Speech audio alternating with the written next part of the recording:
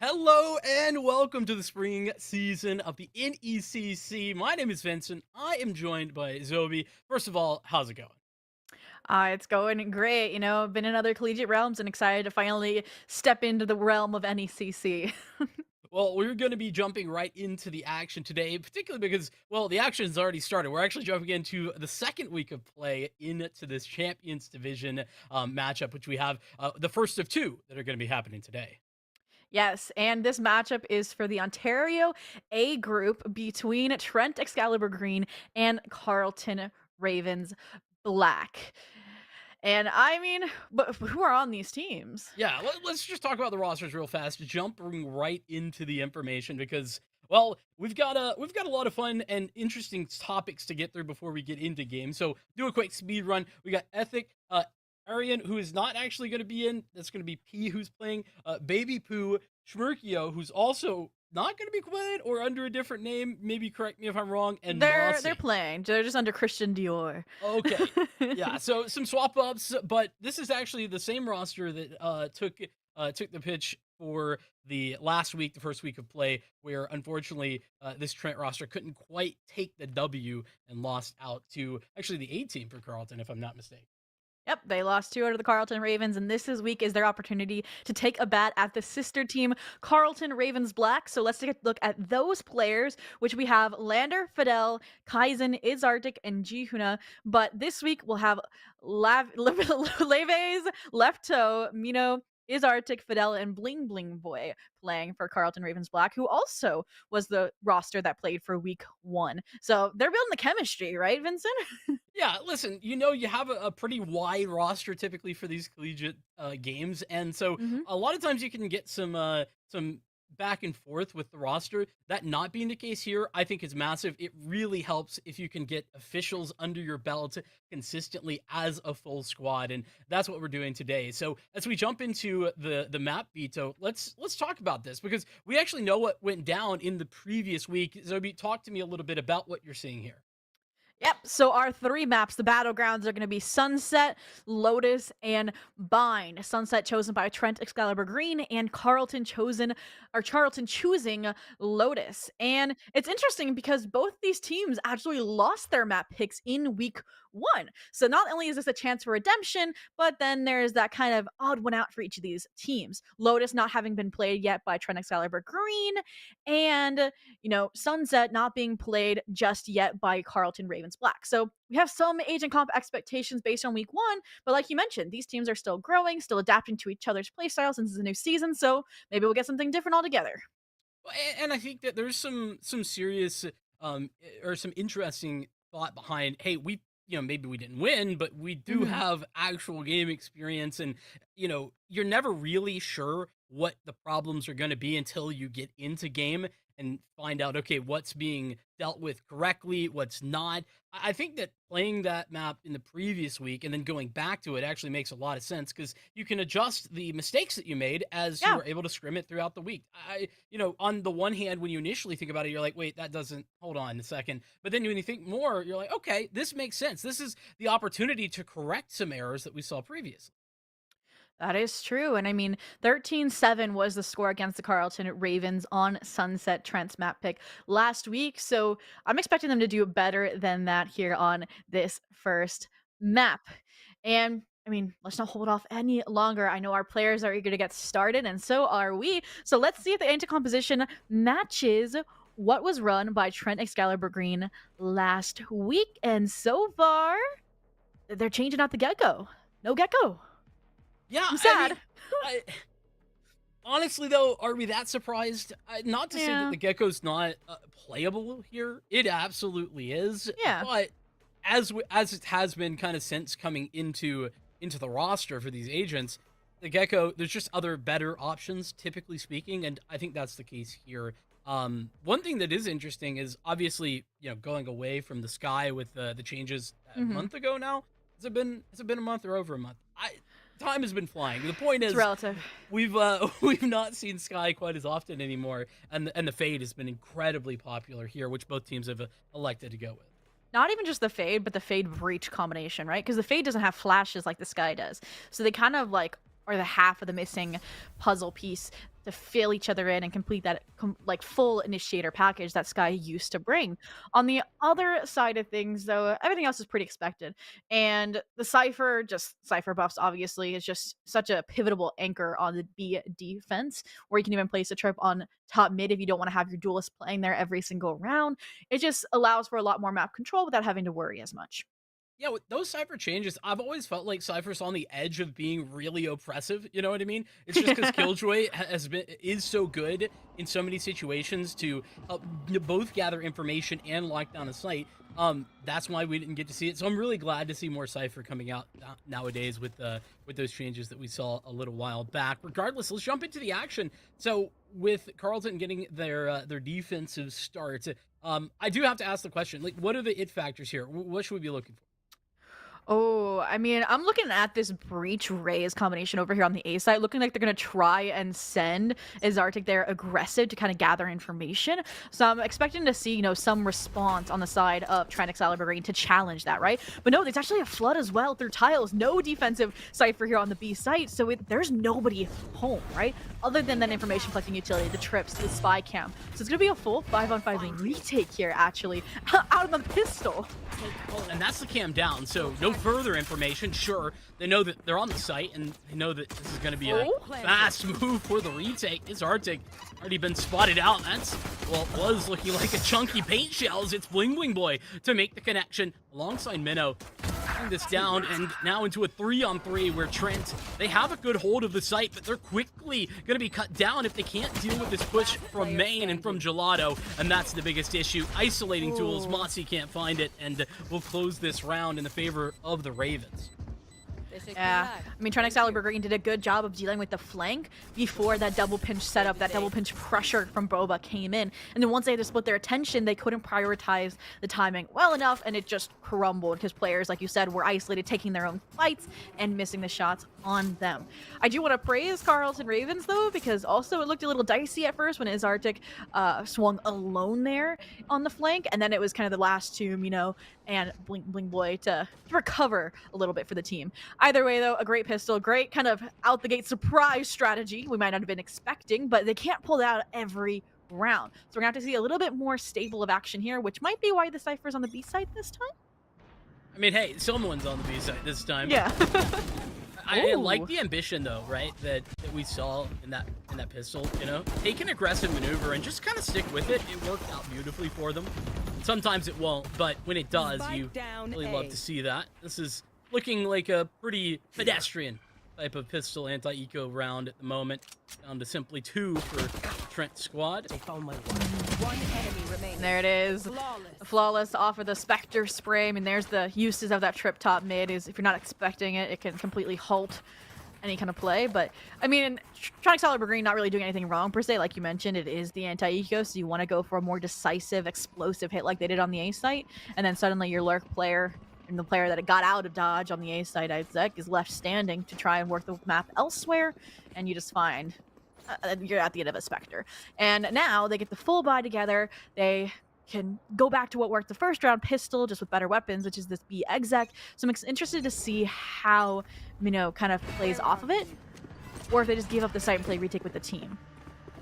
The A setup's interesting as well for the Ravens. They're kind of back to that early info gathering play. They put a lot of utility forward in order to grab some control of main, and once they get that, well, now they can evacuate, retake mid if they wanted to, or maybe even make a further play. That's a paranoia all the way through. A's empty, though, that's the problem.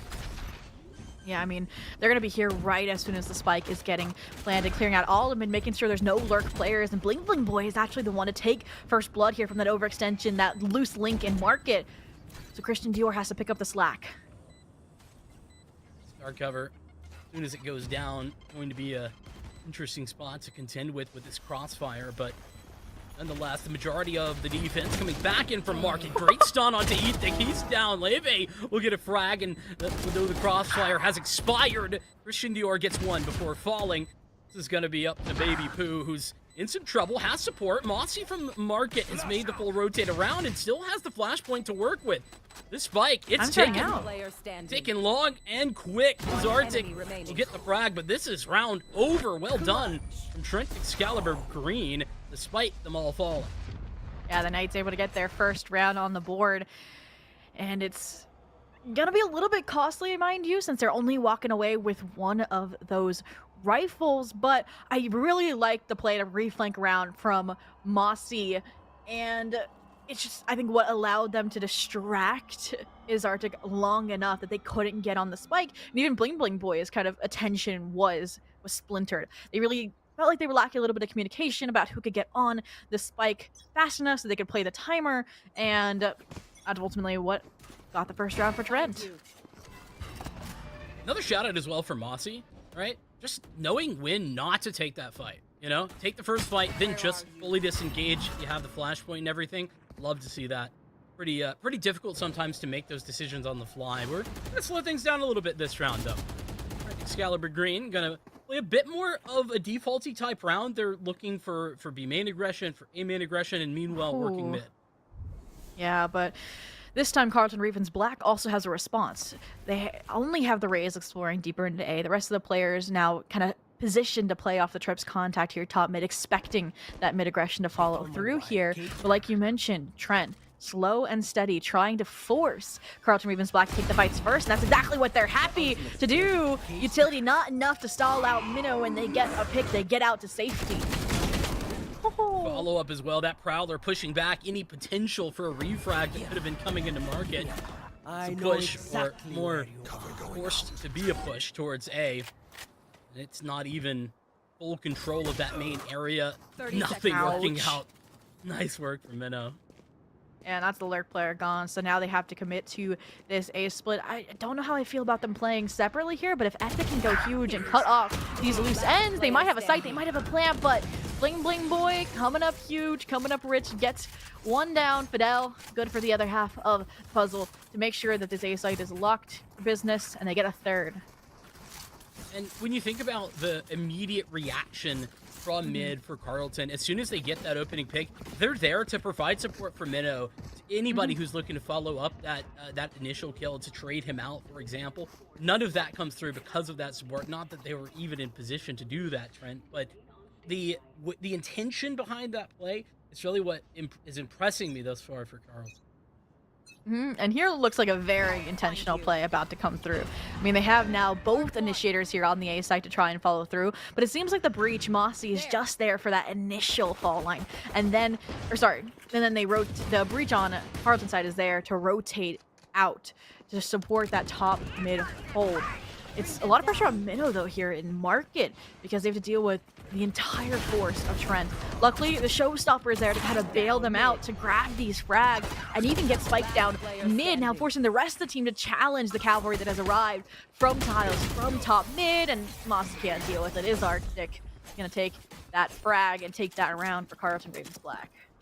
Yeah, and you saw as soon as they took space on one area of the map, and that was towards A main this time, it was immediate, the response from Carlton. As soon as they realized, hey, nobody's here, and we're getting pressure through mid, they collapse immediately, and that's what's so difficult. Even in a round where, yeah, it's an eco for Trent, we're not expecting too much, but even in a round like that, you can see how quick those decisions are being made, and that is so tough to deal with, to contend with, if you are on the offense. I think we need to see something a little more explosive from Trent. I think that's what they're trying to do here, right? They expect that same A aggression, that A pressure, but again, Carlton Ravens Black pulling out a new play from the playbook every single round. It's something slightly different, and Trent Excalibur Green is never expecting it. This round, obviously, is Arctic's double satchel into tiles, quickly countering the flank, but the answer from Trent is to challenge it. All players here dealing with it accordingly. The next up to bat is going to be Leve's left toe, but they think that's too much for them to bite off, so they're just going to play for this B rotation. And in that way, this map can really play a lot like Ascent, actually, in how important it is to get that defensive aggression going, to gather some space and information early on. And, well, speaking of space and info, a little bit of a double tap there. Ooh, Minnow got caught. That's actually massive. Fidel needed to get one, does, but can't find any more. Yeah, so for the first time, Carlton Ravens Black kind of at a player disadvantage in the situation. A 2v3, luckily both here on the A side, seasoned for the hit, but Blue Boys forced out of the corner, forced to give up their 30 seconds life left. by the Aftershock, and now it is just Leve's left toe. Can they isolate these fights when all three players are coming out available? The cage might give them the opportunity to do so. And suddenly the double swing has to come through. Be good for the frag. No ultimates having to be expended as Trent Excalibur Green gets their second on the board. And where did it go wrong for Carlton? That's the question they've got to be asking themselves. And I think the reality is they got all the info and then they got caught. Minnow just couldn't get away, had no opportunity to. And that is where things started to kind of fall by the wayside. Well played, though, from Trent to just make sure, especially when they were in the 3-on-1, just to be double swinging. Don't give them free opportunities. Yeah. Once they found out exactly where that final player was, they're taking the fight together. I mean, that's also a benefit of that fade. I mean, that sees you can't run from a Raze, you can't run from Minnow here, or the rest of Carlton Ravens Black when they are pushing mid, when they are nightfalling in your face, so now you're deafened and don't know there's A pressure coming at you as well, and suddenly it's Ethic on the receiving end having to pull out a 1v3 clutch. But even then, this terror trail has tracked them down to their death for the team ace. I'll be honest. I looked away for like half a second, and then they were all dead. They were actually. I looked at my notes for a moment, and they all died. That's brutal for Trent. I guess on the plus side, they do have like an entire boatload of ultimates ready to go. Like whatever plans they can create, they have at their disposal. Issue being, they don't have weaponry behind it. But maybe this is the type of round to throw something wild at the Ravens, because at the moment, nothing that Trent had put together has surprised Carlton. No, I mean, definitely Carlton Ravens Black are the surprisers. They're throwing the surprise party that is this 5-2 game. Luckily, like you mentioned, they have 5 ultimates, though, to form this surprise, right? I mean, yes, the guns aren't there to back it up, but they have options. The question is, where do they want to use them? Because right now, like you mentioned, it looks like they aren't doing anything new. They're still trying with this mid default. They're still having this Raze Fade combination go mid, and they bring Spike there every time too. So that's why we haven't really seen many plans other than the pistol round come out from Trent Excalibur Green. It's because they never get that far. A little bit of a tentative poke and push out here at mid. They've cleared out the tripwire at least. Of course, that has put Carlton on notice. They know what's going on. Want finds nothing either. And none of these information gathering plays that Trent are doing have actually given them much of anything. Yeah, they have mid control, but they're going to have to give that up in order to make this A hit a little bit more viable. To be fair, Arctic is alone in this corner, and there's pistols on the other side. I mean, this would be a huge gun to get on their side. The Skis gets the early information collection and the frag for P. The more important thing, though, the neural theft comes online to see where these rotations are going to come from, to confirm that the site is good now for the plant. And now, even the Nightfall, they're not going to get aggressive off of it, though. It's just to secure the plant, just to ensure that time does not tick away. But, I mean, 4v4 retake with these guns in Carlton Ravens' possession, this is going to be tough. Especially with how passive they're playing right here. Gotta get a little bit more far forward, and this is what I'm thinking. Showstopper straight in there will start to buy some time, but it doesn't actually connect, and Minnow, as soon as it goes off, has the knowledge, the information. Hans will give further info, and this is starting to fall apart as you would have expected with the gun disadvantage. P all alone will be dispatched, though I'd say that's some pretty good damage considering what they ran into this round with. No, I mean, agreed. They didn't even invest all the ultimates either, just really the showstopper. Well, they invest 3 of the 5. They still have a few good ones to work with, mainly the Rolling Thunder there. And I feel like we really needed to see that showstopper go big, right? Because the plan was for Mossy to sit on the Rolling Thunder maybe as a post-plant strategy, right? As one spike gets tapped, then you're rolling them off of it. But you saw them pressuring, specifically Minnow there, into Link, and P wanting to keep the hero rifle really couldn't protect Mossy as much as they wanted to. Now, though, it looks like they're kind of maybe giving up on this mid default a little bit, just leaving the Cypher here, just leaving Ethic to lurk, while they go back to what worked on that pistol round, going back to this B exec. Luckily, there's no trips here in the entrance to the site, so Dior are unimpeded for now as they head to backside to try and clear off this initiator utility, and it just looks like Carlton Ravens Black prepared for the retake. I mean, that was the plan from the beginning. I think clearing out that mid rotation, though, this is massive, and the Rolling Thunder is actually going to end up hitting, I think, himself. I think they'll walk into his own Rolling Thunder there, but unfortunately, it doesn't seem to matter. 1-2 punch through market.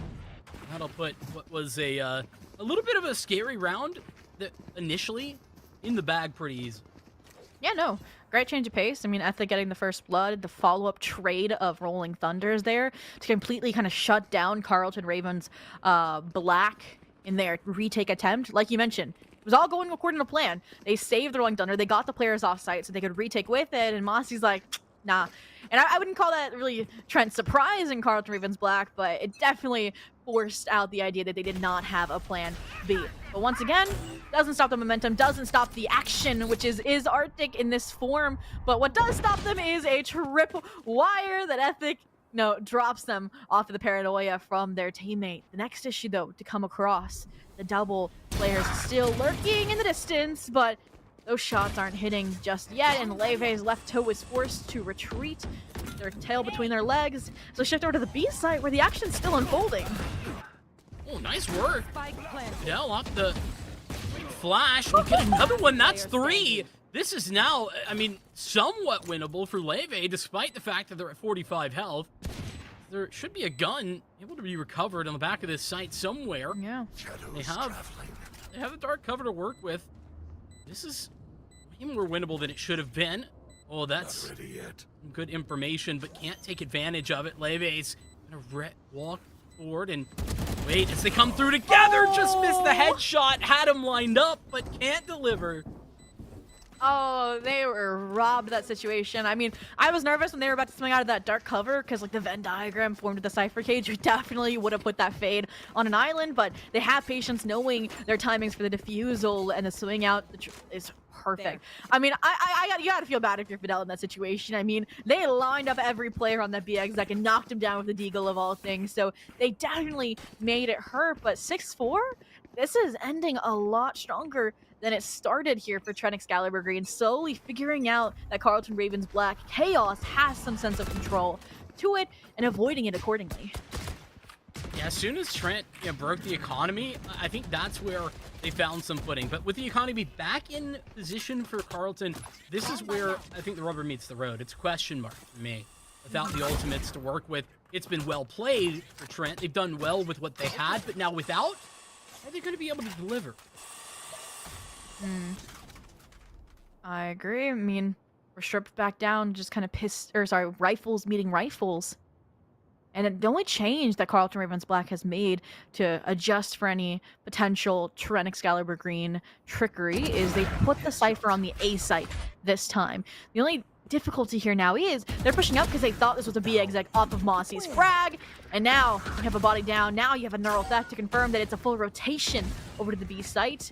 And if I was Leve in this Omen and Market, I'd be challenging before the rest of the team gets there. But that paint shell's not going to allow it. And it's going to be a 4v3 retake. 30 seconds left. I also don't dislike Carlton just waiting a little bit. It does allow this Nightfall, though, to come through. They can get aggressive off the back of this, and Minnow, he's lined him up. For the ace. That's fantastic. Up for the ace indeed, and P will give it away. Minnow on 5 to give this round to Carlton. I mean, they literally just went on a world tour. I mean, first pick outside of A main, second pick in mid, and then 2 Bobo, 1 on site. They literally were a one-person show in that regard. And you'd think that the Cypher is the one that kind of stays home on their comfort site and then is kind of left alone on a retake, but no, they're showing up exactly when it matters here to secure a lead now, to escape that 6-6 possibility that Trent Excalibur Green was hoping for in that situation. But more importantly, it starts to right the economy, right? We saw them kind of lingering, having to force out that save round a few back, but they should be set for the rest of the half, set for this last round. Now they're back to their comfort zone, the B site. Trent, though, in a similar spot. Doing okay with regard to the econ. Be able to full buy in here. And I like that Minnow's getting aggressive. They noticed and have seen these last couple of rounds how far forward Trent have played in B main. How much they've just looked for, the early tripwire or just dispatching with the camera. Just making life difficult generally for that Cypher. And Minnow's having none of it this round. Got that forward position and kind of held back the initial push and is now able to fall back away. I completely agree. I mean, the Rays, they've been doing a great job on the side of Trent Excalibur Green dealing with that Cypher utility. But for now, they're deciding a change of strategy, trying to surprise Carlton Ravensblack by pushing here into top mid. They gain control, but here comes the cavalry, here comes Arctic and Minnow. And now Spike is down no man's land right outside of the defender spawn. And it's going to be Ethic that has to go on the road to recovery. Maybe some support here from the Fade. But look where the breach is. Look where Fidel's about to get. That fast rotation. I love this decision making. Fidel made this decision almost instantaneously. Unfortunately, can't connect the shots. But the spike drops once again. You can't allow this to happen. Isolating the duels, and Minnow's done it again. An ace in the last, and a 4-man in this as he clutches up 1v3. I'm sorry, but you've got to be hurting if you are Christian Dior Schmerkio in that situation. I mean, you get the spike back, you know that Fidel is no longer on the A site, you can safely go through Link to get the plant, but I don't think they realized that they had it. Or sorry, Baby who realized they had it, and that cost them the round, that cost them a 7-5, so now we head into an 8-4, and I mean, you gotta be happy for Carlton Ravensblack with that half. I mean, you gotta be happy for Minnow with that into the half. What a statement of a couple of rounds, right? No, I agree. Especially from we've seen really individually cracked aimers on the Cypher role, on the Sentinel role. That happens, but you don't always get to see that star power come to life, and we have right here. Completely. And now, I mean, what Trent Excalibur Green tried to do time and time again last step was this mid to B push, and it just looks like Carlton Ravensblack is breathing new life into the strategy, not even stopping so far as to stay on the B side. They leave Raze, they leave Arctic alone to plant while they extend into Boba. The only issue is that Minnow's left to deal with the flank alone. No trip because they don't need it. They have a ghost with Mossy and Christian Dior's name on it, and Baby Poo says might as well take the same fight. But now Arctic's in their back pocket too. Issue? No issue here actually. Minnow will just handle those two. Baby Poo, okay. There's not a ton of time left, but I mean, running through the star cover is a must. Leve will stop it, but yeah, a risk for sure. Leaving Minnow alone back there doesn't matter. I mean, if there's one person that you would expect to make those connections after what we just saw, it is him, to be fair. Nonetheless, a bit of a frustrating this round, I'd say, for Trent, considering they were in position. They knew what they were doing. In fact, they were trying to evacuate the B site entirely. They didn't even they wanted to play retake, and they couldn't get out. I mean, that market cascade was just insane. I mean, player after player funneling through, and they didn't even stop there. Assuming if they had rotations, they would have been ready to take that fight, Boba. Just like Trent Excalibur Green is ready to take this mid-fight, and instead of like running away, like you mentioned, playing for retake, they're completely flipping that on its head here, Vincent. 3 players about to be pushed deeper into B main to try and charge up this Nightfall, to try and play off this utility. But I mean, look at the counter utility coming through. It's going to be a bloodbath here with these better rifles for Carlton Ravensblack, and every player falling except for Baby Poo, who again, the free gun, the classic, hits one. They get away safely for now. This is, I'm sorry, but this would be a red flag dark cover. Yeah, if I was gonna say, Carlton. this should be so suspicious. Like, yeah, okay. Fidel was looking, was waiting, was on the same page as I was and as you were, but yeah, you just see a random dark cover that isn't covering anything. That should just be alarm Panic bells smoke. going off in your brain, like wee woo wee woo. It almost worked if they planted close instead of backside. Almost, unfortunately, not going to be good enough this time. Up to double digits, though, and it's Carlton who are almost there to that map point. Just 2 rounds away from it. This one a bonus, though. Carlton will have majority strong weapons. I mean, Bulldog, very good. Guardian, the same. Just one Sheriff not upgraded, as I think it was the only player who lost out the last one. Ooh, but look at the fast rotation from Trent Excalibur Green. I mean, all players, minus that Omen, who's trying to provide cross-map support with the dark cover, are going to be here to challenge, but the Pain Shield preventing Ethic from getting the frag off. It's actually going to be P, Mossy, you know, with this dual action from Market to cause the damage, to get the site and get the round here together, to keep some forward momentum on their side, to secure a 5th and ensure they keep a good number of rifles in their clutches. I mean, the thing about last half, Vincent, I believe it was 1 rifle that, you know, was walked away with after that 3rd round of the half from Trent Excalibur Green. So great improvement from that regard, even with Carlton Ravens Black heavier investment. And that last round is actually a really good example of why it can be so effective to get that early rotate, but not necessarily take the fight on the site initially. Let them get there and think they have a post plant, think they can get the spike down, and as they're planting, you just collapse back. I have no idea what this is. The conga line? Yeah, I mean, why not? Luckily, the Haunt isn't going to see anything, so this allows the explosion in the tiles here, and every player, you know, they thought they had the jump on him as Trent Excalibur Green, but Carlton Ravens Black is like, we're here to meet you toe for toe.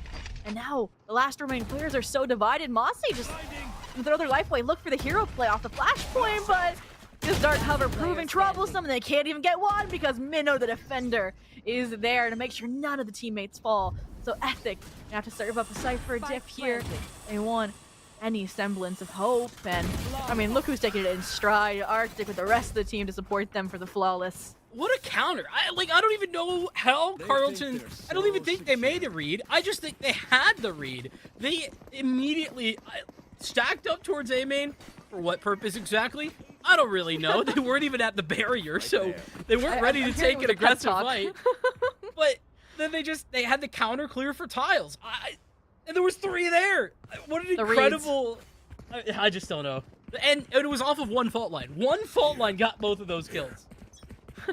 But look, I mean, Trent Excalibur Green's gonna have a party of their own here on the B site. And I feel like Baby Boo was about to say, you were in for a wide awakening here with the showstopper in your face. Luckily, the fault line finds a very similar, you know, benefit this time for Trent Excalibur Green, allowing these eco weapons to get the damage done, allowing for now a semblance of control over the B site thanks to Market Door getting closed. But Carlton Ravens Black don't look like they're too frazzled just yet, even after losing their duelist, even after losing that flash initiator. The bad news is they don't even know that the A site's wide open. They only saw 2, maybe 3 players total. So that's why they're not making that aggressive play. Trent sticking together. It worked for them early. Conga line after conga line. No reason to run away from it now, but this is going to cut the rotations off. Minnow, turn, my friend. You've got them all coming around the corner.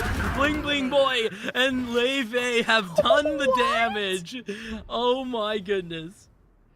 I mean, in that case, like, Minnow was just, you know, the pawn, the bait there, so that the rest could swing out thinking, oh, it's a lonely lurking Cypher? No, it's the rest of the team now trying to vibe this clutch. We fall missing the action, though, missing P, who again pulls out the clutch for the team.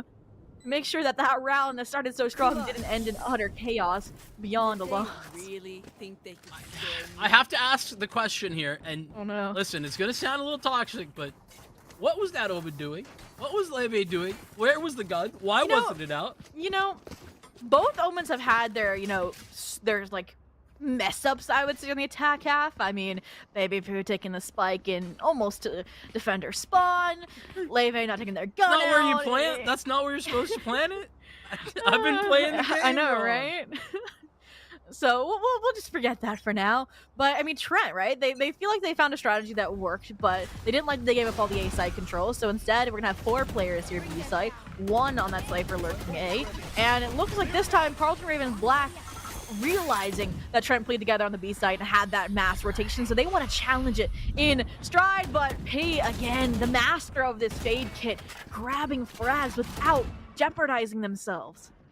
And is Arctic sticking around for a little bit too long there? I mean, there was a literal boatload of utility being tossed there by Trent, and instead of instantly rotating off, I think trying to go for that orb is probably not the right strategy given the moment. An error that My camera is has destroyed. put Carlton down by 1 in this round, and as they adjust back over, it's 3 players strong towards A, but notice rotation. The defense are headed that direction too. Yeah. I mean, not even much information gathered there by from the shadows. So, flying with a blind eye on how they want to redistribute this defensive lineup. And, I mean, if I was trying, I'd be splitting up this Nightfall and this 30 Rolling Thunder so you can seconds left. counter a plant no matter which site they go to. But they seem to want to double load towards the B site. They probably hear all this pressure coming in B main. I mean, there's literally no light-footedness coming out from Cards and Ravens Black, and they don't check P, they don't check the core. But the trigger discipline almost cost P. The frag still costing them their life here. Time not on the side, but they're in no position to deny. So they back out, they reassess, they put in the Rolling Thunder, and now that Minnow is dealt with, the last 2 are stunned. Leve, last to fall from the backstab out of Ethic. So they still keep Cards and Ravens Black off of this map. Big fan of a whole. The way that Trent has approached their retakes towards B has been really good. And another key to that is very different every time. Not, adjusting little bits and pieces here, the timing on when they're ready to go back in and getting that initial extra step on the early rotate. All of those little adjustments have not gone unnoticed and I think have helped to stabilize things to a certain degree for Trent. Now, granted, this is still a bit of a terrifying round or 2 upcoming because Carlton just 1 round away from that point, but we'll stick it together this time. Carlton have gotten a bit too fancy at moments in this game. They're just going to keep it simple. Straight up walk out over towards B, get control, and then get the plant down. I mean, if this game has been anything but simple, Vincent, that just probably will shatter the thought of it. An early frag there. The duelist now gone for Carlton Ravens Black, and it doesn't stop any of the momentum here on taking this A site. Luckily, Christian Dior adds insult to injury, taking out the star player right now, Minnow. Planted. But 3v5 now that they have to hold on when there's a Nightfall and a showstopper to work with for Trent Excalibur Green. So you see these players trying to be the hero, trying to get these multi-frags, but no, they're just serving up frag after frag in these solo fights. What was the point of that? Why you need that gun, Fidel? Why'd you need it? Tell me. Explain, please. Oh, I mean, it wasn't going to make the difference, to be fair, but the problem, I think, for the Carlton right there is that they're taking those fights on Trent's turn. They're not engaging themselves. They're just waiting out in the open for the swings to come through, and, I mean, that's more than likely going to be in Trent's favor. Timeout called. I like the timing of this, though. I love just taking a moment to think it through. That's, I think, 3 rounds in a row that Trent has picked up, and 4 out of the last 5. And, I mean, like we mentioned, this is the first time out, and they've consistently shut the door on that map point. I mean, one of the players that's been doing it is the player we're witnessing. And, I mean, why not? I mean, they definitely feel like they've gotten a grasp on the aggression from the Carlton Ravens Black. And the retakes have just been like, you're in the right place at the right time, right? Nobody's overstepping and taking these hero fights. Unlike Carlton Ravens Black, who's expecting these multi-frags to go their way, like they did last half. Yeah, I mean, it's certainly fair to kind of point out as well that, those big multi-frag clutch moments certainly bailed out Carlton a bit.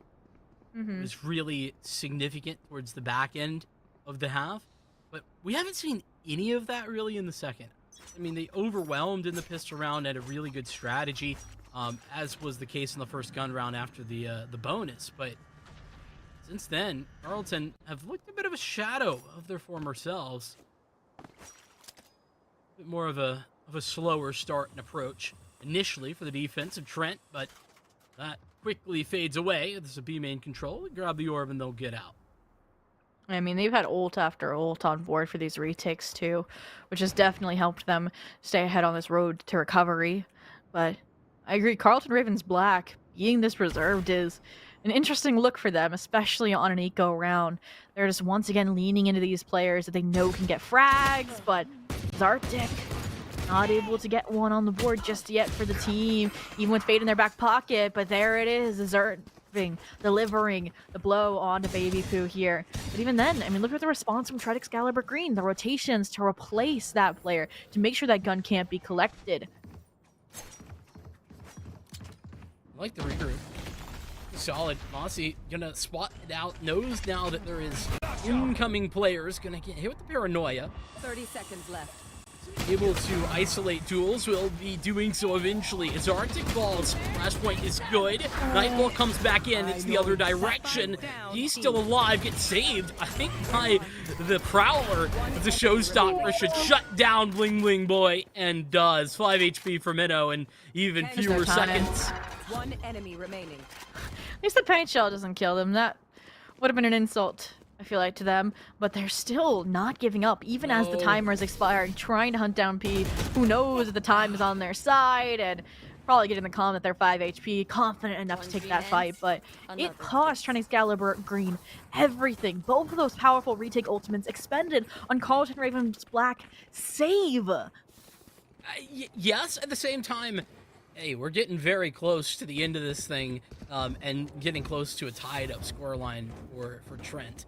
It's not as if, I mean, Carlton has some ultimates to work with. The big ticket item, of course, is that Rolling Thunder, but it's not like they have everything coming into this round. We'll have to see if this aggression is the answer, if they can get some early frags on, you know, a duelist overstepping. But I feel like we could also see a Rolling Thunder as soon as they have a hint of this pressure, this isolation here. No, it's the fault line. Instead, paired with the Aftershock for P to try and both destroy Cypher utility and maybe pressure them to leave. And now, I mean, this is the first time we're also seeing the Baby Poo operator. That's true. Have we even seen it up outside of Baby Poo's hands? I don't think we've seen any ops. Until now, that's a bit crazy considering how deep we are. Baby Poo not quite quick enough this time.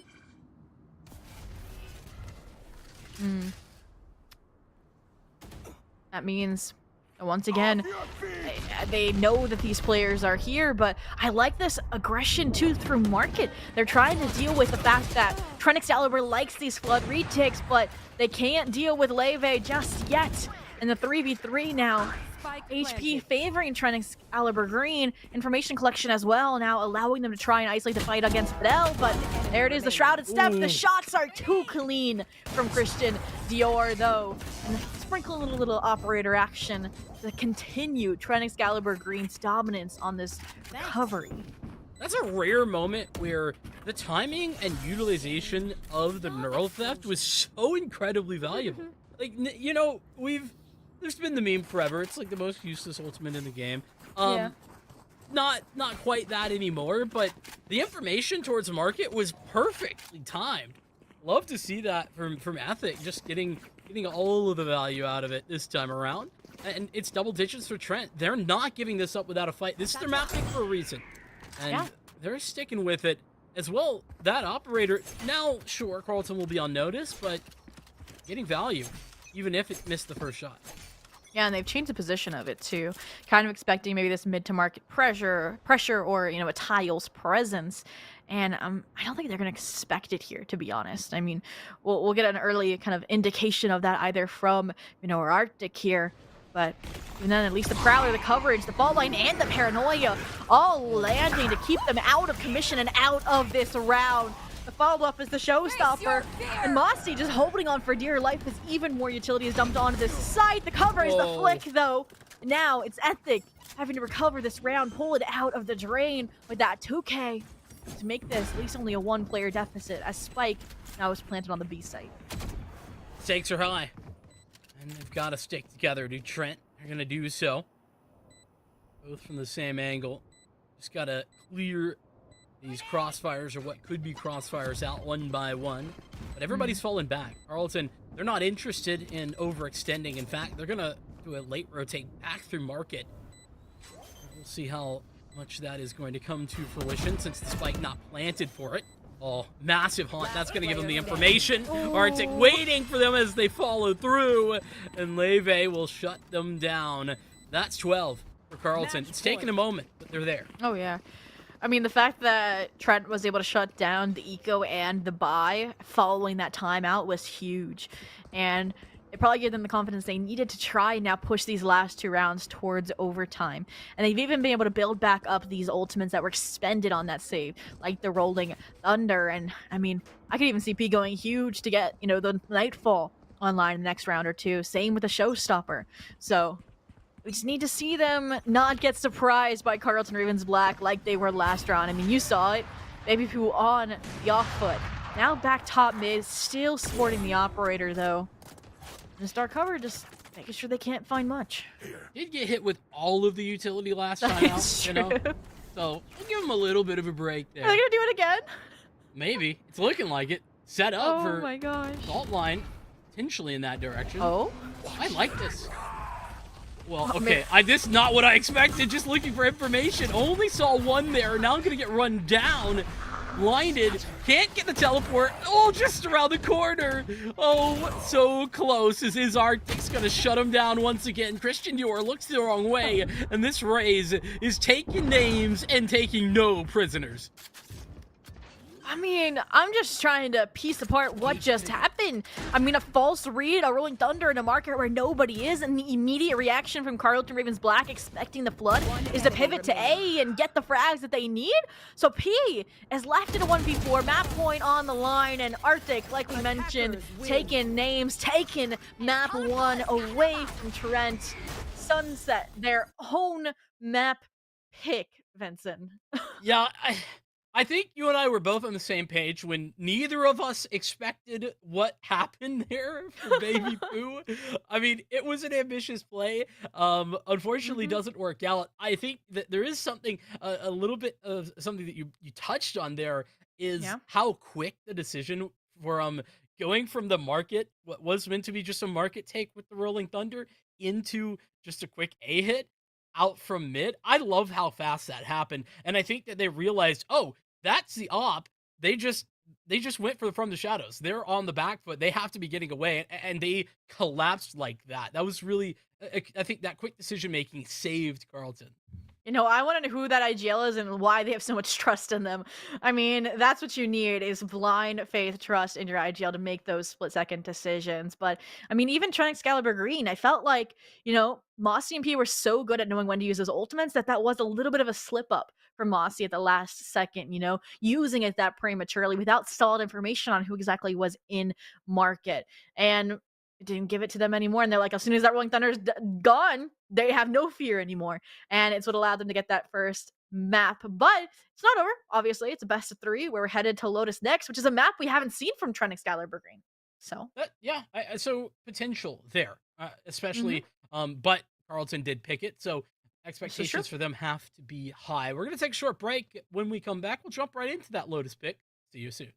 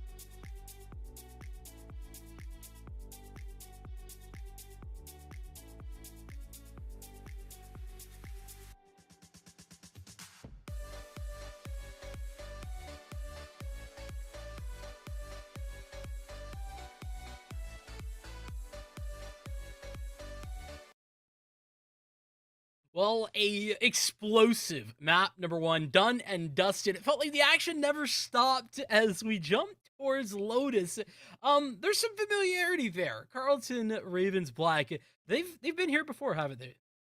They have, and just like Trent, who was willing to, dig up past history, dig up a past loss to see what they could workshop, looks like Carlton Ravens Black is doing the same because they lost a very close 10-13 game against U Ottawa Gray in week 1 of the Valorant Champions League here for NECC. So, I mean, I'm excited to see if they're going to use the same composition and just work on a macro level, if they're going to change things up, kind of like we saw Trent Excalibur Green do on Sunset, or, if it was just kind of the wrong team, wrong opponent, wrong time kind of thing last week, and they think that they can just run it back and do similar strats here against Trent Excalibur Green based on how Sunset went.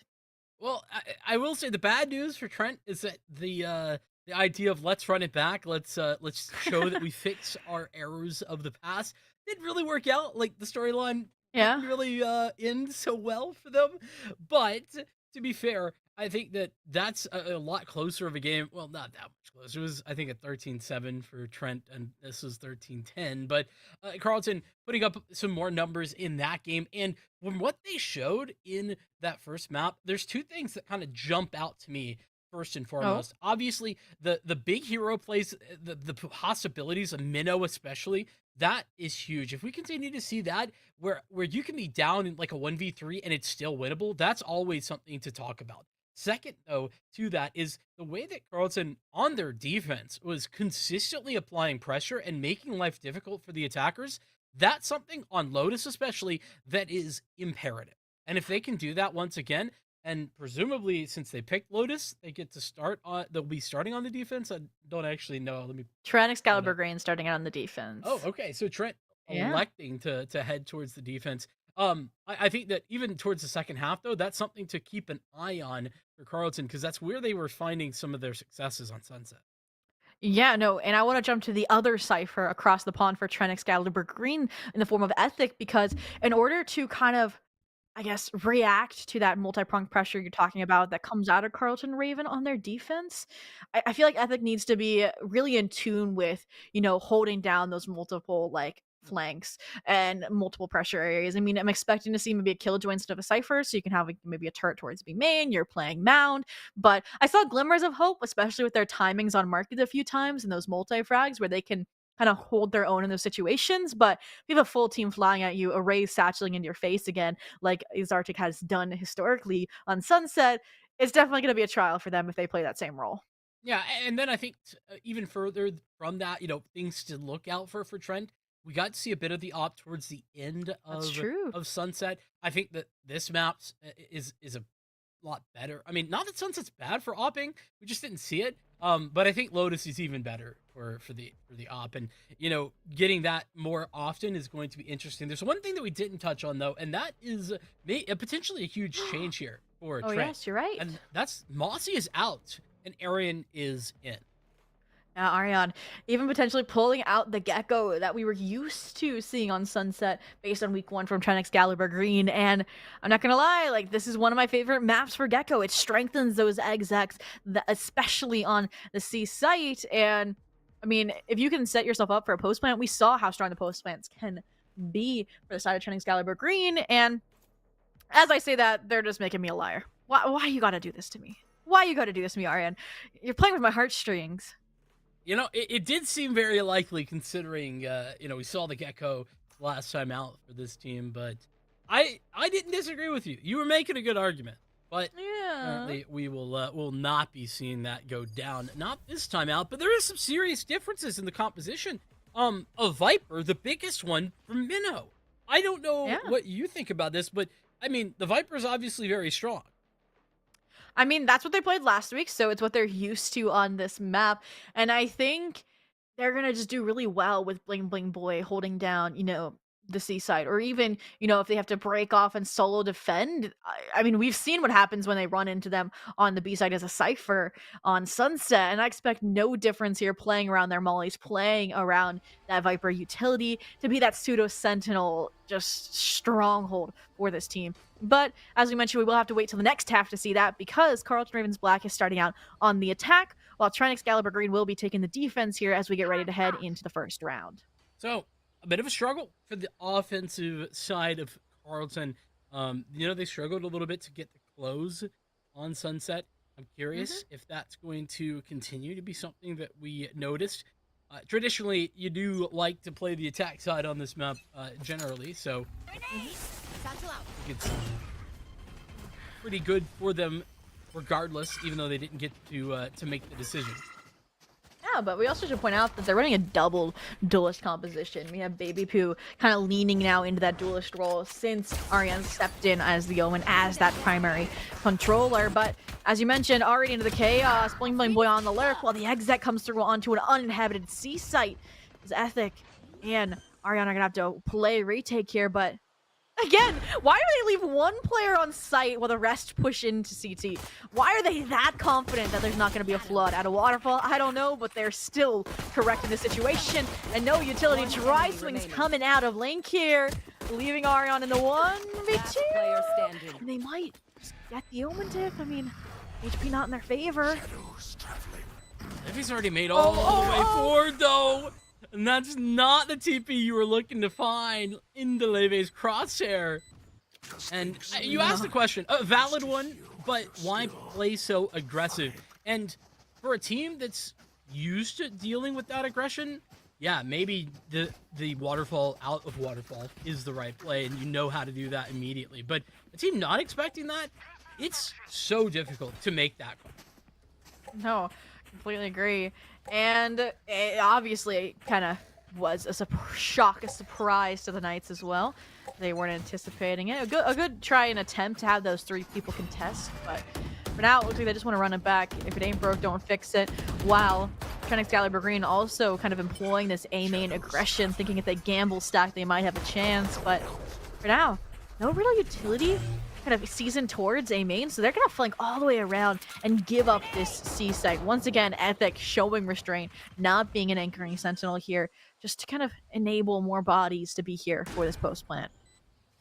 Minnow's gonna have a couple to deal with here in a moment, but keep an eye out for the way that Trent are gonna play that root position, how aggressive they're going to be. Obviously, this isn't a round that you can really make any assumptions based off of, but I'm curious how they're going to play. They had 3 there early this round just to try and get that board position, but nice work. At least a couple of kills out of that. I'd say that Trent were not looking likely to find even that, so to pick it up towards the end of the round is a pretty serious boon to what they had expected. Yeah, I mean, close range Guardian shots, not always the easiest to exec on, but I do like how Minnow was the one watching the flank in that situation. I mean, they didn't really see the benefits of a lurk, and they only had the ghost, so they weren't going to be giving away a gun upgrade anytime soon. But Vincent, I need to point out the elephant in the room. Okay. Baby Poo and the operator. You asked for it again after we saw them on Sunset as the Omen, but now it's in the right agent's hand. Albeit a glass cannon, but there, push it up on the A site to hopefully now free up the Rays and the Breach to rotate more freely. But, I mean, Carlton Ravens Black, falsifying information, gathering orbs, and I really need to see Baby Poo get back to the stairs position before the A exec comes through. The propaganda has had some incredible effects. This is 3 players, leaning towards C, in Link and Waterfall, same difference. And this toxic screen going up, the dark cover going out, that's going to call for the rotations to come back. But right now, we're about to be locked out. So Arctic just needs to go around this corner and have pretty much everything, but still, the way to go. P can't get first connected and basically catches a satchel. Will be dead to Bling Bling Boy, but it's all gone wrong. It's all gone wrong in every aspect for everyone. Oh, and the head shot was lined up for Baby Pooh, but Bling Bling Boy faster on the draw, so that no longer a threat, and they want to get aggressive. They know when they are up chips, they can gamble, and it looks like they're going to hit the lottery. Arctic specifically finding area and leaving Ethic now in a 1v5, and it looks like we're about to see the anti-eco from Carlton Ravens Black, and there it is. Really taking that force buy, or rather the bonus round, and taking it all the way. Carlton made it look so simple. And here's the thing, and I think this is a question that I would ask you, right? Trent, did they over-rotate there? You know, they were reacting off of not a ton of information, just some audio cues, no real confirmation. They overdo it. I don't think so, because there were still 2 players there while they were trying to contest that A main choke point, right? I mean, the breach, obviously, like, you might want another player there to contest with the fault line, but otherwise, I think it's just the fact that there was 4 players there treating. Maybe you expect 2, and even then, like, if the Jet had hit the shot there stairs, and they had great players in the right situations, but sometimes an FPS is gonna FPS and you lose the gun duel, but first time, looks like they're headed towards the B side, so Arion's the one with the deagle to get trial by fire, trial by showstopper, and it's actually Bling Bling Boy to deliver the final blow to open up the site now, unless these players flooding in from Link have anything to say about it. The Blades won't because of Leve, because they're literally breaking their neck 180 after 180 to deliver the 3K that then can get cleaned up by the rest of the team. Breaking my neck, more like breaking their wrist. Oh my goodness. Oh my goodness. The turns, that was incredible. What sets are they at? I know, that's what I want to know. What DPI is that? Because I certainly can't hit that. What I do know is that Trent allowed it to a certain extent. Some whiffed shots would have liked to have seen connect. It bails Carlton out of a tough situation. We'll just won't talk about that show stuff. You know? No. Oh, I mean, yeah, we just don't talk about it. But again, great job denying that early A pressure, but looks like Carlton Ravens Black, not scared away, still wants to aggress here alongside the toxic screen. I like the high-low, but Christian Dior still good for 1. But look at the follow-up. Again, just the kill feed littered with red here as trades come out in the Ravens' favor. And the last 2 players are divided again. Like you mentioned, good trades, and even better now is there's no trade frag available for Carlton to work with. Ooh, I hold it from the shadows. That's massive info. I think they spotted both of them. At least I one. didn't see the glowing eyes. I don't know. Regardless, this lockdown. Oh? Is that hit it? Yeah, I don't know, actually. Certainly trying.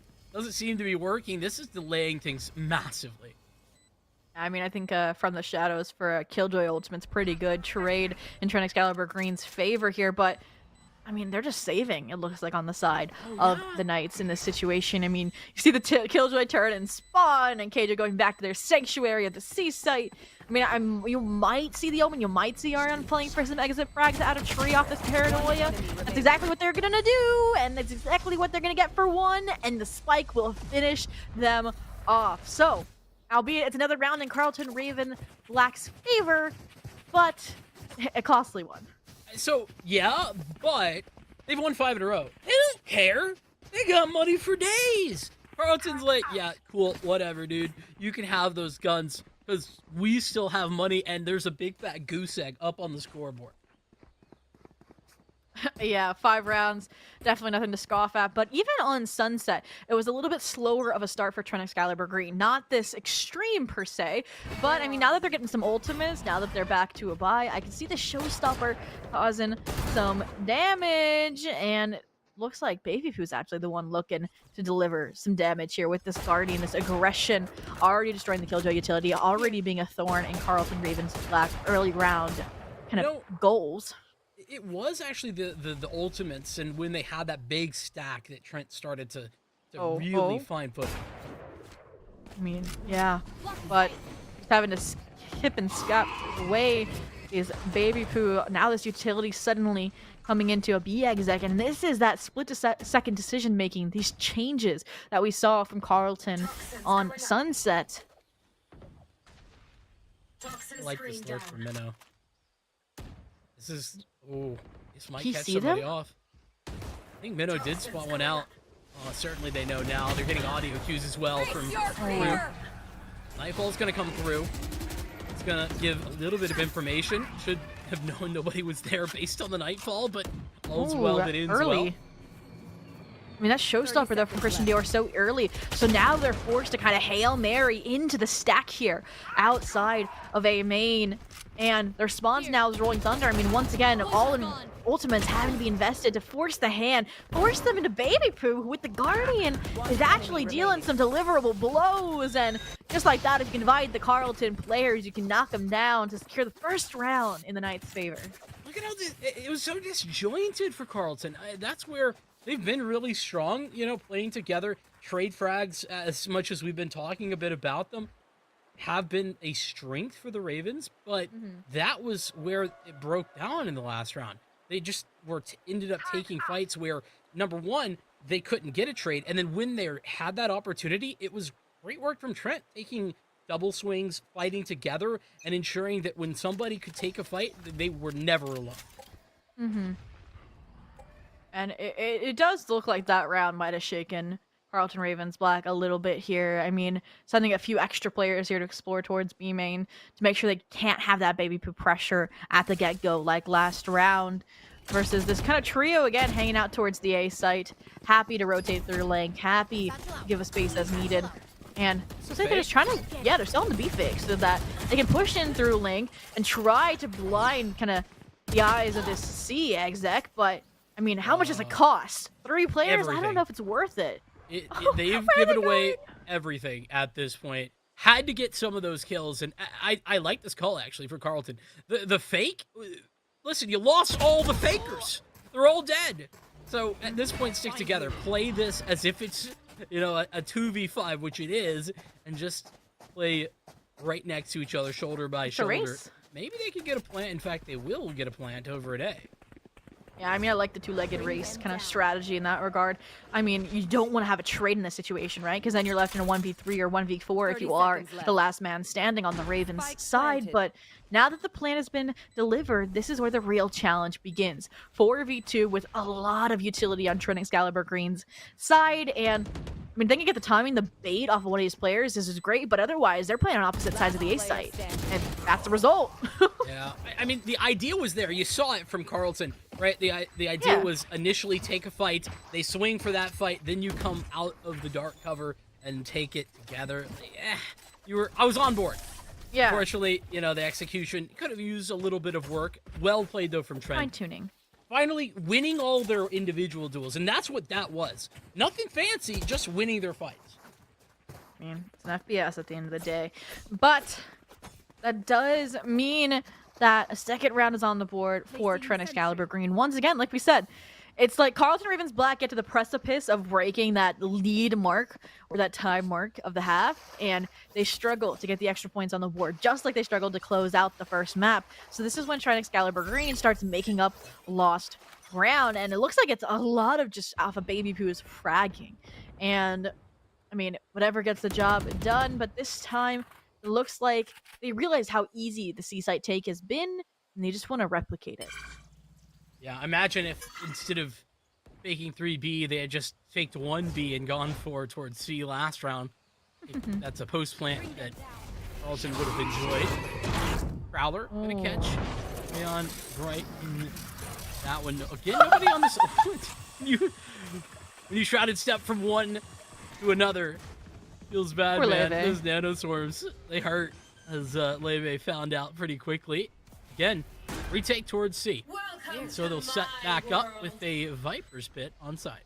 Ooh, I do like that. I also like how kind of prepared Ethic is for this over-aggression that normally comes from the Ravens into CT, but it also is delaying now this retake, which, like you mentioned, Pit is going to make it even harder. Bling Bling Boy at the receiving end, though, of a lot of utility, a lot of spray down. Not going to fly in that corner here is what they are saying. So numbers dwindling, but quickly evened out by Ethic on an island, and now you're in Minno's world temporarily as the pit now falls. A 2v2 unfolding where the blades are not enough, and P, even if they got the frag, the paint shells in their face, and time will not be on their side. So 6-2 now. The Ravens securing at least a tied half.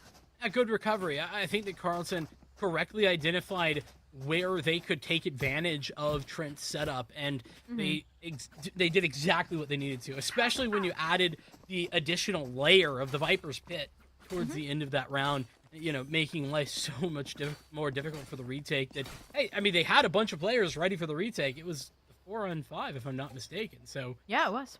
solid enough, but with the I mean, they Viper's even had, Pit like- in place, it's just so difficult. I mean, they even had like the double pronged pressure, right? With that two duelist kind of rotation through B main through the door. But I mean, just not enough time left after setting up that play.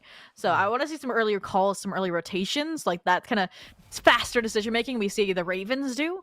But overall, the plans are there. It's just again fine tuning timing, just like P. Oh, what is this timing? Spike Gotten away with down one. A. Honestly, lucky to live walking through that smoke, if I'm being real. Zarting catches the timing. Showstopper is up. Christian Doors having none of that. One down and one more to go. Wing Boy gonna get the isolated duel, but can't connect the shots. HP was low, 5 to be precise for Ariane, but doesn't connect.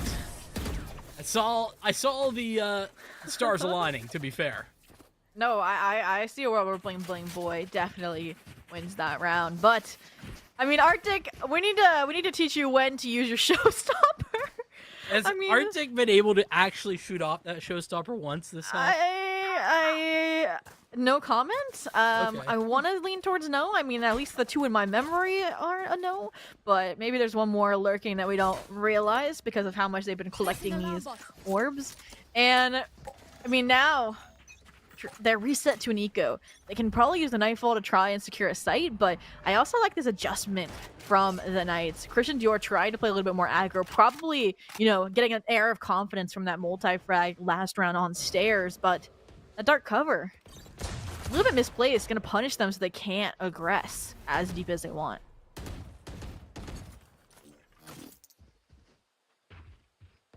Right.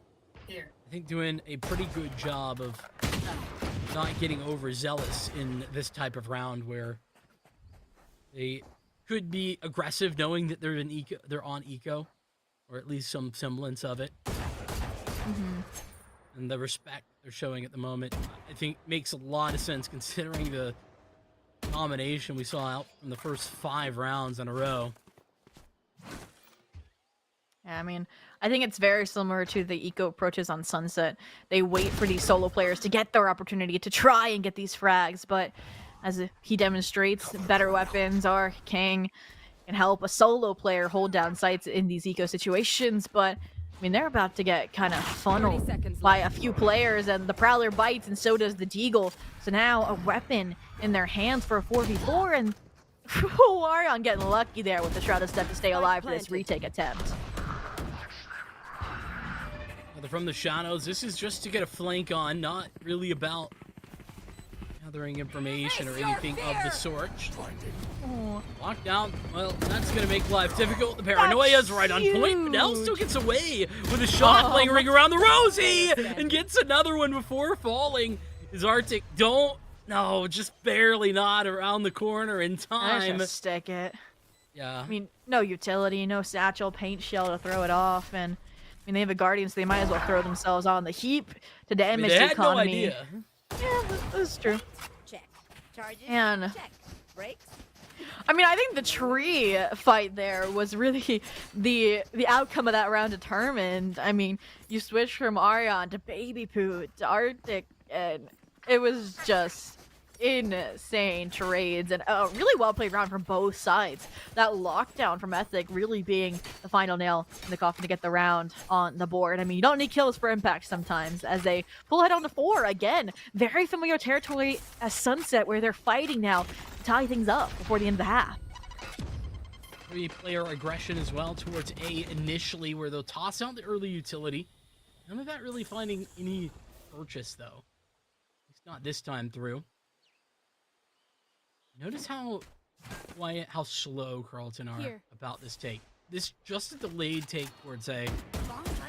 Only one player out towards the C site to hold some of these rotations. once they gather this control, they've got full looks towards the A side of the map. That's when things will change. Exactly. Bring them down. But Baby Poo and Raze here, ready to contest, ready to deny. But I'm about to say, yeah, don't rotate there, Baby Poo. You know exactly where this spike is about to head. And, I mean, they also have the Breacher link, which I really like, because they can provide that util support needed for these duelists to take these initial exchanges. But, There. I mean, this is the benefit of that Viper. This toxic screen does so much for allowing them to inch up undetected Find you. until they pop, like now. 30 seconds left. The Prowler's going to give it away. D, Oh. position known. Fidel overwhelms and an adjustment back towards B. But Arion is having none of it. It's 2 dead immediately. Spike dropped but regathered as Epic rotates back from C. Falls as well. Christian Dior, Spike the planted. last one standing. The 1v3 has taken the first, and it's a pure crossfire. Zarstick on one side. That Satchel not going to find anything else with Lave on the other. It's a quick shot to the head and a 7th round for Carlton. I mean, we're the all-seeing eyes here, obviously, on the broadcast, but if I was Christian Dior, I might have just taken the gamble and popped the showstopper on that corner. I mean, you'd expect some sort of crossfire to be established. I mean, what's the point of that Satchel otherwise, right? Other than the gain of forward position in that situation. But, as you mentioned, history repeating itself, Carlton Ravensblack looking like they're headed back towards another 8-4 half in their favor. I mean, luckily, some Vandals kind of afforded on the side of Excalibur Green, but that Stinger, that Deagle are gonna cost them.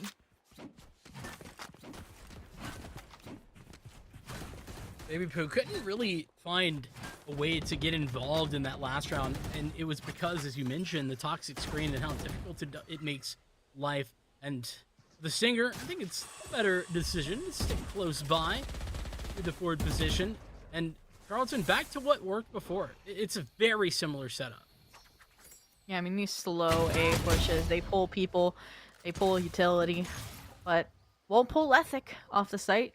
But what's interesting here is I'm guessing Minnow had a comm saying, you know, they are 5 HP, so if you re-hit, they're not going to expect this because I'm the lurk player. But Ethic, they usually play so deep, like in Waterfall or deep into CT to play retake with their team. This time they're like 5 HP, I'm not going to be much use on a retake. I can take one down here with me, perhaps braving the lockdown.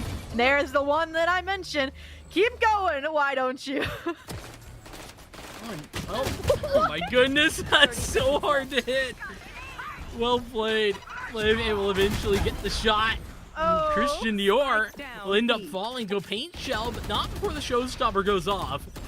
2 left alive. Stunned for an eternity is his Arctic, and will eventually go down to the nano swerves. It's Arian who does confirm a 5-7 half. Trent not back to the 4, but up to 5. Yeah, I think that really comes out of, you know, Arian specifically able to get some of those frags on the rotation on the dip into the B site, because they didn't like how confident Ethic was being there on the C hold, and the lockdown instead used as a fake attempt. But I mean, I had this thought in the back of my mind, Vincent, and I'm sure it's going to be proved here before the end of the game, but I feel like the defense could be Carlton Ravensblack stronger half. Like we mentioned, this aggression, this kind of selective pressure, if you don't know how to deal with it, it's going to be really difficult. And again, Ethic's going to be at the receiving end of it right out the gate. Look, Mound and Pillar, 2-3 split. What can they do? That's what. Oh, nicely done. At least going to get that first frag. Traded, of course. But it was suffocating previously. The A side open for Trent and for Business. They'll get a plant down momentarily. It's all of the remaining Carlton Ravens heading up from root and in towards A. Flank set. As they do have heaven control at the moment. Trent is in good position to deal with this as the door opens. We'll have to wait a moment with the paint shells, and here we go. Forcing the fight. Dior push back one. It's Leve from the other side with Fidel providing support. Finally getting cut to ribbons are Trent and 1 HP. Not going to be enough. Carlton, they have won all the pistols, haven't they? Sounds about right. Push a And button, save the day. I feel like that was a really strong recovery, especially off of Fidel in that round, because you saw it. Station is for amateurs. Leve and Let's Arctic go. just missing the timing to try and crunch the tree players. So Leve was kind of on island, exposed. And Trent Excalibur Green took advantage of that to try and flip numbers in their favor. And it just ultimately wasn't enough, because then you get the Fidel Arctic combo to deliver the final blows, to get that pistol on the board, and even potentially force out the Stinger squad for the Knights. Potentially. I mean, how do you feel about the Stinger force fight? Like, The you gamble. fan? I think right now, because the Stinger is still broken, I like it, especially them taking it onto the B site, but you have to play it together. You have to be good for these trades. So I'm glad the KJ joins up. What? They didn't swing out. That's just blind. Last player standing. Absurd. I mean, Down. C. fortunately, Minnows got one with a snake bite, and they all collapsed. They didn't even get a spike down? How? That's brutal. Where was the spike plant? That's the whole point. Vision. Tunnel vision. Oh. Unfortunate. I mean, they were probably were like, we're winning the duels in B Link, C Link, and we can get the guns and go to another site and ensure the post plant doesn't fall apart. But then, now you're robbed of everything. It's an even deeper gamble, where 9-5, you're forced to deagles, not even the weapons, and I mean, you have 2 Vandals, a Guardian, and a Bulldog on the side of Carlton Ravens Black, and I think even Minnow collects the Stinger, like... That was a yikes. Big yikes for me. Just tough round to stomach, really, for Trent. I think I'm on the same page as you. Big risk to go for that buy, but then you really need to understand the win conditions, and that's get the spike down and play the post plant. Like, yeah, get a forward position, but you got to be able to get the spike there if you're doing that. Regardless, so much space still. Carlton out here towards A with Arctic chilling. Oh, okay. Gotta hit the shots. A little lackluster on that front. He will dispatch with his Arctic, and maybe there's Spike something to be down had here. A. I mean, still though, 2v4, like you mentioned, at least some rifles at their feet. Again, this is the kind of doom that Trent Excalibur Green falls into. They play too divided, and the timing is just never right. So I'm glad to finally see the Rays joining up here with 30 Arion, seconds left. but leading the charge with the Deagle. It's gonna be rough to get on the site, especially... I mean, it's just literally a buddy system in spawn for the Ravens here. Not flying the nest without each other. And why wouldn't they just hang out together? There's Yeah, no tap, reason. they flood. 10 seconds There's no look, left. here it reason is. to get overzealous. Bring them down. Spike plant, sure. Spike Who planted. cares? It's not gonna be the difference between the buy and already on a buy. There. Up into the next round. How many can they get away with? Trent. One enemy remaining. The answer is timing. none. Arion. Christian Dior will pick up a single frag with that sheriff, Teşekkürler. but it's double digits. The cost of that force buy pretty darn high. Easy. But at this point, Vincent, they need more than just economic impact. They need rounds. And, I mean, we saw Carlton Ravens take a timeout when they were in a slump like this. I feel like that's what we need to see from the Knights at this point. I feel like this is the perfect time for it, or even last round might have been the perfect time for it, where they could discuss how to frame the save and then the rifle follow-up. Because I feel like after this, it's too late, right? I mean, you lose Yeah. this round, they're one off from that point, and you're reset into a save. So I guess you could play for OT at that point, but that's 7 rounds in a row. And And that sucks. what is this momentum change? Okay, I mean, I like the idea from Trent. It just doesn't work out. Levy has the connection. It's all of the utility in the down Nightfall as A. well. Into the corner in route. It's Ethic alone. And this is one of those situations, Obi, where you have to respect Trent's ambitions, but they were seeing too large. I mean, if you think about it, though, they shouldn't have been expecting anything else. Like, yes, Trent Excalibur Green was taking A main space round after round on their defense, but I want to say that's the first time the Ravens invested that deep into yeah. the rubble control. And it just, again, the reads are insane from the IGL on the Ravens squad. I mean, attack, defense, you name it, they are delivering. And it's what's now allowed them to be, I want to say, up 11-5. Yeah, I think that realistically, Carlton, that is potentially the finishing blow, or about to be the finishing blow. I mean, just getting smashed to pieces like that really hurts your confidence. You can see how confident Carlton are off the back of that. You know, just two players taking fights, taking swings out at B. Sure, they don't get the swing they want, so they fall back, but they're still hanging out. But again, it feels like this is just all systems go for Carlton Ravens at this point. They're not afraid to take these fights early. They're not afraid to throw people's lives away if it gets them a frag. And Bling Bling Boy, Oh my. no exception. Ring around the rosy, good for a 2. They line up like bowling pins to knock down. Luckily, Baby Poo sends him a gutter ball. And yeah, at least he'll get the site for now. I mean, Unless. will they though? Will they Will really? they? I guess, yeah, wait. Looking looks less dip. likely. Okay, I think nicely done. They still have its Arctic to contend with, and the spike is elsewhere. Oh no. This is turned very bad very fast for Carlton. Couple of missed shots and one big victory for Ethic. We're into 2-on-2. We are. And this is where, again, this 2vx clutch situation is tested by Trent Excalibur Green. And this time they're trying to take a fight together. They're trying to cut off the head of the snake, but this gives Fidel a chance. I mean, pros don't fake, perhaps. I mean, they're waiting on the door. It's halved. They have utility to work with as well to try and disable these members. Every piece of utility going in. First frag achieved. The second... No They got it. exception. You've got to be kidding me. And that's my point. Yeah, and I think Fidel, there was a world if they had made that decision quicker when they realized there was two players just running the final man down, could have just stuck it out, actually. I'm pretty sure there was time, but didn't realize that Fidel was dealing with two fast enough. Regardless, victory is there, and well played it was. Trent, I hate to be that guy, but I think this game might be over. All right. Let's see why it might not just be over yet. I mean, yes, I agree with you. The weapons aren't the darnest. I mean, they got some Vandals, though. They've got the ultimates in their favor, and they're at least going for a decisive side hit towards a deserted island, right? No players here, only a solo alarm bot that they frame the timing off of, and I think they didn't realize that all this util was for naught. It hurts. It's so painful.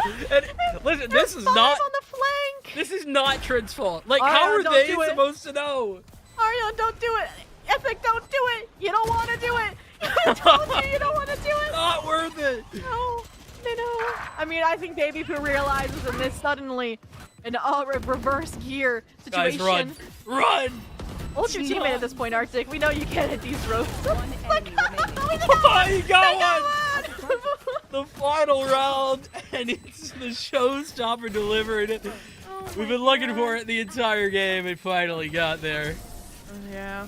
Oh my goodness. A bit of memery towards the end of that game, but Carlton, I mean, they really put together a incredible showing at the beginning of that game. Like, you know, let's take the back end away simply because it was a little chaotic, and Yeah. there was some unfortunate timings there as well for Trent where they just made the wrong read. But I think that Carlton essentially had their ticket throughout those first 10 rounds. They knew exactly what was going down. Even when they weren't able to win, they still knew what was going on.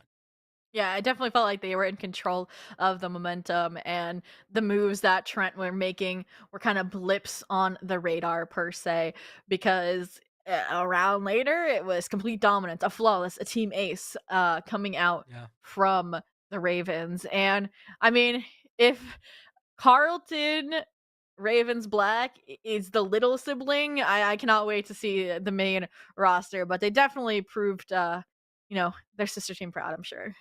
Yeah, I mean, to be fair, that the Carlton main team, it wasn't that long ago that they were really contending up at the top, And I think it goes to show what the Carlton Ravens Black Squad is putting together, really showing out in this second week of play. What I think as well to talk about is how deep the roster feels right now. Like how This many is true. times like every single player had a big moment, right? Minnow in the first map was really imperative when it came to the late first half situation. I felt like we saw consistency from Leve, and there was just a big moment from every individual. And I think that really goes to show as well what this team is made of. Yeah, I mean, they have I would say, a very complete feeling team. I want to ask who the IGL is, but I mean, Fidel has the clutch gene. Bling Bling Boy has a whole fan club in chat, so they're the Oh, really? mascot. Yeah.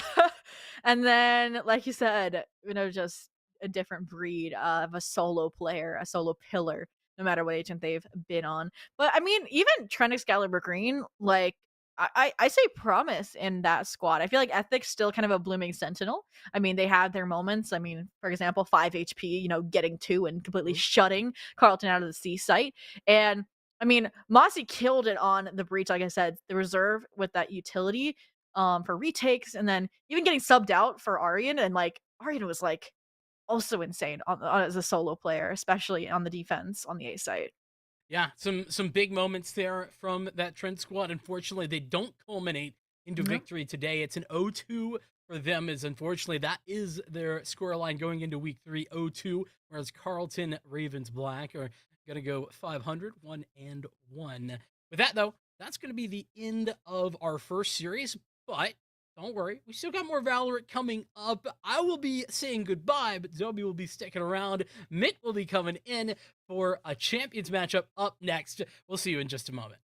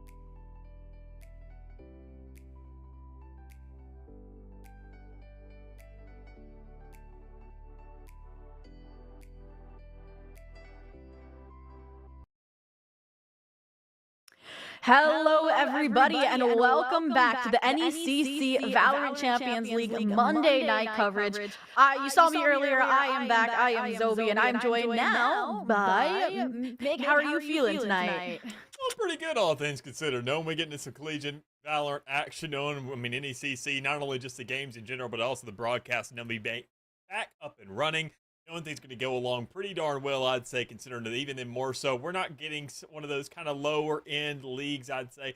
Instead, we're going right into it. We're going right back to the champions. We're seeing those upper echelon teams go ahead and duke it out here tonight. So I'm hoping to see some good action, considering that, well, a lot of changes happened in the off season there, at least during Christmas break. So I'm excited to see what it does and how it really twists things up here today. Yep. Well, the two teams that we are about to take a deep dive on, Mick, are going to be the New Jersey City University Gothic Knights and Uno Black, or the University of Nebraska, Omaha. Do either of those ring a bell to you?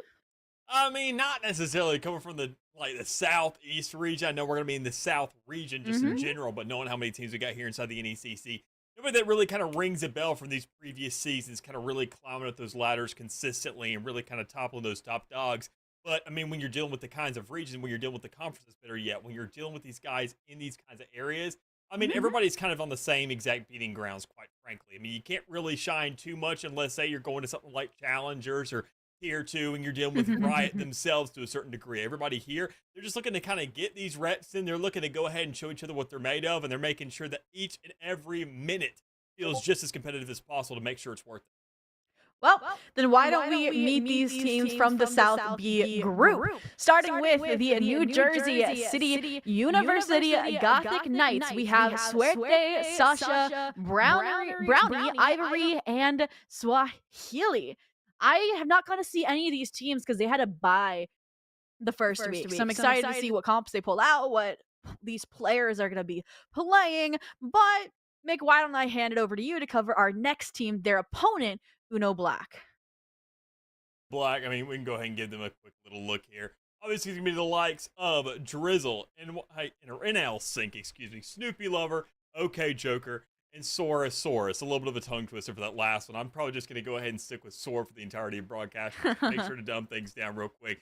Can't go for these alliterations all day, but I mean, knowing that Uno Esports, obviously, once again, another one of those teams, same exact thing that we're dishing out. I mean, kind of typical right through the middle of the road, and even then with a new season, even then not really too much of a new roster, all things considered, we're just supposed to see kind of the refinement here, because I always like to call the fall semester when we see a new year coming our way, be more of those kinds of training grounds for teams. And now that we're in the spring, it's one of those points to where it feels like two sides of the coins. It's not saying we have that middle area of the season where you're kind of getting into the gear of things, you're getting into that groove. It's, okay, I just met these guys, or I've at least seen them around and play with them every here and there.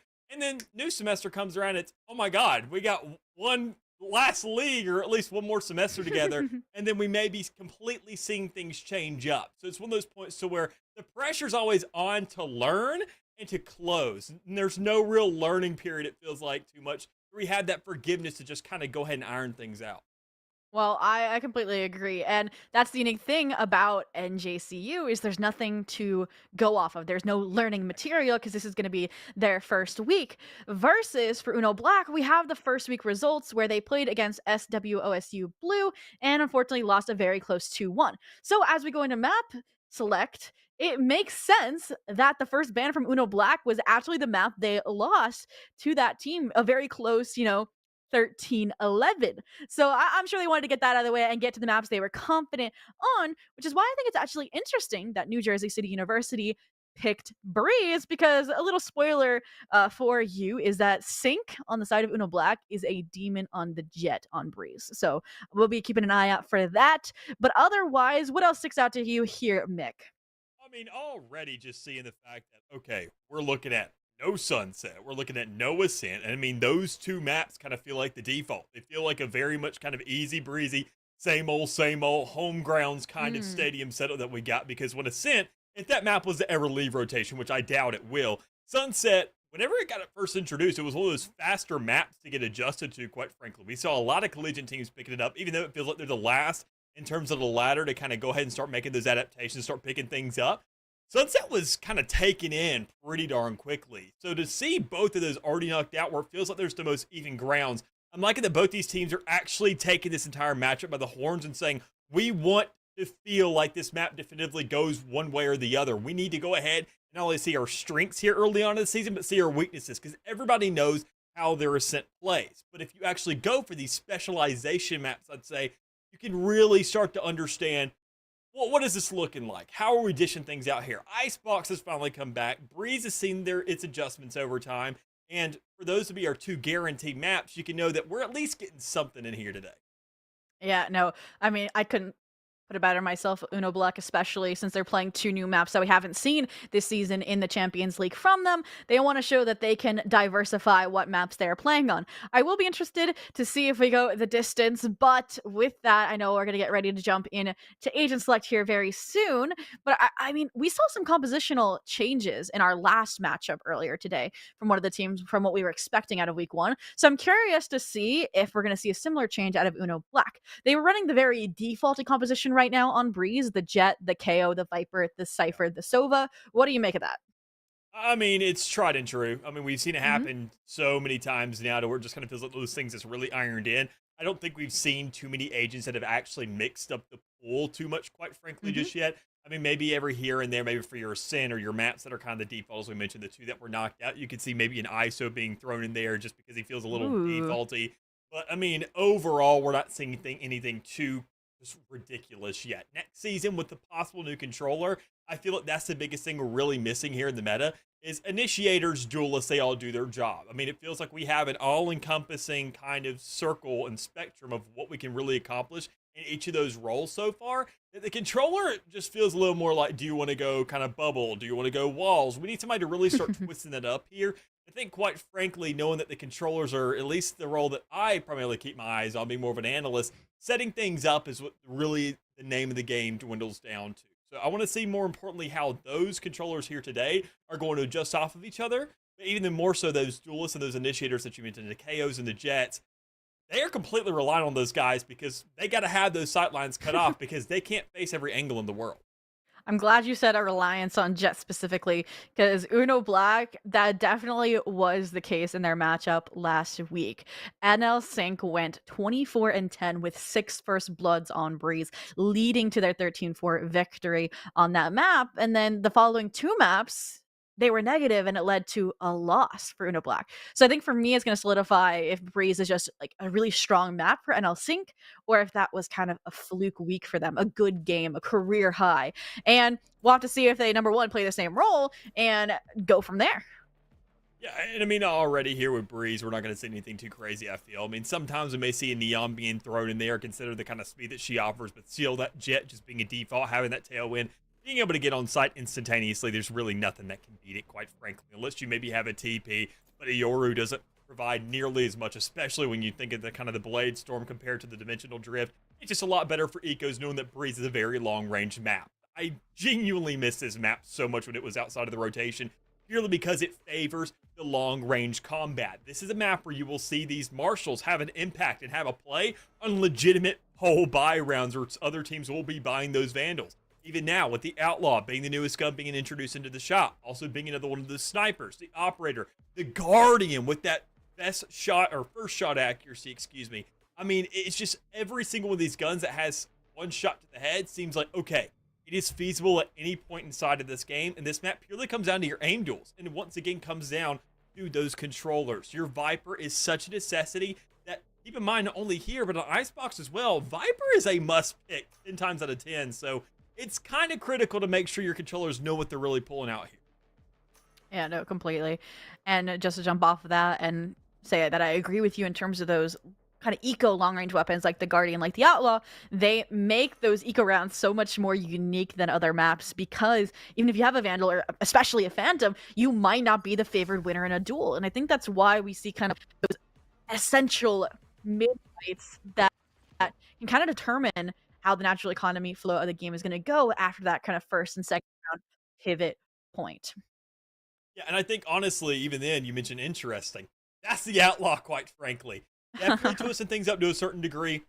Not the most crazy, I'd say, in the world just yet. We're not seeing teams just buy it left and right and be the go-to for that round number 2. Oh, yeah. But it does twist things up a little bit, because I think Riot noticed over the past year, We've been seeing a lot more half buys in those shields where teams are saying, look, we just need to force things out, get that half armor, just make sure we have guns. And Riot says, look, we're not looking to punish you for the half armor. We're incentivizing you to legitimately win these rounds and make sure to get enough money for the full. Because, well, quite frankly, the Outlaw is pretty darn expensive. You don't want to always opt for it. But if you do end up going for it, considering how much damage it does, it's mowing right through you. It is literally an operator with 2 shots at that point. You got to look out for it. But I don't think we're going to see too much of that here today, considering that a lot of these players are already starting off with the Ghost.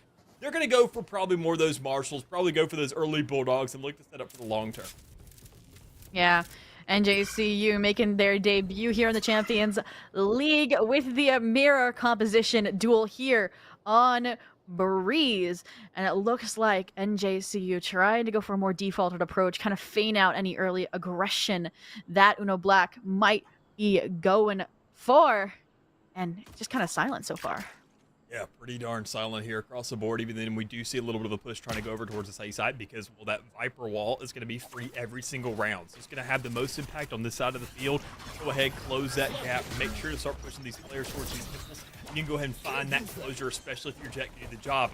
Not a classic at hand, but a Ghost. You got to make sure to rely on those shots and hit them more importantly. The classic's going to do a better job in the close range, as Soros is showing you. No, completely. You said Brownie had to deliver, and them falling that prematurely makes it an uncomfortable position as the rest of the players from Uno Black funnel on this site, isolating each and every player around this poison cloud. And of course, Swahili is no exception. Suerte, classic in hand, trying to get a member off the spike, but not going to happen. Snoopy Lover defusing it all the way, securing the first round for Uno Black.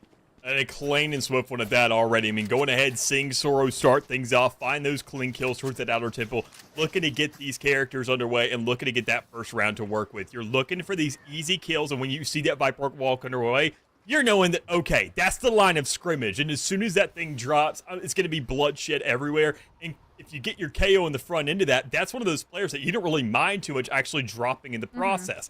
The knife goes off, it has a suppress that feels like lasts for literally ever in terms of a pistol round, and you have all these kinds of trade-offs that'll take place. So I talked about the kinds of buys coming through for the second round. You can see Outlaws, you can see Bulldogs, you just see that one Sheriff as an Outlaw in the Marshal as well. I mean, it's just nothing but long-range budget guns, and that, quite frankly, can also give yourself a very, very good round in the third, if not a complete success. Yeah, but Riot going back on their decision, deciding to open up halls. One of my, favorite things recently, them recognizing it leaned too much in favor of the defenders here. And that allows these attackers now to lurk up, forces you to even have a trip or a player there watching it. So I want to see what they can do here, if they're going to open door, Brave onto the A site, or if they even decide to hit a site. I mean, Spike still didn't spawn. It's just slowly moving around the map. And I mean, you really can't blame them for this. You look at the start, you look at NJCU, they're not really going for an actual round of trying to get that spike down. As great as it would be to get that money, and 9 times out of 10, you'll see teams actually going for that. They want to kind of lurk around, they want to play a little more individually, and they don't want to let that audio cue go off and say, oh, that's where the spike's been dropped. Because they're going to be worried about dropping players more importantly. They know that this round's going to be pretty darn expensive on the side of Uno Black. They know they're going to be purchasing these Outlaws, these Guardians, and they just want to say, if we can remove 2 guns, that's really good. That's better than 3 guns on an underbuy round with a Spectre. But when you look at the lineups and you look at the guns in the hands of these guys, Snoopy Lover with a Guardian especially, you just can't really do anything. And that was the reality of the situation before we even started this. I mean, I'm not going to lie, that looked promising before Snoopy Lover made quick work of them with the Guardian. You can even see here Swahili just trying to get the post-plant money in this situation. A few seconds left, but, I mean, thanks for the plant, only 2 on the clock, so might as well swing to make sure you get your full buy here in the third. And it does kind of act as an indicator, right? To see, like, is Uno Black going to be able to keep check on halls, keep check on how much map control they gave up to NGCU going forward, or they're just going to keep taking advantage of it? I love that Hall's call, just because we've now seen for so long where it was just literally pointless sitting there, and Riot finally said, yeah, we should just commit to having it as a legitimate point. or whether or not we just actually want to hold things out. But already you can tell that they decided that it needs to be inside the map. It is part of the identity, and it's a very, very critical point to taking over that A site. But we're not seeing it used at all just yet. Already pushing it to site, right aggressively through the middle. Look at just go through main and take this by force. I mean, Brownie might not have delivered during the pistol, but they certainly are stepping up. Now, getting some early frags there on stairs, still playing to play spoiler on the rotations here through mid door as well. Luckily for now, Toxic Screen trying to divide and conquer, so Brownie is going to be the solo player here defending against this orange assault and just chipping away little by little, trying to use the cage for coverage, but low on bullets as well, so time and ammunition not in their favor, nor is this angle against OK Joker. And in the meantime, teammates are falling around them. Sunny though, honestly. Well played, all things considered, for NJCU. Knowing that spike was going off and it was really starting to tick there, it seems like Uno Black, that's something I want to keep my eyes on, and I think everybody else should, considering for the rest of the game, is how slow it felt for retake there. Even sure they had the long-range weapons, so they were kind of hesitant to get closer just in general, knowing those Vandals were already tearing through the rest of their team. But that's something that you got to really keep your eyes on, knowing that it doesn't matter what guns you got, you have to make them work. You have to look for these kind of wider angles, kind of find these wide swings on the site, and find these kind of pinch plays to work off your team to say, well, I have this cone of vision, you have that one, and we can go ahead and kind of collaborate and make sure that placement that we got and that entire vision we have to work with and possible kill lineup can really work for our favor. That was something I feel it was pretty lacking, but already here off the get-go, once again, NJCU can really capitalize on, knowing that that tunnel we mentioned is back in play.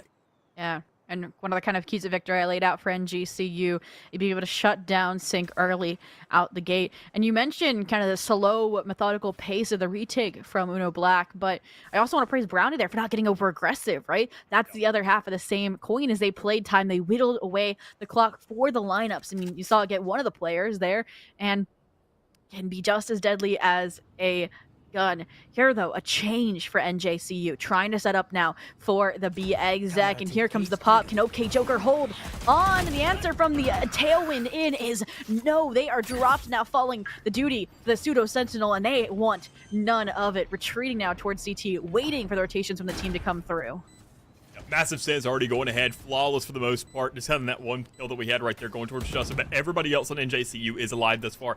And your Jet once more, I mean, Brownie pushing up, not overextending. It is beautiful the way they're playing this out. They know the spike is there. They know that, okay, sure, duels can usually die in these kinds of situations. Why not just play on site with the rest of us, collaborate on these kills, and then you can be that sacrificial body to go ahead and drop in the meantime, so long as we find at least a little bit more effect. They're making sure that no matter what, this spike, we just go ahead and take off, bring the pressure, get them to make mistakes, and that's when Brownie says, I'm a duelist, I'm already supposed to get kills. Whenever they're stressed out and all over the place, it makes my job that much easier. Yeah, no, Brownie literally being not even the designated survivor, it's the opposite, right? The designated, as you said, sacrifice there. The rest being that safeguard in B main to play the post plant, while they are allowed to leverage that duel to get aggressive. Pair that with the Swahili lurk we saw through elbow, and it's just picturesque to cut off the rotations. And sure, a retake option isn't even in the cards. So now, Uno Black broke, defaulting to those long-range weapons, those sniper rifles, specifically the Marshals in this round that you've pointed out can have a huge impact. Loving what I'm seeing out of NJCU so far. I mean, obviously a tie game across the board, but Uno Black, I mean, looking at those first two initial rounds, that was the pistol and the follow-up afterwards. You got to start looking at these rounds where we start to really dwindle down into what we call as real Valorant. The full rifle buys across the board, full legitimate weapons, the ultimates here from Brownie, as we can tell as well. I mean, you're looking at these legitimate things across the board where every single round, every shot is very expensive. But even then, once again, as I mentioned, those cheap guns have a very good effect as well. And so will the ultimate Hunter's Fury and No Command coming in. So while you're bobbing and weaving, you can't dodge a Marshall shot. In the meantime, the No Command allowing the Viper to flank as well here. So Suerte not even able to get a plant down. Now the solo player here, because Swahili's back sight. And a little neural theft will kind of expose the positioning here for the last two players. They still have to get spiked. They still have to get the plant. And there's 45 seconds left. Yeah, slow and steady here for Swahili, just trying to find something, looking for any open picks, because that spike is down back towards A main, and you know they're going to be holding that thing hostage. Already you haven't run into another player, you haven't really gotten too much of a call there towards the double doors, but you're not really concerned with it. You know, at this point, knowing that nobody swung on you, they have to be holding that thing by their lonesome, and it comes down to that single cage you got to work with. at least cross over, but do you want to double down on it? You want to take these fights one by one, but if you don't even win the first, there's not even a chance to take that second, as Uno Black not only found themselves a third round, they have 2 players remaining off the rear end of it, and they also have a Viper Spit now to equalize the one from NJCU, which obviously will be used probably at the start of a round, but good enough just to go ahead and alleviate all that pressure from one side to kind of allocate more players elsewhere. Yeah, I mean, that early rotation, you saw it. I mean, NJCU was not expecting that many players there. I mean, Brownie just running backside like, oh, nobody's home. And there's just 4 players already at mid doors, not even before the plant is secured. And numbers sometimes beat weapons is what they proved to us in that round. And as you mentioned, not only the guns online, but the blades themselves here, unless the null command comes in this time from the Gothic Knights to try and propel themselves to secure the A-site plant they fell short of last round. The first trial is going to be Browning, and they pass it with flying colors. Now that Sora's out of the picture, it should be pretty safe passage. No other mollies here just yet, but some shock darts are, which is why they're trying to brave this threshold, and it's not going well. I mean, it's not the best thing in the world, but you got the spike down. It really comes down to timing at that point. You're looking for a little bit of space, giving your teammate that kind of leeway to work with. And that's Suerte, who is now trapped because that line of scrimmage was drawn. Those players were not back, but he can hold his own. Finding 2 on the back pyramid. So able to go ahead. No, another player's back towards spawn. 2, better yet. This guy is just playing pure distraction at this point. It doesn't matter whether he lives or dies. There are 2 other players elsewhere on the map. Viper that has a post plant set up and more than likely has lineups. At this point, quite frankly, if you're Joker, I'm walking away from this one. Not even considering, not even going for another swing. And when you see that last snake bite go through the air, you know it is time to pack your bags and get going. So good reads there to go ahead and at least save what you got. But even then, better yet, a good round from NJCU and a legitimate full buy round across the field to say that, look, we still can do it. It may have not been the best the first time, but we can legitimately find this space so long as we at least have somebody like Suerte to go off and find 2 of their own.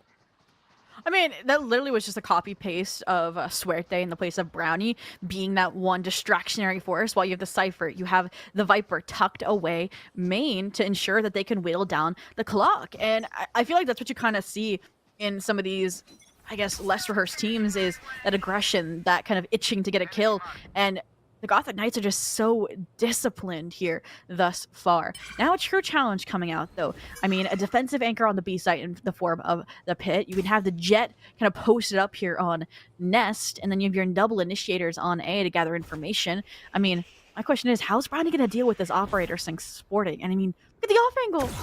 Oh, the flick misses!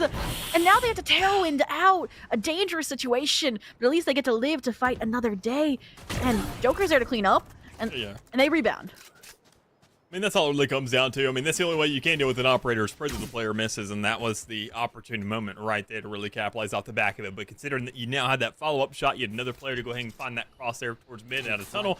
There's just so many situations there to where it's just kind of a little unfortunate hand that was dealt to you. You got to start to get the rate of say, okay, this may be kind of chalked up before we go into the next. But they still want to set up for this. They still want to at least maybe attempt it, kind of go ahead and alleviate that attention towards the B side of the map. Maybe see if they can open up A and find a wrap in the middle of the map. But I don't know if they're going to have that possibility. They're messing around. They're running in circles and back towards spawn. And I don't think it's going to create any windows for them. Play it out. Take this 20 seconds. Understand that that was a bad start to that last round. Things didn't work out too well for you, and you just go into the next with at least 3 of your guns to carry over to say, what can we do next? We got a Viper's Pit. We had a very early Hunter's Fury out of Suerte, and it didn't really account to anything. And even then more so, Uno Black had an earlier one, which they've already went ahead and used. So this is a really good look, I'd say, for NJCU to kind of rebound once more and keep this thing rolling in that 1-to-1 ratio we're kind of noticing.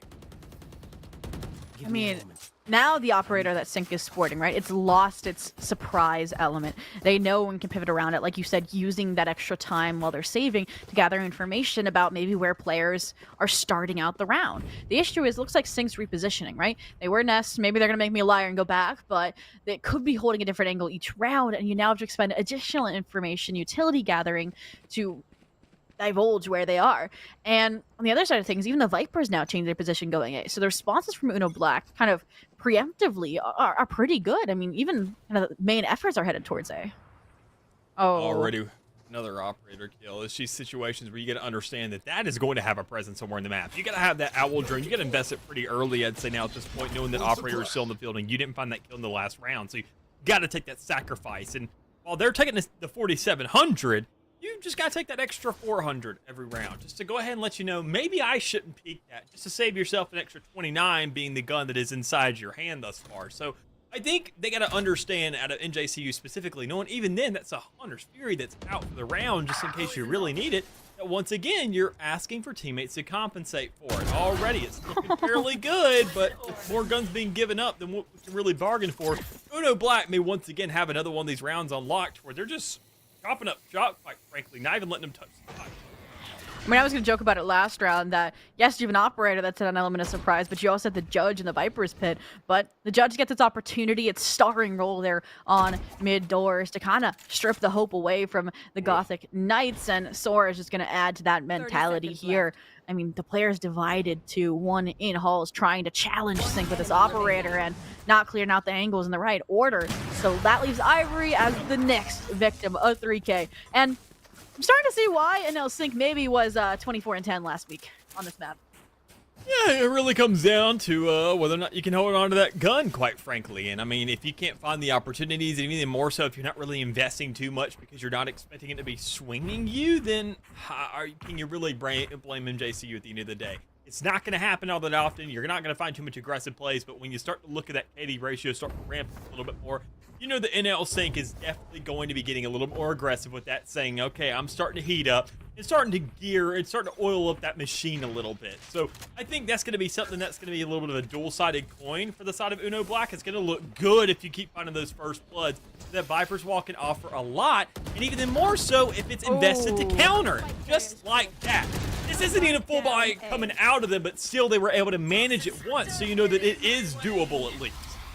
I mean, not even just doable, but the pit now in place as well to facilitate it here. And you can still see how thorough Uno Black is being, ensuring there's no lurking players, considering it is, like you mentioned, a thrifty buy. But this is the issue we've seen before. The pacing not right on these retakes is going to give the Gothic Knights the edge here, potentially. So we need to speed up. We need that information gathering that comes in the form of the Neural Theft Expended. Slowly, they're breaching the barrier that is this Viper's world. Let's see if the Deagles can get the job done, but even then, there's not a lot of time left. They waited very long to get this done, and even though if they cut down the majority of the players, so long as there's anybody lurking about still, you can get everything done. And there it is, Ivory, sitting right in the middle between those two temples, able to go ahead and just close out this round. And a thrifty on the board for NJCU will result themselves kind of making sure this game stays close, and, well, if they can carry things on to the next. Justa doesn't get to manage to carry over any massive guns, I'd say, but a Guardian feels just as good as a Vandal on this map, so you really can't complain about it. It's those situations where we talked about already, just making sure to counteract that operator, and honestly, the rest of the round really starts to go smoothly, because if you see that player, if you really can't peek these sites, the rest of those kills, keep in mind, from Drizzle, Snoopy Lover, they were over the course of those earlier rounds. NECC is the one who really wants to start kind of getting things going and shutting these players off. And if you don't let that happen and you find an early pick on them, it completely dismantles Uno Black's confidence to say, okay, we were relying on this guy. Now, not only do we not have an entry frag or an initial pick, but we don't have a retake if we really need it. I mean, I've been kind of the veteran of saying a retake operator is a double-edged sword, but players prove me wrong time and time again, so I want to give Sync that opportunity to prove me wrong as well. But here's a change as well. Brownie is the one here trying to pave the way forward, and it looks like this time they might cross the threshold that is this doorway. Instead of flanking around, Hunter's Fury's pulled out as well to be a distraction, pave the way forward towards these frags, but it's Snoopy Lover, attentive, prepared, and even knows there's more than just Brownie lurking around the corner. In the meantime, did Joker close the door to the KO? I think the KO did, which is very smart. Allows you to isolate fights, at least to get one, but even then, it's reopened immediately by OK Joker. Gets Swahili unexpectedly. So now you're down numbers in a 2v3. Strike that. It's your frags. It's a 1v1. So good here from the side of NJCU. Well played, especially out of Justin. Once again, anytime you overextend, he's not just going for the frags at that point, saying, I'm going down with a fight. You're not doing that. You're not setting up for kills and just trying to end out the round blanketly. You're saying something different. You have a much different perspective of how this game's being played. You're saying, I'm going ahead, fragmenting that bottom nest. I'm going back and closing the door on these players. I want to slow them down and make sure they have to swing into me, and that is my utmost priority. Then they will swing me eventually. I will be getting in these fights regardless, and that's when I can find the kills. And whoever I take down, so long as it's one, I've done my job plus more, especially off the back end of being able to get that plant down. So, I mean, just the way that we see in JCU doing this, you have cars that speed up and, you know, brake and that have all the performance behind them. And those are the ones that always seem to perform. That's what really matters. But sometimes you see some teams, which more times than not is why I'm so impressed by NJCU, is they like to hydroplane a little bit. They start to hit those brakes, but it seems like they're overextending already. There's a point of no return, and they're just inevitably going to crash that round. The way they're playing this is just so darn well. It's so clean and it's so well oiled that Uno Black, honestly, I think their entire defensive setup relies on getting those initial picks and shutting those things down early. Because we say NJCU be one of those teams where they are not afraid to say, we don't have to push aside. We can save this one. We have 3 players alive. We're not going to attempt this. We're going to respect them, and we'll just go ahead and try again in the next one, rather than just saying we have to give every round a shot. No, completely. And it looks like this round they're going to try and give B a shot here. I mean, coming out of the timeout, it's UNO that we're expecting to have made adjustments to not lose the lead they worked so hard to establish, but it's quite literally steamrolling. And Drizzle and Sora are delivering on the defensive front, already dropping down the KO. They're going to try and lift them back up into the game, but that's just allowing Sora to take other fights, taking one more person off the board. And still a 3v3 as the dust settles. Again, going for good trades here. Good picks for both sides, making sure to kind of keep that equilibrium back and forth, keeping the numbers even across the board. But even then, when you look at Uno Black, they have the 2 ultimates to work with. They're more than likely not going to pop them. Snoopy Lover could have definitely gotten arrogant there and said, you know what, let's pop it because I got somebody scanned.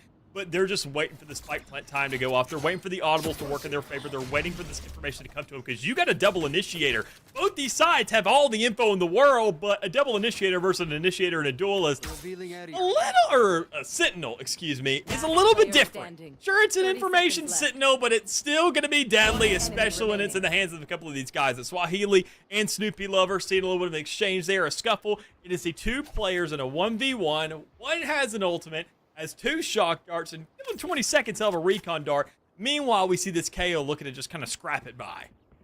10 seconds left. Completely. I mean, at least they have enough time to rotate to potentially get the plant here, but they're not planting remotely safe. It doesn't seem like Snoopy Lover's aware that it was a close plant, though, so getting the element of surprise is Justin for the swing, the 3K, and the clutch to completely shut out the timeout taken by UNO Black here on Breeze, and they claim the lead. I mentioned Justin there with that spike in hand. I mean, that's a piece of utility, or at least a piece of something in your pocket that's going to matter a lot more than any piece of utility in the game, quite frankly. That piece of utility, sure, it's not really too interactable, all things considered, but it does dictate rounds down to a T, and it will dictate the outcome of this game. And that's why, once again, it gives them the leg up in this matchup. Seeing that you do find those good scuffles over towards that B site, you can see the discipline once again come through in JCU. Even if they do have that space, they know how much of it they have. They say, this isn't our site. Sure, we can plant the spike if we want to, but we're losing a player in the meantime. We don't want to take that fight. So what do? Go for a rotate. See if we can cut somebody off and understand that we will not press that 4 button until we know for sure that we have the numbers, even with that guy tagging out for a second to get that objective. Oh, completely. But in the meantime, again, UNO Black kind of giving up the A site, positioning themselves for this retake. But there's other plans this time. Snoopy Lover ready and waiting with the Hunter's Fury, trying to catch off the loose ends. Look at the response. It's just a dip to head mid-door and split up, but look at that. Okay, Joker, ready for the rotation, ready to frag with the Guardian of all weapons here, proving our point that these eco weapons can hit, can hopefully get this round on the board for UNO as Drizzle adds more to the tally, and they know where the last is, and they're pinned and dead to secure a 6-6 half here with that defuse. Back and forth, even then, and what we can see is a full buy round still being dictated by these Guardians over and over again. I mean, that gun literally is the same as a Vandal, little bit slower on the fire rate, but still just equal, if not better, than the actual first shot accuracy. And knowing these players and the caliber they play at, we're expecting those shots to line up on their heads. So it really favors you at the end of the day, all things considered. But 6-6, nobody's favored in that at the end of that half. And I mean, that's really nice to see. It's nice to see that already, even though with the start that we saw from Uno Black, NJCU, as soon as that game started, they say, look, we had the advantage here. They are getting a little bit cocky. They're going to have those force weapons moving to that third round. This one, we kind of go ahead and really kick things into high gear, make them expect a faster type of game plan. And by the time they get around to NJCU, they just know how to completely slow things off and make sure that Uno Black are the ones that are tripping up and overextending by accident. So I want to see how they're going to do that on the defense, because it's kind of intriguing to see if how they played when it'll actually translate. And now the translation is to try and address mid-control early in the round here when heading towards the A site. It looks like it's working out so far, unless Justin has something to say about it. The solo anchor here, third, fourth, going for the ace, but Brownie is underneath to steal it away, even though Joker was vulnerable. And even Justin's reeling at the fact, stunned by what they were able to accomplish in that pistol to keep the Gothic Knights on the forefront. Yeah, mid-reload, couldn't care less. Just keep me alive at the end of the day. I'll pick up a ghost, and I'll be able to carry things on to the next one, because everybody, to some regard, will have a bye for this round. They're going to, once again, kind of go for that same exact avenue that we saw coming out of Uno Black on that secondary round. Not nearly as aggressive in some aspects, but more aggressive in others, because we see a legitimate Vandal coming out and 3 Bulldogs, which is still kind of close to the Outlaws that we saw earlier on. A little more expensive, I'll say, but they also know that the Bulldog is, I'm in love with it. I love the Bulldog. I think it's very much slept on, so it's nice to see these teams really whipping this thing out the second round to say, look, it may be relatively expensive, but we're not investing for the second round. We're investing for the third. No, but the pacing from UNO Black has been night and day. Slow on the retakes, but fast on the side execs. And even with that, Suerte is prepared to challenge it. Luckily, they still stampede onto the site. They get the plant. They start to reposition, but the challenge is right into the hero Vandal, and even the collected Spectre from OK Joker isn't enough to get additional frags on the board, and it's a relatively clean second round buy from NJCU, the Gothic Knights, to secure their 8th and now widen the gap to 2.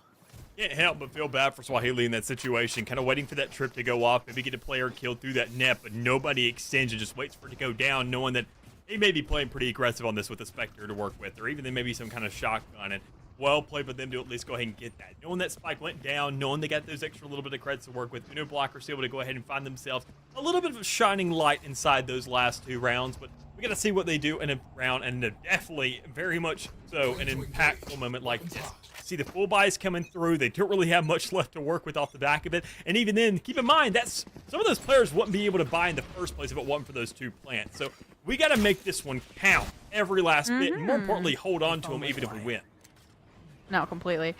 And as we mentioned, such a successful last round means they hold on to 4 bigger weapons. Unfortunately, Swahili, not one of those, since their defense was quite literally run through last round and this round. Luckily, they might have the timing on the cage, but the right clicks do not align. So it's going to be a 5-person post-plant here that Brownie is now navigating alone, while the rest of the players here are trying to make an attempt at coming in through mid-tunnel to support. I mean, at least they had the Vandal in hand, but it looks like we're going to see some action here from the Initiator Duelist duo. No, they swing before the flash, so Sora's left for damage control. At least is able to clean up and snip away that loose edge. So now the 4v2 at the toxic screen's recharged, and you have to brave the vulnerability, brave the clock, and Joker is there for the answer. It's something. You can see the exit frags just trying to be at least attempted here. Justin able to go ahead and grab one. Ira looking to kind of work off the back of that, looking for maybe another if possible. Even if it doesn't happen, they understand that we have enough for the buy in the next one. Justin, oddly enough, being the one saving the Bulldog, not going to be Ivory, opting for possibly a Vandal inside this one to kind of carry things over and say, all right, if we're breaking out the big guns, we need to make sure to match respectively. The Bulldog's only good for so much, and knowing this map, the Vandal definitely is going to perform much better. So all things considered, when you look at, there's only 2 outliers that aren't going for those respective guns, or now Joker at least have the money to buy it up. Justin kind of did. He definitely would have if he died, but instead saying, no, we're not going to rock that just yet. We're going to see what Uno Black brings to the table, and again, in a round like this, no, they won the last one. They're still down 1 for the meantime. They're attacking side with these 4 rifles. They just be impeccable. They just meet their make. Yeah. And I mean, you can see already the results of the few rounds weighing in on Swahili. They've been rolled over in that back cubby position, so they're getting out of dodge. They're playing a little bit safer here on wall, and since this is an all B main exec, they're going to be able to play through the toxic screen. Pings off the spy cam here, potentially a pillar. Acting as a safe haven, they default to plan B, which is the Sova utility. Even then, though, it's going to be a retake attempt to come through. First blood finally drawn this late, taking care of the flank here.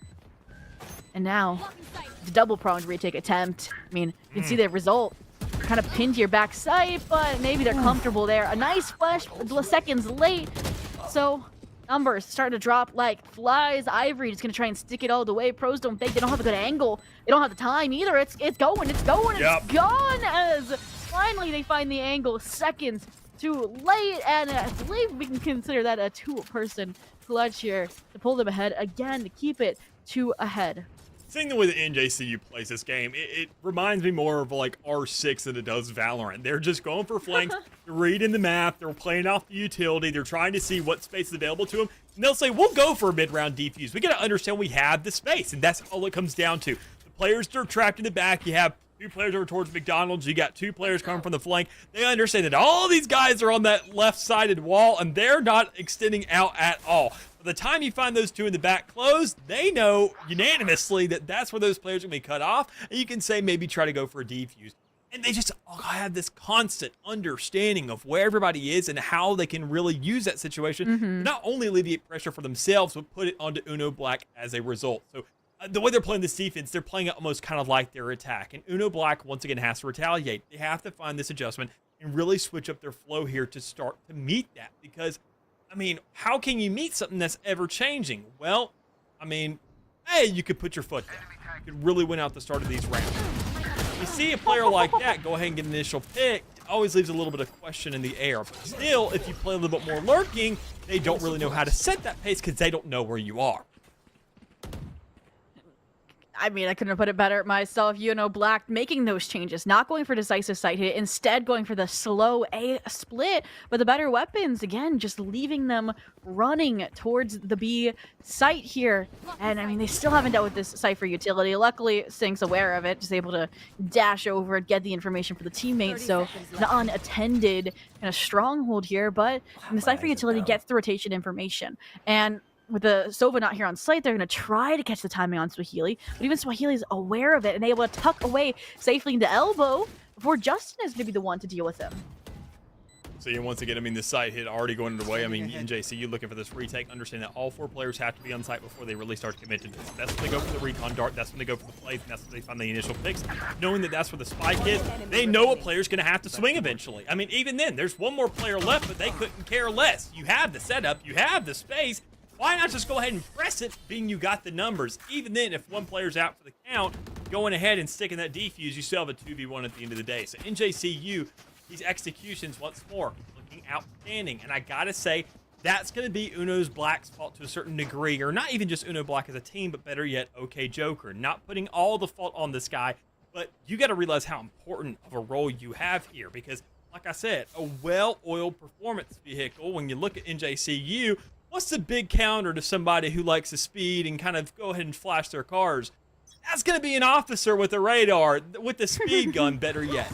Going ahead and understanding, getting that information to know how fast you're going. And that's your Cypher, but as soon as he's gone, you're kind of out for the count, just like NECC here. No, completely. And if, NJCU has the radar gun, it is going to be UNO Black completely disrespecting it, speeding over that speed limit right the side. Luckily, the Warden is there. Ivory Fuerte, quick on the uptake, quick on the retake, draw for suddenly a flawless turnaround in their face to quickly proceed into a 7-11. Another round just kind of forfeited over. That one was a direct hit that just didn't work out too well. We saw that obviously the lurks were working a little bit better there for like Uno Black, setting up these rounds, making sure that by the time the retake comes off, that there's just not as many players and as many resources available to NJCU. But if you got your KO and the Sova there, you're just going to feel suffocated on site, quite frankly. Because you're going to get suppressed and you're not going to be able to really defend yourself. You're not going to have any information to really kind of retaliate to some degree. You're not going to be able to create that space for yourself. And meanwhile, you're going to have that exact same thing just overshadowing you, constantly putting that pressure to the point where you can't breathe in this point to where you just say you made yourself at home with the spike, it's going to be more claustrophobic than cozy. So seeing the way they're playing this out thus far, Uno Black needs to slow this thing down. I like the hit they made for in the last one and the attempt, but it was a nice reminder saying that's not how you really need to play this. Well, how they think they need to play this is, again, this kind of A split. Luckily, Snoopy Lover making good ground even with the Spectre, buying enough time for Sync to get to the party, but who's also uninvited guest is Brownie with this Operator here, trying to turn what Sync's secret weapon was last half on their head, and suddenly the remaining players for UNO Black are divided. I mean, yes, Drizzle's finally trying to bridge the gap here, and they're actually going to flip the map, come together as a squad, and head B very intelligently. So it looked scary for a minute, but now the question is, can NJCU get there fast enough? Wrapping the defender spawn as well. I mean, they understand they have all the space in the world for it. They're not going to run any setups because who's setting up their own spawn with stalls to hit sites? I mean, it'd be so awkward. And even then, it'd be weird for them to go through the defender spawn to get it done. But that's what they do. That's what the opportunity presented to them. And UNO Black, NJCU, when they don't understand what side of the map they're supposed to be playing on, quite frankly, they can't find the setup. But Brownie, being that duelist, being that player, finding those kills constantly, they're the ones that can do most of it, but not everything. As Drizzle shuts that down, keeps UNO Black's game alive, at least here for the first map thus far, not letting anything go to match point just yet. I mean, I want to remind you, this was NJCU's pick. They knew UNO's Black on this map, their history, that 13-4 dominance last week, and they still decided to take the baseball to their park, and they are definitely hitting a home run. 11-8 though, so as you mentioned, UNO Black not out of the game just yet here. Gonna try and leverage some of these ultimates, hopefully for a more straightforward B hit, but maybe they have second thoughts. Maybe they are trying to also impede some of the rotations, some of the aggression that they see from NJCU out of mid doors, and I mean, they're just faking information collection on B side at this point. Well, it's something they haven't really given too much of a shot as a fake yet. They went for a hit, and then they changed their mind through the defender spawn. That one worked out, but this is something that they kind of actually have a little bit of a switch up in that we haven't seen too much of, and it's kind of working to some degree, but once again, you got to win these fights outright, and UNO Black finally making that stance and doing just that. No, definitely. And now, an interesting ultimate, instead to kind of hold off the flank, to hold off the rotation points here, to kind of complement this toxic screen. And, I mean, the Null Theft only going to confirm that it was the right decision here. I mean, some discipline, not trying to get the plant down just yet, because they know NJCU likes these blood retakes. Finally feeling like it's safe here. Going to be able to lock it down, start that timer, start the pressure for NJCU, the Gothic Knights, but this is where they thrive. And I wouldn't be surprised if we see a null command come out here, but you're dead, you can't use it, and Justin is just that. Before they can even think, they're dropped, and now we are separated by 2. Big here from Uno. I mean, they're really starting to get the hang of really how to play this thing. I mean, already in that last round, just a little bit slow to the spike plant, but you can really blame them. I mean, they kind of felt a little bit too comfortable. They thought that somebody else was going to be executing off the back of that, but you got to understand there's also a pretty big window every single time it feels like in JCU's retake situation, so long as they make sure that all the players are there before they go for a hit. So you have ample time to really put that thing down, especially once again if you kind of take one of their playbook, or just the foundations of Valorant, I would say, and know that with that player down, getting that spike off, you're still going to have numbers advantage to work with. Still, great stance for them to understand that they can start to get a couple of these rounds, and that they're starting to understand this flow a little bit. They're not letting NJCU take full control of this map. They're not letting them take it from every single angle, find the flanks, find the lurks up through the mid. They're really accounting for everything, and that's what's going to be really important, just kind of close this thing out, or at least reach double digit.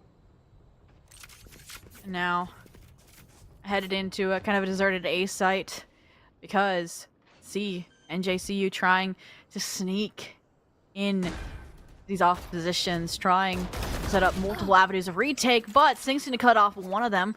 So Healy returning a favor in kind, and I don't want to see hesitation here. I want to see these ultimates get used that the Gothic Knights have been sitting on, and if they're not going to, then Joker is going to take advantage of that. They're going to play aggressive just like this, but Ivory, the defender here, trying to push in off of the distraction, off of the chaos caused by it, and it might just be enough. There's, yes, 2 snake bites, 20 HP, but Clock still has plenty of time here for Ivory to clean it up and get Swear Tape back on the defuse.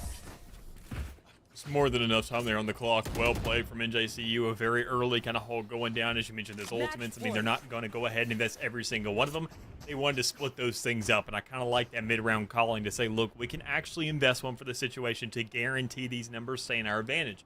Rather than just going for a full-fledged approach, throwing every single one of them out there and hoping for the best. Because that's how you're really going to mess yourself up. Because, Black will find those opportunities. Know that, well, at the end of the day, if we get a couple more rounds, we're up more points than you are with them. So having that Viper's Pit for a round like this, they can once again shove all those players at Black to a different side of the map. The KO suppression and the null command will offer a lot to work with just in case we see Black kind of offer one of their own. I think they're purely working for the counterplay and the retake with these ultimates available to them than actually just looking to outright win around with their guns and throwing all the problems at them. Completely.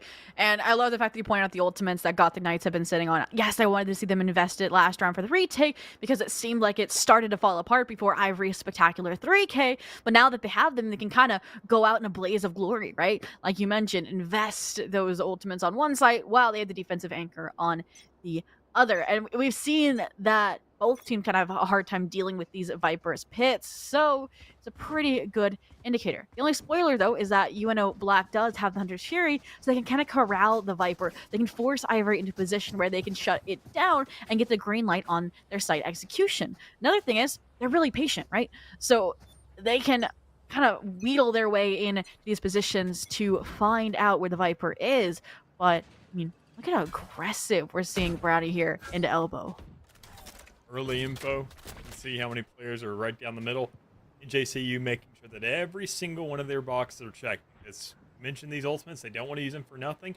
We're not going to see that Viper's Pit utilized unless he hears footsteps towards that site and opts into it to kind of go ahead and force people off. Because you can already see that Viper's playing towards the back of that B site. Not looking to stay aggressive, not looking to kind of take control of the map.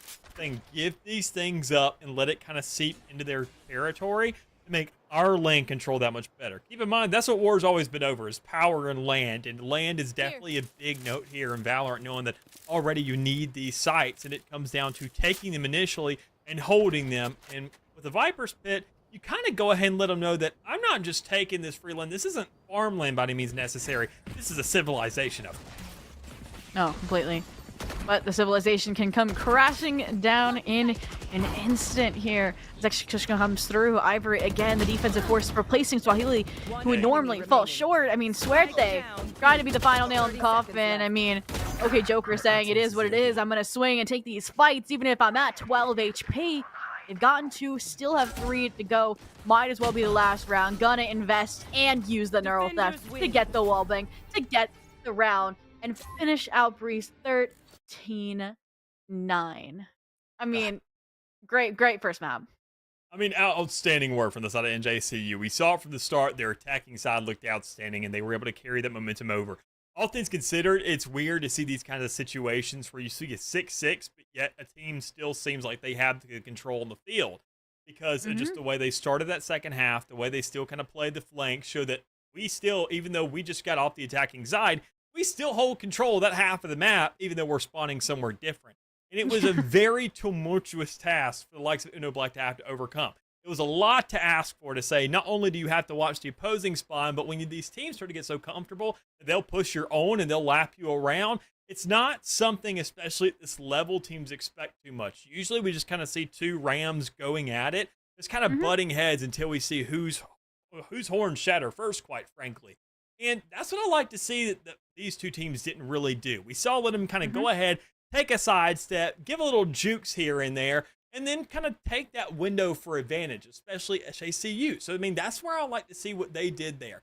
They took the time, they played disciplined, and they made sure that here on Breeze, a very, very big map where any gun can really kind of excel, so long as you have the range and the aim, you can still make a beautiful result out of it. Yeah, and I also want to praise NJC there specifically because they realized what wasn't working. Swahili was getting run through, and that's what kind of allowed that 11-8, 11-9 kind of scoreline to come into fruition. And then they made that change. They placed Suerte, they placed Ivory on the B site, and it was a completely different defensive machine there. Like interlocking pieces, the gears meshing finally, and you just could not get past them. Either way, though, that is only map 1. Map 2, Icebox. UNO's own pick will be coming up. We haven't seen it yet. I mean, in the Val Champions League, since this is only week 2, but stick around after the break and it will be covered.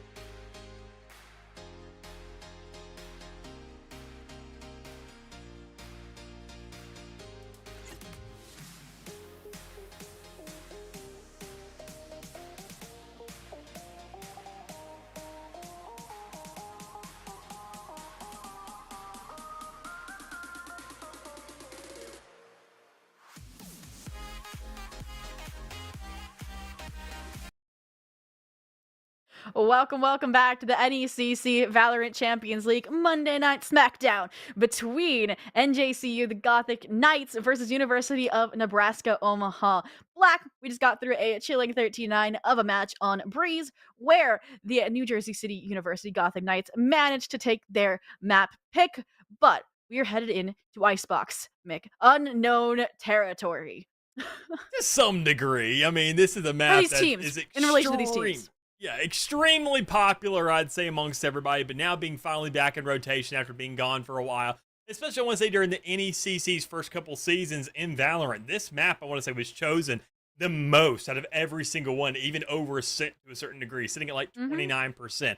I mean, it was always there. I mean, just because people, I guess, loved how sweaty things can get. They go to a map to where it kind of helps within the environment to cool you off a little bit, because I mean, the adjustments to the map have been outstanding. I don't think I've seen too many bad words about it, but seeing now that little cutout to the window, then middle tube, seeing how now over towards that left side of the map, where there's now kind of a definitive, we can't play ring around the rosy anymore, you actually need to swing and fight.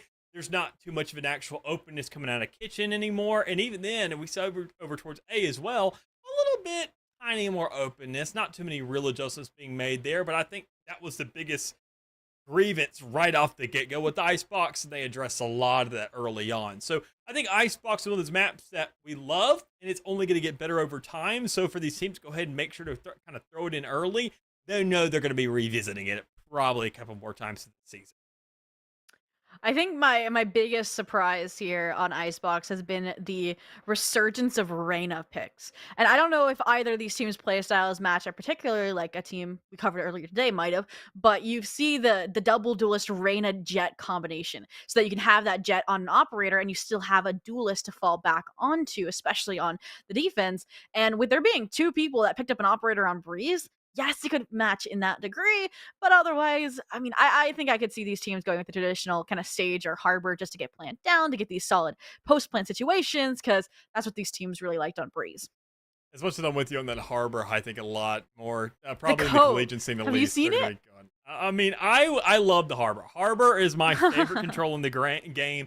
He provides so much versatility because he can do the bubbles and he can also do the wall, and he can draw the wall and be all creative with it.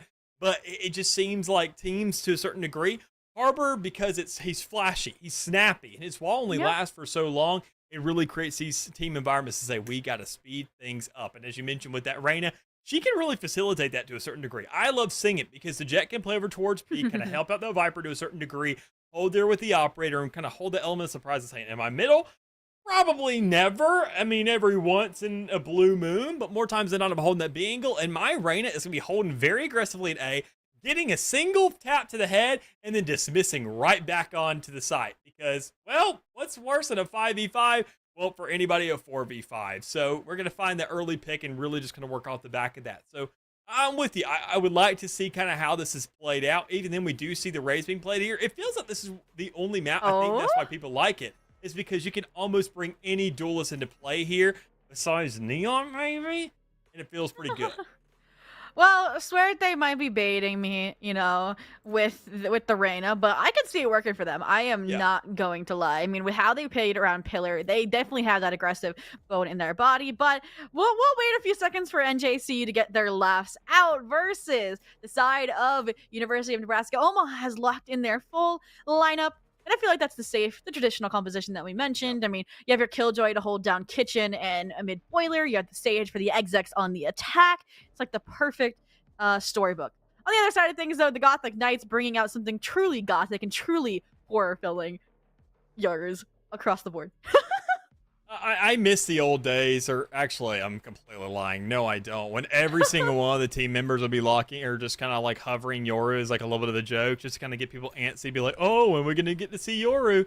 But we've seen so many changes now, and Yoru's actually become viable on a couple maps, if not a primary pick, at least for bind. So it's been outstanding to see that we're not really hungry for it anymore. We're not famished. We are literally like, we're in a stage now of Valorant where he is feasible and actually usable, but he's not going to be seen right here. Instead, we're going to be going with the Harbor and the Viper, the double controller setup for NJCU. And this is why I love these teams, man. They slow things down. They know how to kind of play off the back of that. and they cut off every single sight line to where they force your duelists to take those one-on-ones because they create like their own little pseudo ISO ultimate where it's like put up 2 walls, line 2 of these people together, and make them play chicken. I mean, yeah, you get that benefit by just confusing your opponent, but you don't lose kind of that safety of a plant. You know, the barrier orb from Sage used to get the plant down. The Harbor Cove is consistently used for the same purpose. That when I first saw it on the new Icebox teams pick Harbor, it made so much sense for me that that's where the substitution role is. If you don't want the double Sentinel, you run the double controller, but don't lose that functionality. For now, though, I mean, we're gonna have to get into the game to see what the action is. And, I mean, a 3-2 split. I mean, it's consistently kind of normal to pair your Viper and your Killjoy together on a site. I mean, you do it on Lotus. It makes sense for it to be here on the B side as well. I mean, just seeing the way they're already laying this thing out already, kind of that little Star Wars lineup. Lightsabers not really clashing just yet, but on 2 opposite sides of the map, knowing that eventually, inevitably, we will see those things come to go ahead and knock them against each other. But as it stands right now, an early push coming out towards the B site, it's a little bit of a curveball that a lot of teams don't really see coming. They expect it, but they never really set up for it. Because, well, more times than not, you're going to be hitting that A site. You like to go for the close quarter because that's what A is set up for. But when you buy a bunch of ghosts, B seems a lot better. Oh, but what is this really quick rotation coming out from the University of Nebraska Omaha? All 5 members here on the B site versus Spike, and even 2 players have crept all the way through A, about to get to spawn even screens to start denying these rotation points, and it's going to look scary, I think, here for this retake. 5-on-5 likely. Huh? Huge here for NJCU. So much space for free. We talked about them juking out in that last map. Good God. They just took it to the next level and completely broke UNO Black's ankles in this first one. No, completely. Now, at least they have multiple positions for these players, but Justin gonna be the one to strike first here. Now the post-plant utility starts lining up to knock him down, but Suerte's position... No way! What? What just happened? Suerte thought they were on top of it, quite literally being in the elevated position to nest, and right below their nose, the Sage ninja diffuses. Literally, like a hunter in a stand, just straight up cannot be sent. It is wild you let that go off. Hear that audible. Nobody's seen it, and even better yet, you're at a point to where Sage is the last one standing. It's a pistol round. People usually just press the W key, and you don't even have the idea to check it. I mean, they're like, Shock Dart lands and gets a kill. They probably thought it was the person that got Shock Dart killed that was diffusing, right? So you don't hear another tap, you think you're good to go, and then suddenly you have lost the round. But for now, looks like they want to change things up, head to the B site, make sure they can try and get this round recovered. Brownie again leading the charge here on to Yellow, Deagle in hand, and this Viper Harbor combination is going to at least let them get the plant down in a little bit of a non-defaulted position. And the price in a round like this don't really have all the weapons to work with, but still having the placement and having the spike down. So that's going to be enough of a benefit to work out for him thus far. But you don't really have the weaponry to play for these long range. You can already see Brownie trying to hold that top yellow, looking to alternate these walls back and forth, trying to go ahead and capitalize off the back of that, and making sure to just prolong things as much as possible. That barrier orb that you mentioned, going to go ahead and close things off. Let Sage have that free real estate and give him enough space to really find something until Justin here on the lap, able to go ahead and really put the pressure on, and in that 1v1, maybe win it, but just not close enough because, well, those guns we talked about, that money, it comes in handy when you have a better gun. You're with me. No, completely.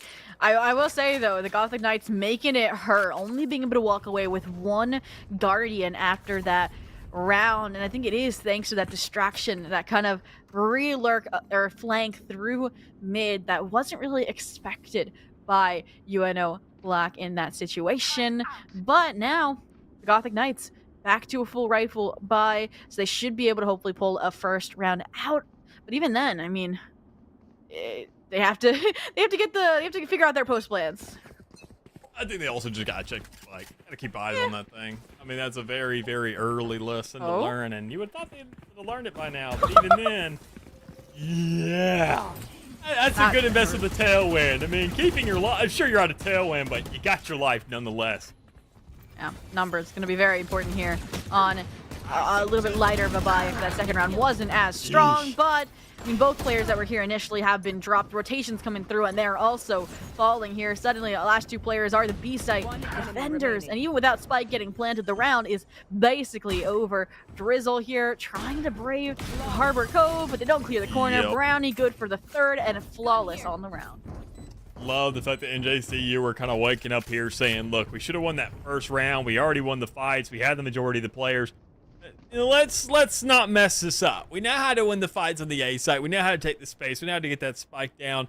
And finally, they inevitably checked it, or at least got the player they know was on the spike, if that was even the case for at least a millisecond there. So already getting themselves on the board, carrying all those guns over, honestly putting UNO Black on the rear foot here, considering that they're the ones with the half armor. They're the ones that are kind of looking for these iffy fights, and a singular player going for the Bulldog as well. So, I mean, good lookings here, knowing that flawless, that economically, that sets you up for a really long time here, at least for the next 3 rounds, knowing you have some level of insurance to work off the back of, and you're not going to be too stressed for anything as you're starting to build these ultimates up here in the early game. Yeah, but this is the first round, and JCU really is trialing mid here, trying to challenge the Killjoy here in Kitchen with their utility, with their positioning. We'll see if Joker is able to deliver here, swapping over to the Killjoy role. And, I mean, look at how divided the players are for the Gothic Knights. This is the default in an enemy spawn. And something you don't see very often because it can go very wrong very quickly. But knowing the discipline we kind of admired here at NJCU, I think this is one of the few teams where you can actually expect them to say, hey, we can push up to these lines, maybe find a kill and actually back up. Problem is, if you don't win that first fight, it doesn't really matter too much. Completely. And now that they have had a player fall, they can't take their chances. They can't spread these forces thinner. And even the clock is against them as 30-second threshold is fast. They're not going to take their chances like they did with Suerte in Nest. Last round, the spray is coming through on top of it. Brownie adding insult to injury, finding Sync here. So, now, you've got to reposition. I like the buddy system here between Brownie, but even then, Ivory's only good for the trade. But now, settling in to this 2v2. No real post-plant utility this time for the Gothic Knights, unless the Viper has some snake bites still tucked away. The answer is no here. So, Sora, gonna try to be the distraction, gonna try and force out some of this utility, this Cascade, but that's really just allowing the Killjoy to stick and allows them to isolate the fights to get the defuse. Big sense there from UNO Black, knowing, I mean, already with all the cards stacked up against them, the Sentinels, if there's anybody who's all about controlling the site and holding things down, is the Sentinels. Thing is, it didn't even come down to their utility, though. It came out to outright gunfights, expecting them to kind of play around that spike. In JCU, expecting a little bit more stress to come through from UNO there to kind of make a falter and really fall short of kind of getting that space off. But even then, understand that Sage pushing things up, kind of getting aggressive into the face of these players, something you're not expecting, but differentiating and deviating that crosshair away from the spike and really causing that stress once more out of this attacker side to kind of know which angle to check and how to win those 1v2s and 1v1s. That's your best chance there. Make sure the crosshair is off them when the swing comes through, and they can't shoot 2 places at once.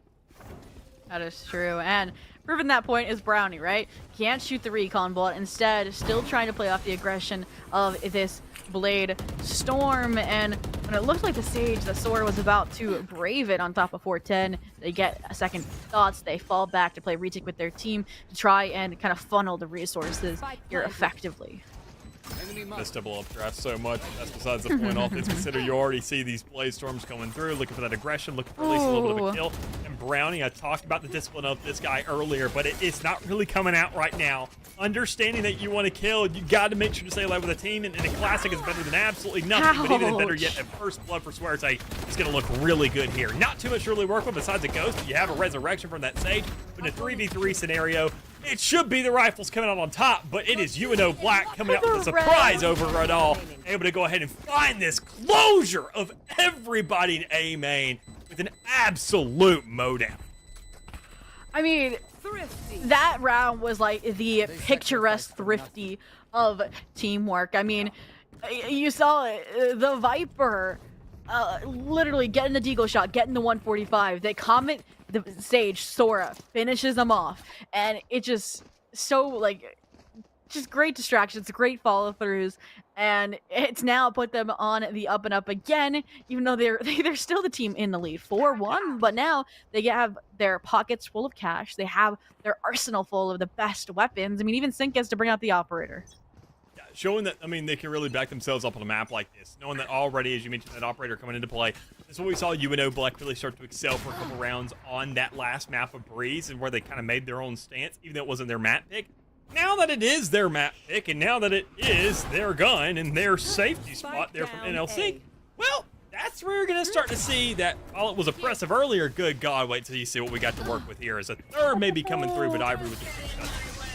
Yeah, I really thought that slow orb was going to be perfect for kind of the shutdown of this A exec, but the kneecap's getting dropped, the pit as well. But, I mean, look at the Hunter's Fury doing a good job of forcing Ivory's hand, not allowing them plant, allowing the flood of players back into the site. And that's not all the utility. Shock Dart, Swarm Grenade, Snake Bite, you name it, it is there, and it feels like too much for Ivory to handle. They dip, they head B, while Swahili tries to feign this A presence. Love the way they played that. Just going ahead, using the Hunter's Fury just to deny that plant, elongate that a little bit, and then your teammates are already so close to sight, they're expecting, okay, this is a cross-map attempt just to go ahead and stall us for a seconds. No, it's setting up that space for you to back up so they can move in because they're already there. They're already revving and ready to go, but already still, that Viper's Pit also gets dropped as a consequence. So a big investment there for NJCU just for not really to amount to anything. Yeah. And now the 3v1. Those are snake bites to work with, but not sure if there's enough time to buy, especially when Drizzle's sticked it to half already through the toxins. And I mean, you don't even need multiple people to swing that.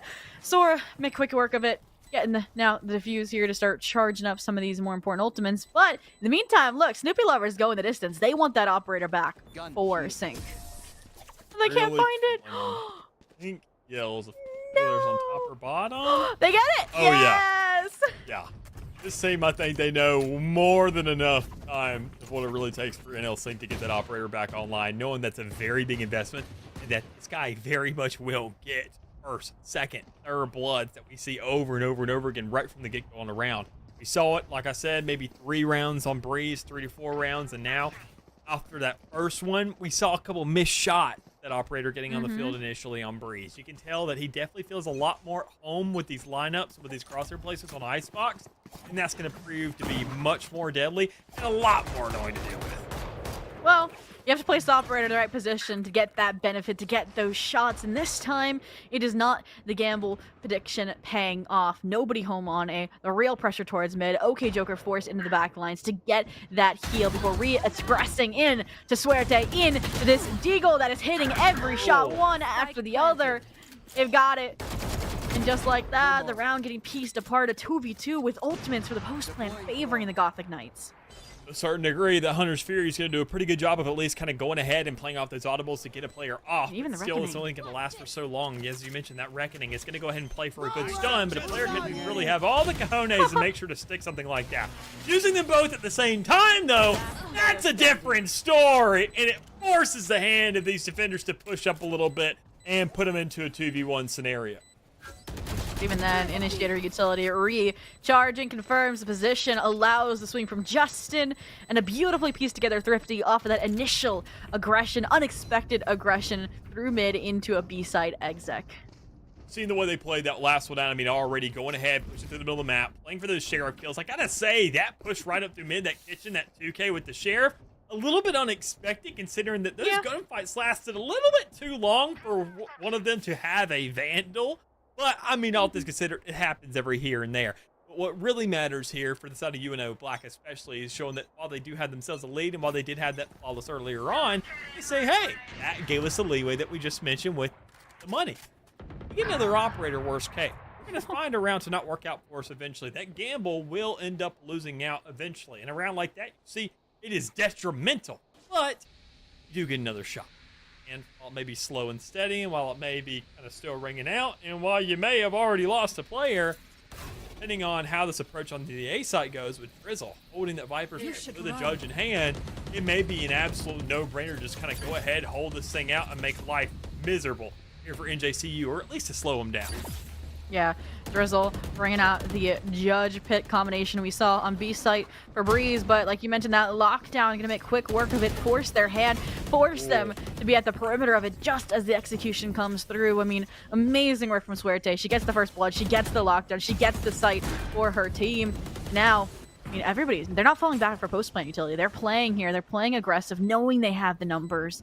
And we'll see what UNO Black can do to get their way back onto this site. They got water surrounding them. They got nice, breezy, cool glasses just kind of going ahead and filling up their souls here to kind of hold on to that site and have the confidence to really play this thing out. But knowing it's in a 3v2 situation, you already got the high ground, Anakin.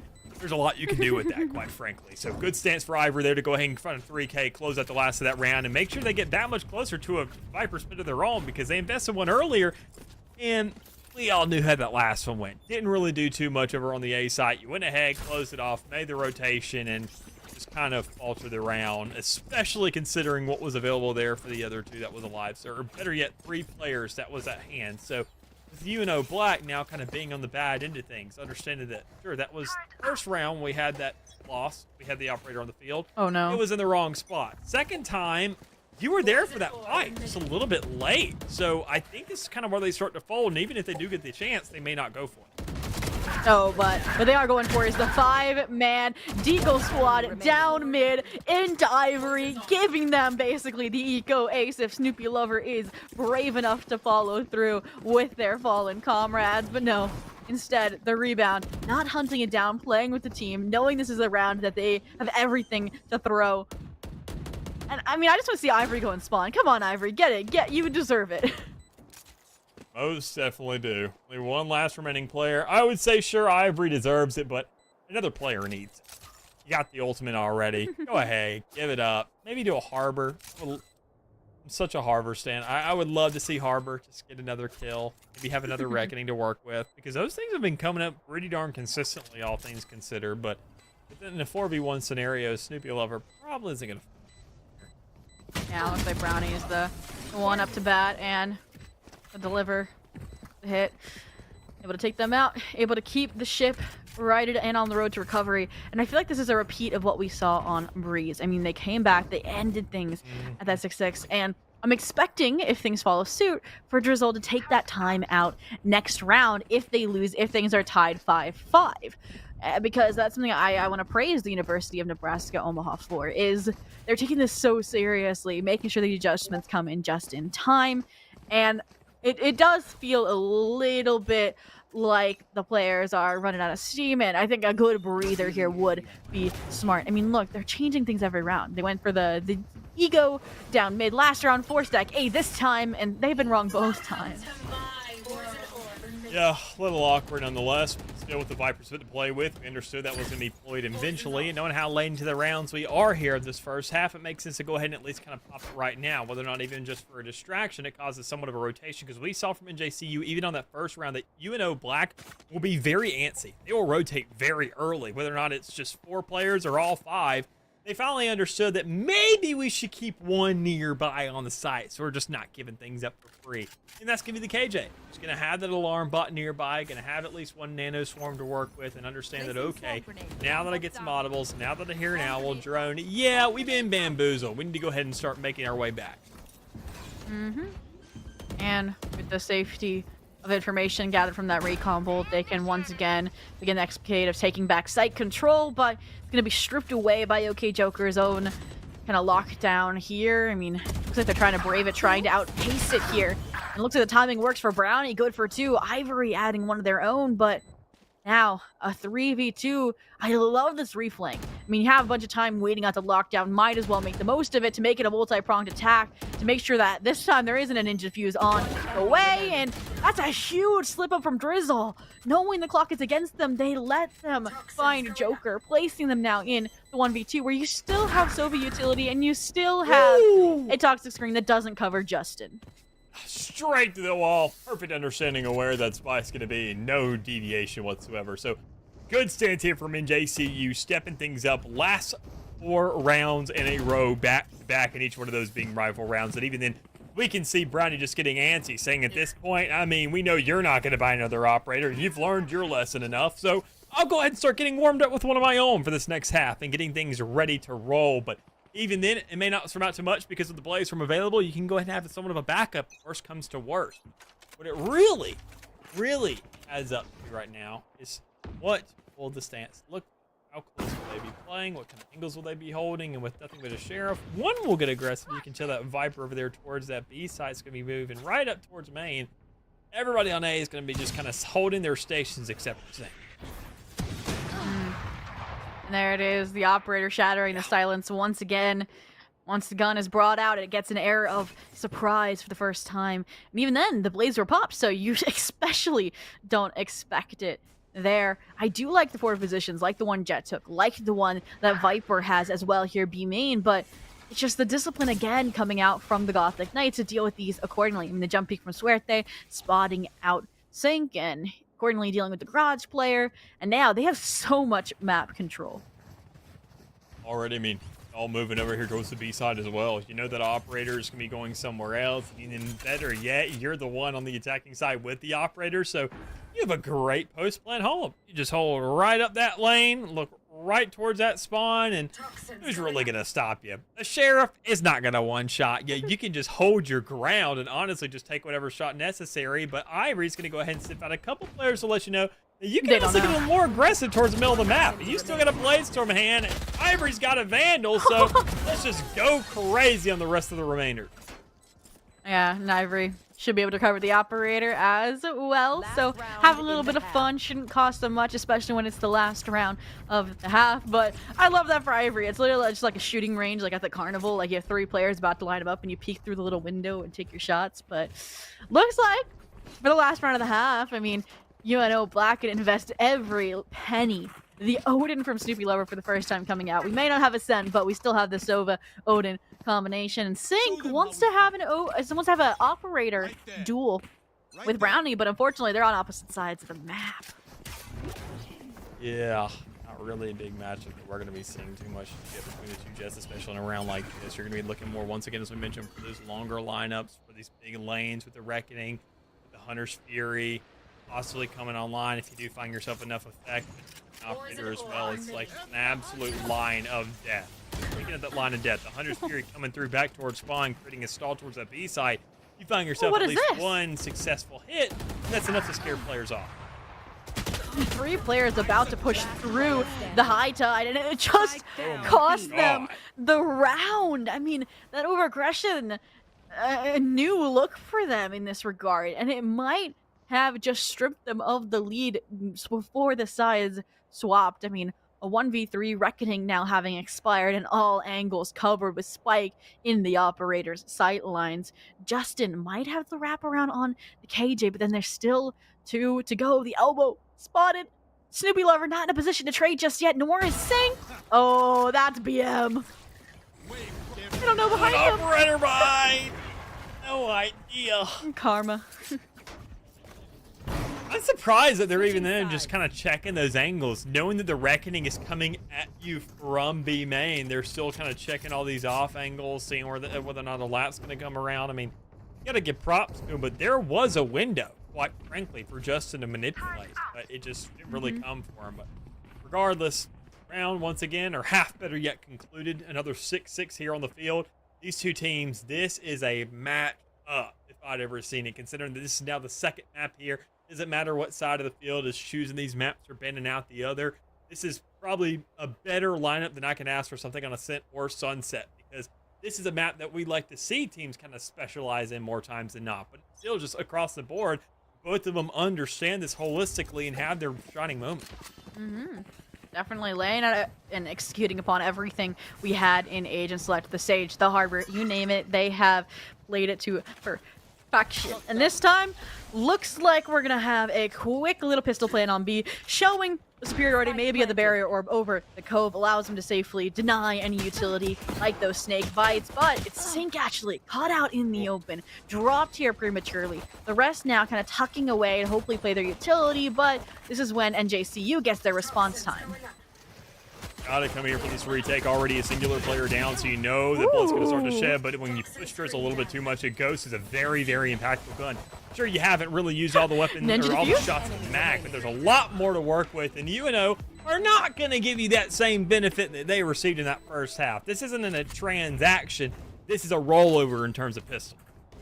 If we got a ninja defuse for a ninja defuse, pistol for pistol, that would have just been the cherry on top to our statement of them being evenly matched. I mean, it would have been a little bit too poetic there. So it is kind of fitting though that Sora is the one to kind of dethrone that theory, to push through the high tide, now allowing the team to get these full weapon investments. I love the Bulldog, I love the Guardian as well, so that if you can have a kind of a 2+ person success story, you have a bigger weapons to combat those Vandals. But let's get that far and make sure NJCU doesn't thrift to you first. That's the big thing here. I mean, how many guns will you hold on inside this round? How much will you really invest in the meantime? And Owl Drone already going through and letting you know who may be residing on the other side of that wall, or even in there towards the opposite side of yellow. So just looking to play things slow. Don't want to give anything up for free, because even though they're probably not running full guns like you, there's still a chance of a sheriff, maybe of a shorty, and you don't want to give up these Bulldogs because, well, they're pretty darn expensive considering they're at the lowest grade of the rifle category. These can still really make an impact in a round like this, and better yet, win a round on the next one if you play close enough. But not really liking how that B exit going. Rotate over to the A site, rotation over into Brownie, and the Deagle shots landing here. Luckily, they get that little TikTok plant there in Nest, but if there's no players left to defend it, it might not matter. I might have cast a curse to them in the pre-round because it is a 2v1. But Justin, no, has only a classic, so they're able to wrestle it back. Joker's heroic moment, saving what looked like it could have been dangerous when it was a 4v2. Still, I mean, regardless of a round like that, you're not only just kind of disappointed with the result, sure, with only 2 players remaining, but knowing that, I mean, there is at least somewhat of a nice light to shed on a round like that. Joker managed to get 4 kills there, which is very big in the long scheme of things, knowing that that lockdown is extremely expensive, and knowing that your KJ doesn't find nearly as much action as your Viper. So those lockdowns are that much more impactful, and knowing that that's on the attacking side can just overwhelm and completely take that A site for free. It's pretty good to find that emphasis early on to know what ultimates you want to keep your eyes on and how you really want to start to feed these orbs to a particular player. This time, though, Brownie trying to outpace the planning of the University of Nebraska Omaha, and they do just that. Granted a first blood, but they don't expect the backup. They don't expect Sora, and a little bit of an overzealous orb collection. So now they're kind of back to square one, back to a 4-on-4. I do wonder how Sync got past this turret, but I'm guessing a cloudburst that's been deployed is the answer. More than likely. Back to slow and steady is the name of the game. Player down over there towards B main, and orb sacrificed in the meantime, at least the greater good on the side of UNO Black. Comes down to just how are you going to play these rounds? Are you going to play this pressure? Are you going to work with the gun that was just handed to you, and can you really just overwhelm the site with that? That's a big question. That's a big task to handle, but maybe doable.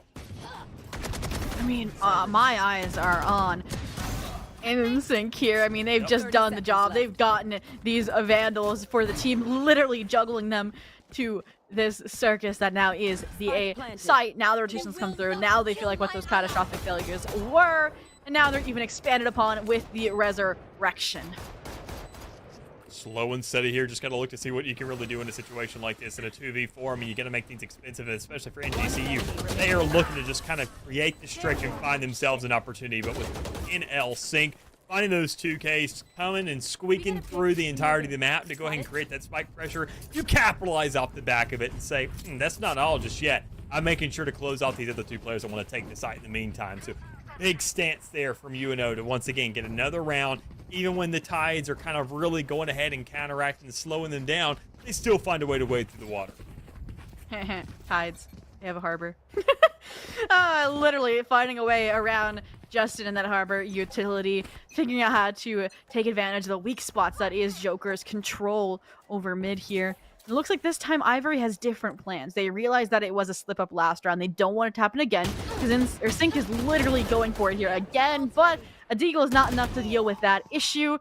Same's true for Justin over towards B main, and it does feel like NJCU is just kind of throwing themselves at them one after another. I mean, what else can you do on an eco unless you have the blades like a hero like Brownie? But no, just like a tragic tale, they find their end, and it's a 1v3. Seeing really what's going on here, all things considered, in a 1v3 scenario, you just can't really count on too much in a 1v3 situation. So Healy could definitely do it, all things considered, but I mean, this is a player that was kind of lackluster in that first map. Wasn't exactly there. We talked about the defensive hold on the Cypher, got shut down on too many situations, and kind of been a bottom fragger so far here in this map too. So not really the player you're advocating or cheering on for, but if it's your only option for NJC, you give them all the spirit you can. But with that spike already down, and even then, the player's allocated back towards main, Audible is just playing out for you. And a full kit of util, sure, there's not really too much you can do with that. You can only cover yourself so much. You can only swing yourself so much. And if you are a Sova, you can swing for kills. But if you're not a KO, you can't flash for him. So you're just completely exposed for Sorosaurus to go ahead and close you out and find the double digits for UNO Black. Ooh, the timing there of the very orb expiring. Sora ready for the swing. I mean, what more can you do?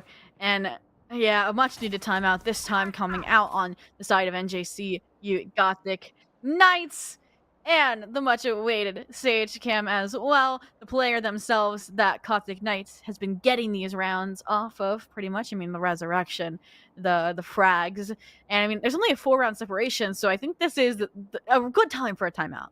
Yeah, I think it's a pretty good split, all things considered. Not really too crazy, definitely feasible to a certain degree. I always like to say that when you look at a round difference between two teams, you can just go ahead and divide it in half, because keep in mind, you know, the back and forth of the economy. You're going to have ecos, you're going to have full buys, and it's going to be a lot more easier, obviously, on those anti-ecos, but already seeing how things are playing out. NJC, you were just trying to kind of figure out where their place is in this map, quite frankly, because their defense is what started to feel a little more lackluster on Breeze.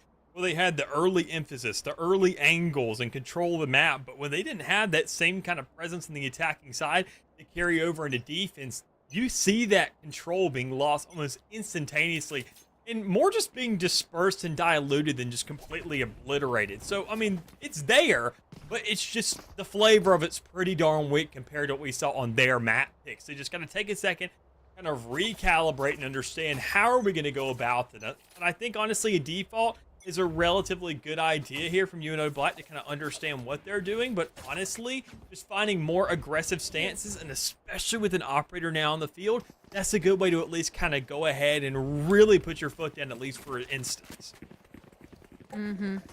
But I mean, you saw it, the operator again getting picked up. Another way to put their foot down air on the B site defense. Luckily, looks like UNO Black headed back towards the A site here, coming out of this time out. And they have showed no signs of stopping the momentum. They're rolling forward. They've already gotten the double digits. They're already challenging backside on top of the barrier orb there for protection. Don't think they'll expect the reposition from Sync, but the timing is not there. But even then, the player's on site, on the ground level, delivering. So now Brownie with the operators, one of the only retake forces left. Strike that, the only. And Joker delivering so much in the later half of this game. Yeah, there's that gamble that you lose, and the operator just kind of goes to sleep pretty early, or at least while the player may not be dead, the opportunity to go ahead and find that first pick definitely is. So it's just completely relying on players just hitting their shots and finding their presence, and if that doesn't work, well, we see this exact situation. Nothing to really play off of besides a couple of airs, setting all these hands. Maybe some half armors if you're opting for it, but you don't want to kind of be under 2K at the end of the day, so you're looking to go for halves or nothing at all, which we see under the jet. It just stinks to see these kinds of situations. And knowing UNO Black, not only do they have this presence in terms of the guns, but they have, a player down and 3 ultimates. Are we going to see a repeat? Drizzle? Oh, no. No 4K this time from the Viper. Just one. Boot. Snoopy Lover gonna go ahead and trade them out here. Brownie with this, jitter step is insane, dropping them like flies. No way. In the meantime, they get the plan down, but Sora's forced to play hopscotch around this Hunter's Fury. Instead, they pull out the last resort, the lockdown, to try and pull themselves toward on to map point. We'll see what they can do when they have enough time left. So that is a huge investment considering that you don't really have numbers. You're just looking to prolong things out, and that's not going to have the most impact in the world when it comes around to time. You are going to have a lot of overwhelming pieces of utility being thrown at you, and sure, you can delay for something, but somebody's going to stick back, somebody's going to push, and somebody's going to defuse. And that's going to be a thrifty round on the board for NJCU. An outstanding look for them, making sure that, sure, that last round after the timeout didn't work out all that well. Maybe they weren't even discussing that round. Maybe it was that one right there that they were getting ready for as a little bit of a curveball to be thrown. I mean, I thought that timeout was going to be it. I mean, you lose that round. Now you're on an eco buy. Now you're on the precipice of map point. And then they repeat what was a disastrous kind of push out. The last time we had 5 Deagles go mid, and this time it goes in their favor. It keeps their fighting chance alive here because this is a map pick that could send them packing for week 2, and Brownie says, no, we are not going home just yet. Gotta keep things rolling. At least make this game prolonged. That's really all it comes down to. When you look at these kinds of competition days, if you're a team, I mean, win or lose, obviously, it doesn't really matter, but making it close, that's what's really important. Making every round worth it and seeing what your team looks like when you really stretch yourselves thin and go the distance. But already getting these reps in, finding these rounds over and over again, NJCU starting to show their resilience here. Not only just the discipline that we saw earlier on, but now really kind of saying, look, we can bounce back if necessary. We weren't really in that situation in the last one, but here, they're kind of really showing maybe a new couple shreds of light, I'd say. But depends on how bright this can really shine, because if they can find themselves one more, woo, that's going to be outstanding. Yeah. I mean, they'll basically break the economy for Gothic Knights, set themselves right for at least that 9th, and then it's just kind of a repeat, making sure you can keep this comeback alive. Unfortunately, though, 5v3 here for UNO Black, showing no signs of life. I mean, even with this Hunter's Fury, they know exactly where the player is, and they're the last alive. Luckily alive, because Joker got a 2K off of that. A 1v1, and what seemed like it would be a resounding Gothic Knights round success has found UNO Black their map point. Altering. That was the round you needed, quite frankly. I mean, not just for the sake of economy, seeing how things are still kind of a little bit iffy and all over the place for these guys, knowing that still they have to force up whatever they can. They don't have the luxury of holding on to stuff. They didn't really invest anything in that last round. I understand that you feel comfortable. You know you have the lead in terms of man count, so you don't really invest in ultimate or anything. But still, knowing that you can kind of spread these things out on, back and forth, I think it's still feasible to say, or at least acceptable to understand that you can play those in those situations to kind of make sure as a guarantor to get around. We saw that on Breeze when they were ahead, but when they're behind, that's something we got to really take note of that they may be afraid to do. Now, it does look like Gothic Knights are the ones who are afraid here, not really wanting to take these initial duels, wanting to play more for the retake attempt, trying to be that final kind of guaranteer that you've mentioned for the team, gets dropped really early on, and now you see the interaction of these ultimates, the lockdown to try and deny the space gained by the pit. Unfortunately, I don't think the barrier, the edge of it was covered, so they keep the pit up, they keep the barrier orb up, and they get the recharge on the initiator collection of information, so they should still be good for a solid plant. Nice patience here. Even Snoopy Lover adding frags on. Here 30 seconds on the clock. I mean, we have been sitting these same exact stances for at least, I want to say, 25 seconds, and it looks into almost a minute with just more ultimates being funneled out, more delay going down, and on a round to where you're just trying to really just get desperate for whatever you can really surmount to, and it just seems to be nearly nothing. 13, 12, clock keeps going. Spike's got to go down. I think it most definitely will, but if you throw at least 3 players on, 1 player off, make sure you get that spike, make sure it's delayed. That's all you need. Run away, and you win this thing out. I mean, 1 second for 4 kills, a little hefty of an ass. Drizzle only able to get 1. Suerte good for the trade, and Suerte definitely describes the situation they are in. Getting lucky, getting to now fight for the 9th in this 21st round, and it's just They are fighting tooth and nail, Mick. They definitely are. I love to see it. Knowing that still we're at match point, Black, sure, things have happened, but I mean, look at that last half still. 5 rounds surmounted in a row for NJCU. So they've done it before, they can do it again.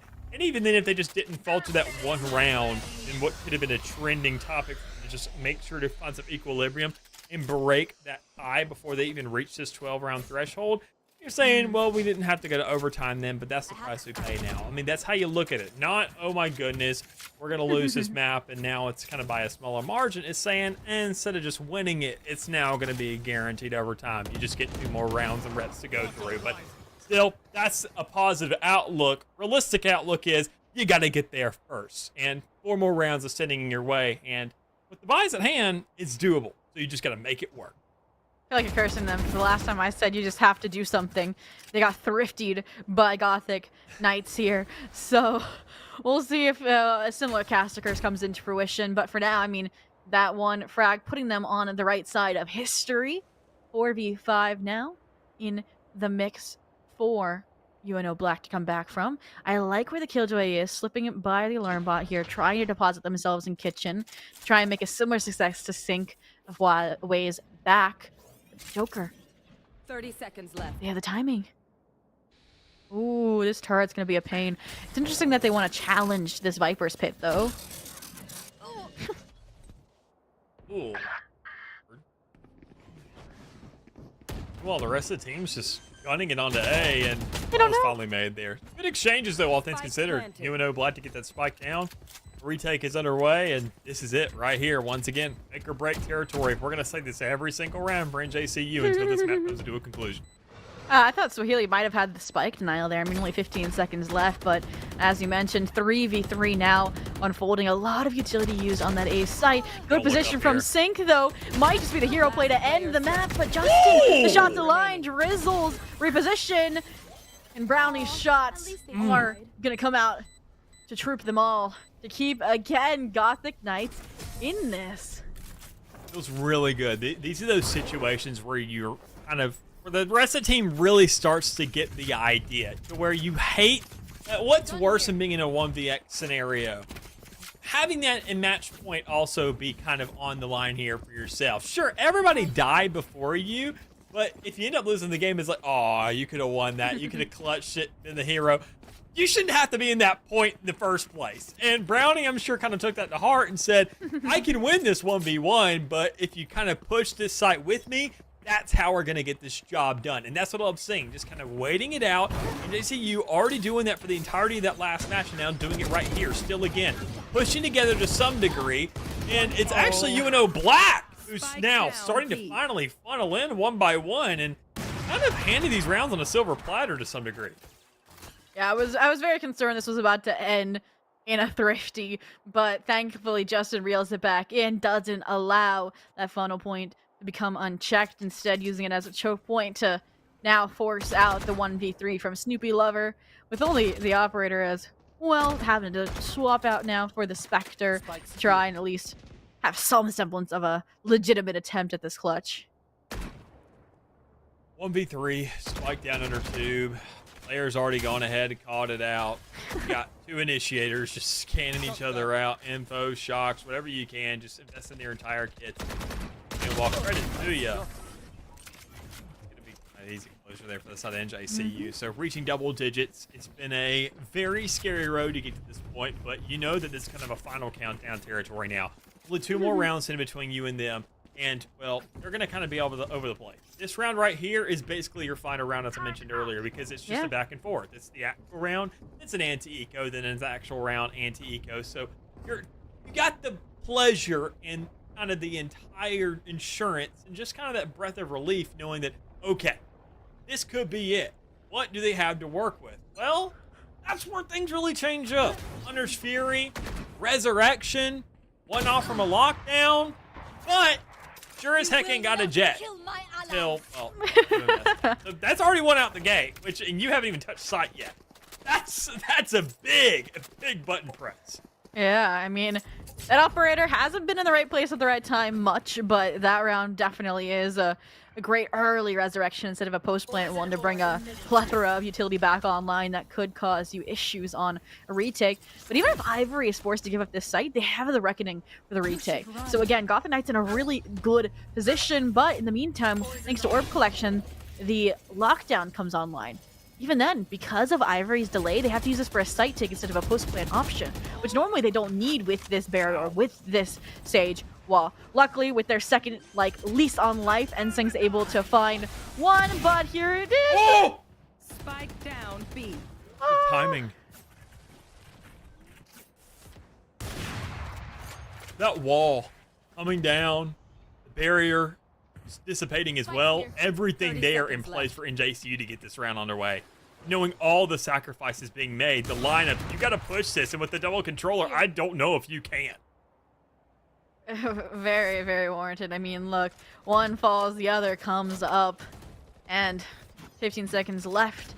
I mean, just the delay power from Gothic Knights has been so fruitful. Now you have to get aggressive. Now Drizzle has to pave the way. And oh my goodness, Yeah! spray transfer from Justin might just send them into their 11th point. And last Joker, Oh my 2 God. seconds away from disaster. Joker. My heart almost just stopped. swing that. I cannot be that close, bro. The fact he won that fight, too. It's, understandable to a certain degree, but even then, that wasn't the last round. You gotta carry these guns over. I mean, usually, sure, if this was getting to overtime, right now, I'd be like, okay, that makes a little sense. You can kind of go for that. One player still needs to hold back. But regardless, you don't swing that. They're like, I'll trade you. No, don't. Yeah, let's not. There are And no it's too trades here. This is a one-sided affair, and I would like to just mitigate all of the collision. Well, and like you mentioned, last round before overtime, so full investment, no deeks, no saving, and even the blades for Sync on line here, trying to be that hero player again like they were on the entry last time on B-site. They should learn from history. They should realize that they can't just stick this plant Sora solo on HP. A single Hunter Shuri Bolt will get the job done, but it's Sync actually to find themselves at the receiving end of it. A 5v4. Kind of slow on the side of Gothic Knights, waiting for any aggression, any response from UNO. Oh, no. Placing swamp grenade. Waiting for full member presence here, waiting for every player on the team to really be on site and able to play this out, but that's not going to be the case. Already going ahead, looking for trades, 3v3. A big collateral coming through for the Hunter's Fury, but this half stick going through. You know they're going to spray this thing out. Somebody's going to swing, and Swahili's going to be there for not just one, not waiting for the swing, and finds the double, but it doesn't matter. The spike went off, and OT is inevitable. Switching sides. Overtime. Oh my goodness. Such a close game. It's only fitting for it to go all the way into overtime. And I mean, look at that scoreboard. Streaks of 5 rounds tied in a row by both sides, breaking the streaks of the opponent, figuring out, just somehow adjusting to meet them. And Brownie's on for a 30 bomb versus the other team is so even across the board. It isn't a joke matter, no pun intended. And I mean, this is when you start to question, what do you change that you haven't changed before? That's a big question, honestly. I mean, that's $1 million question. It's still, I'm surprised now the team really decided to take a timeout, or obviously looking to just kind of go ahead and be outright right off the get-go. Because when you get these situations, you know that, okay, obviously everything's evened up. But looking at the streaks and how it's both teams just kind of finding these strings of rounds, it kind of makes some leeway here to say it may just be a really fast OT, because we found 5s. Strings of those on both sides of the field. Surely they can just do it once on each. Yeah. Joker, though, trying to end things that they should have a long time ago. Getting their first pick in the round here. I do like how deep Ivory is. It's an unexpected position, but Joker is more unexpected with their heroic jump down from Kitchen and Sync. They're dealing with every extremity here right now. Not gonna defuse again. Standing. Not again. Not No again. ammo. Uh-oh. go. We cannot let I think you got a full clip there. Maybe a little bit different. Make it stressful. I think 2 players get cut down, but switching still, sides. UNO having so many Match kills just point. leading into that situation to the post plant, and even then finding that free mow down towards under 2 to get that AJ picked off. You knew that you had a lot of breathing room in that situation, and there wasn't really any stress to kind of get that defense off. And that makes sense because their defense was outstanding. So honestly, now leaning over to their attack, though, I wouldn't say it was bad. I mean, look at the map. They started each half with the like they were able to not only find themselves like the pistols, but they continued that string pretty darn quickly without any real fumbleage going on. So I think honestly, that's why they may be favored in this OT, just because they're able to get to the jump quicker. NJC is good at adapting, but you don't really have that leeway here in an OT situation. You just gotta. You don't have that 5-round adjustment period. Exactly. And with all the players trying to gun their way into this A site, there's a nice rotation from the Gothic Knights, but with this wall in accordance, a plant coming through, no real space to deny, but at least they get a frag for their time, for their efforts. The 4v3, though, the operator shots have to land. Brownie is sure to land them. Swahili, though, and Joker going toe for toe here, just as the high tide comes up to split the crossfire. Now, here comes the Cove, the dreaded Cove to stick to get it into defuse, but that just allows Sink to sneak in to secure the 3K and secure the 14-12 flawless victory in overtime.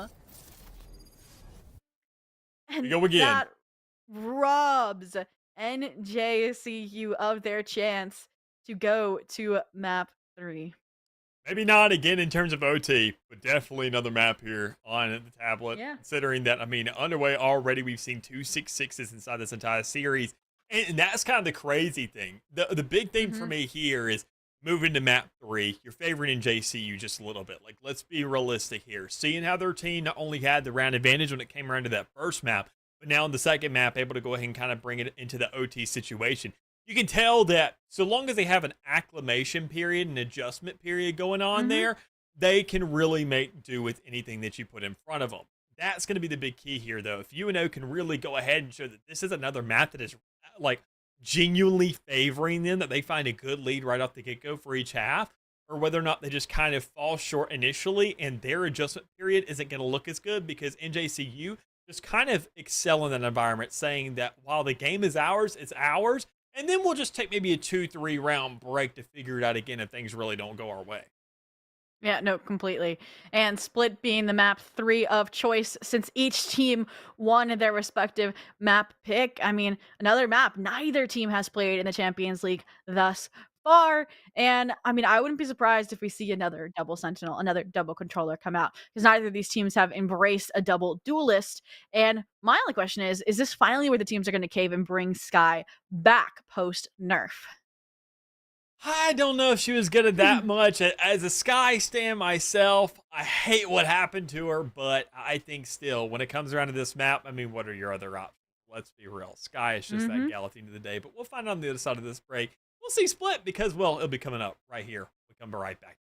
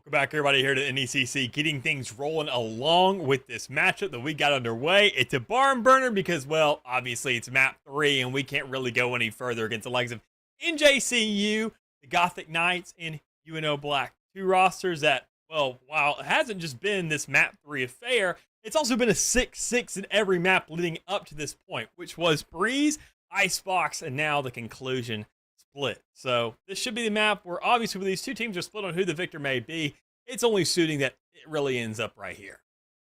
Yeah, I mean, a squad we haven't seen yet in the Champions League, NJCU, against a team that lost a very hard-fought 2-1 battle. So both really wanting this win, one for a debut, one for redemption, and Split will be the battleground to decide it all, where this time they'll be swapping the starting sides. The Gothic Knights starting out on the defense, and the University of Nebraska Omaha starting out on the attack. We discussed what we thought these compositions were going to be: double sentinel, double controller. I mean, I could even see, I could see a team pulling out a double initiator, double controller, and throwing the Cypher out the window or a KJ, but we have no information on what these teams are planning other than what we witnessed on Breeze and Icebox. And Breeze and Icebox has been a different affair every single time. I mean, we saw the double initiator, now we've seen the double controller, at least out of NJCU on that second map. So, I mean, knowing that, obviously, I would say the double controller, I would like to lean towards out of NJCU. I mean, because when you're talking about adaptability, when you're talking about being able to just kind of flex the game, double initiator is more of a aggressive flex, I would say. Meanwhile, double controller is literally, you can go anywhere on the map. You can kind of play anything because you can put those smokes essentially everywhere depending on where you're playing from. And knowing this map specifically, well, you do have Viper presence every here and there. I like to see the Astros and the Omens kind of go ahead and play that double bubble setup. Just working around the map, kind of just going ahead, throwing those things up where you don't really know what to do about them. And because they can literally be thrown through walls at any instance, at any time, you don't really know where your next move or where the next hit's going to be coming from. So NJCU, that seems right up their alley, but you can never really count on that, knowing that, well, if they made the adjustments as we've talked about, knowing they love doing that, they could make a roster change to some degree, or at least in terms of agent selection, that warrants them to just say, let's just maybe be a little more aggressive, or maybe let's slow down a little more, just kind of lean in more towards that defensive start to make sure that we just have our first map that isn't a 6-6 from the start. Yeah, and you mentioned the Astra versus the Omen, and I would love to see an Astra. I mean, the potential they have to be a mid, a lurk player that could be more catastrophic than what we saw out of Sync, out of the Vipers, out of Drizzle on Icebox, and you can still have a concuss, you can still have a Gravel on the spike to be that clutch factor from heaven on a B-site exit. It's just unrivaled, and I miss it because it's not picked anymore in collegiate or pro play.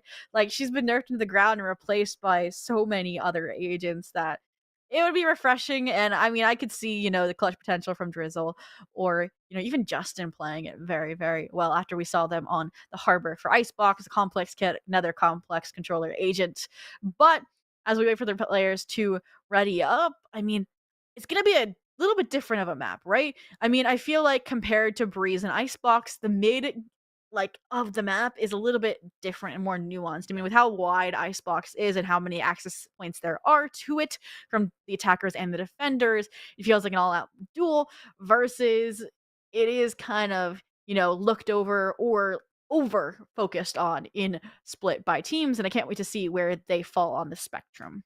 I mean, what we saw on Icebox was just a turret being allocated towards Tube and saying, okay, that's maybe all we're really going to get there. On Breeze, we just completely neglected it and said we go for the rotations. Nobody even really pressured that elbow too much on Breeze. I mean, it was never really touched too much. So here on the map of Split, as you mentioned, it's a focal point. It is literally where teams just say we cannot mess around. We cannot leave this unchecked. We even maybe go for the Sage to kind of just go ahead and throw a barrier orb right off the get-go, and at least just kind of deny that to where they have to break it or make some kind of audible to let us know, okay, that presence is there. They're either countering it or they're just letting it kind of deteriorate, and we're going to put the pressure of the clock on them. But already the Asher being locked in for one side. We didn't discuss the duels too much because, well, it's Raze on this map 10 times out of 10. You maybe get a switch up, at least if you get a crazy player who's a one trick of something different, but Raze is going to be your call in this instance. And I mean, you heard my celebrations. I mean, I even called that Drizzle would be one of the players potentially matched by Justin on the opposing side to be equipped to handle the Astra kit. And I'm trying to figure out why they want the Astra over the Omen. I'm guessing it's because they're kind of seizing themselves to play this double initiator, so they have enough flashes that they don't need a paranoia, they don't need a blind, and they would rather strengthen the post plane on top of the aftershock so that you have a grab well. Versus the opposing side, they're going to have enough utility in the form of the rays, in the form of the paint shells, that they need more flash support. They need Ivory on that paranoia. For now, though, Justin replaying the games of which agent will I pick, and they go that route, then yeah, I am interested in why they're choosing the Omen. When you look at the Astra and you see Ooh. kind of the plays that are being made there, I mean, you see that point to where, as you mentioned, that kind of paranoia versus that breach flash situation where you're saying, okay, we do have those opportunities available to us. You already have so many pieces of utility that are just kind of cutting off those sight lines that it feels a little bit like overkill to be running that Omen, because the only thing you have at that point are those smokes, and that paranoia just feels like another one. So I feel like it's more kind of setting up for a default, kind of everybody can play their own game, where Omen feels a little more versatile. But I don't know if Split's really a map where you do that too much. I mean, you're splitting up towards the middle more times than not, but you're never really splitting across the entire map, because that massive wall that is that middle ground and that is that rotation point to where there's always a player or two allocated to that spot, and it makes rotating an absolute nightmare if you go for a massive kind of 3-2 split across the map. So I'm curious to see kind of how UNO play this, knowing that obviously they're the ones that are kind of playing a little more flexy. NJCU, for the more adaptable team, I could see that kind of flexy play coming out from them, but I don't see them faking too much and really just kind of under-investing on a site, seeing how their retake was for these past two maps where they wait for everybody to be there before they really make a move. I mean, you talked about with the Omen kit, you trade it compared to the Astra for versatility, but even then, it still requires somebody to frag behind it. I mean, a Shrouded Step, you still gotta get a pick after it. It's used more like an escape method. Even if From the Shadows is only good for information or rotation. And we'll have to see if they can deliver here, because they're the first up to bat. I mean, Dark covers out at least to kind of fend off this aggression. Paranoia might be seconds late. No, it's perfectly timed. The players drop to their death here as Swahili, the backup, comes in, and so does the pressure out of stairs. And now the last two players are only those from B. Main, who gets shredded by Cypher utility, and Ivory themselves, literally hearing my thoughts and doubts on them and saying, here's a 4K on the pistol. Big start there from Ivory, already going ahead, being that kind of a more initiation-based controller, we'll say, in this matchup, all things considered. But, I mean, still, that gun, it just comes down to making sure you had the lineups, even a couple of those handed over where you have a player just stepping into a tripwire and not really understanding what's going on there for a second. But all things considered, first round done and dusted behind us. Pistol is now not even a concern anymore. Besides that one pistol there from Ivory, buying the full armor, holding on to a ghost, saying maybe I can pick up a dead teammate's gun and I'll probably get a little more effort out of it.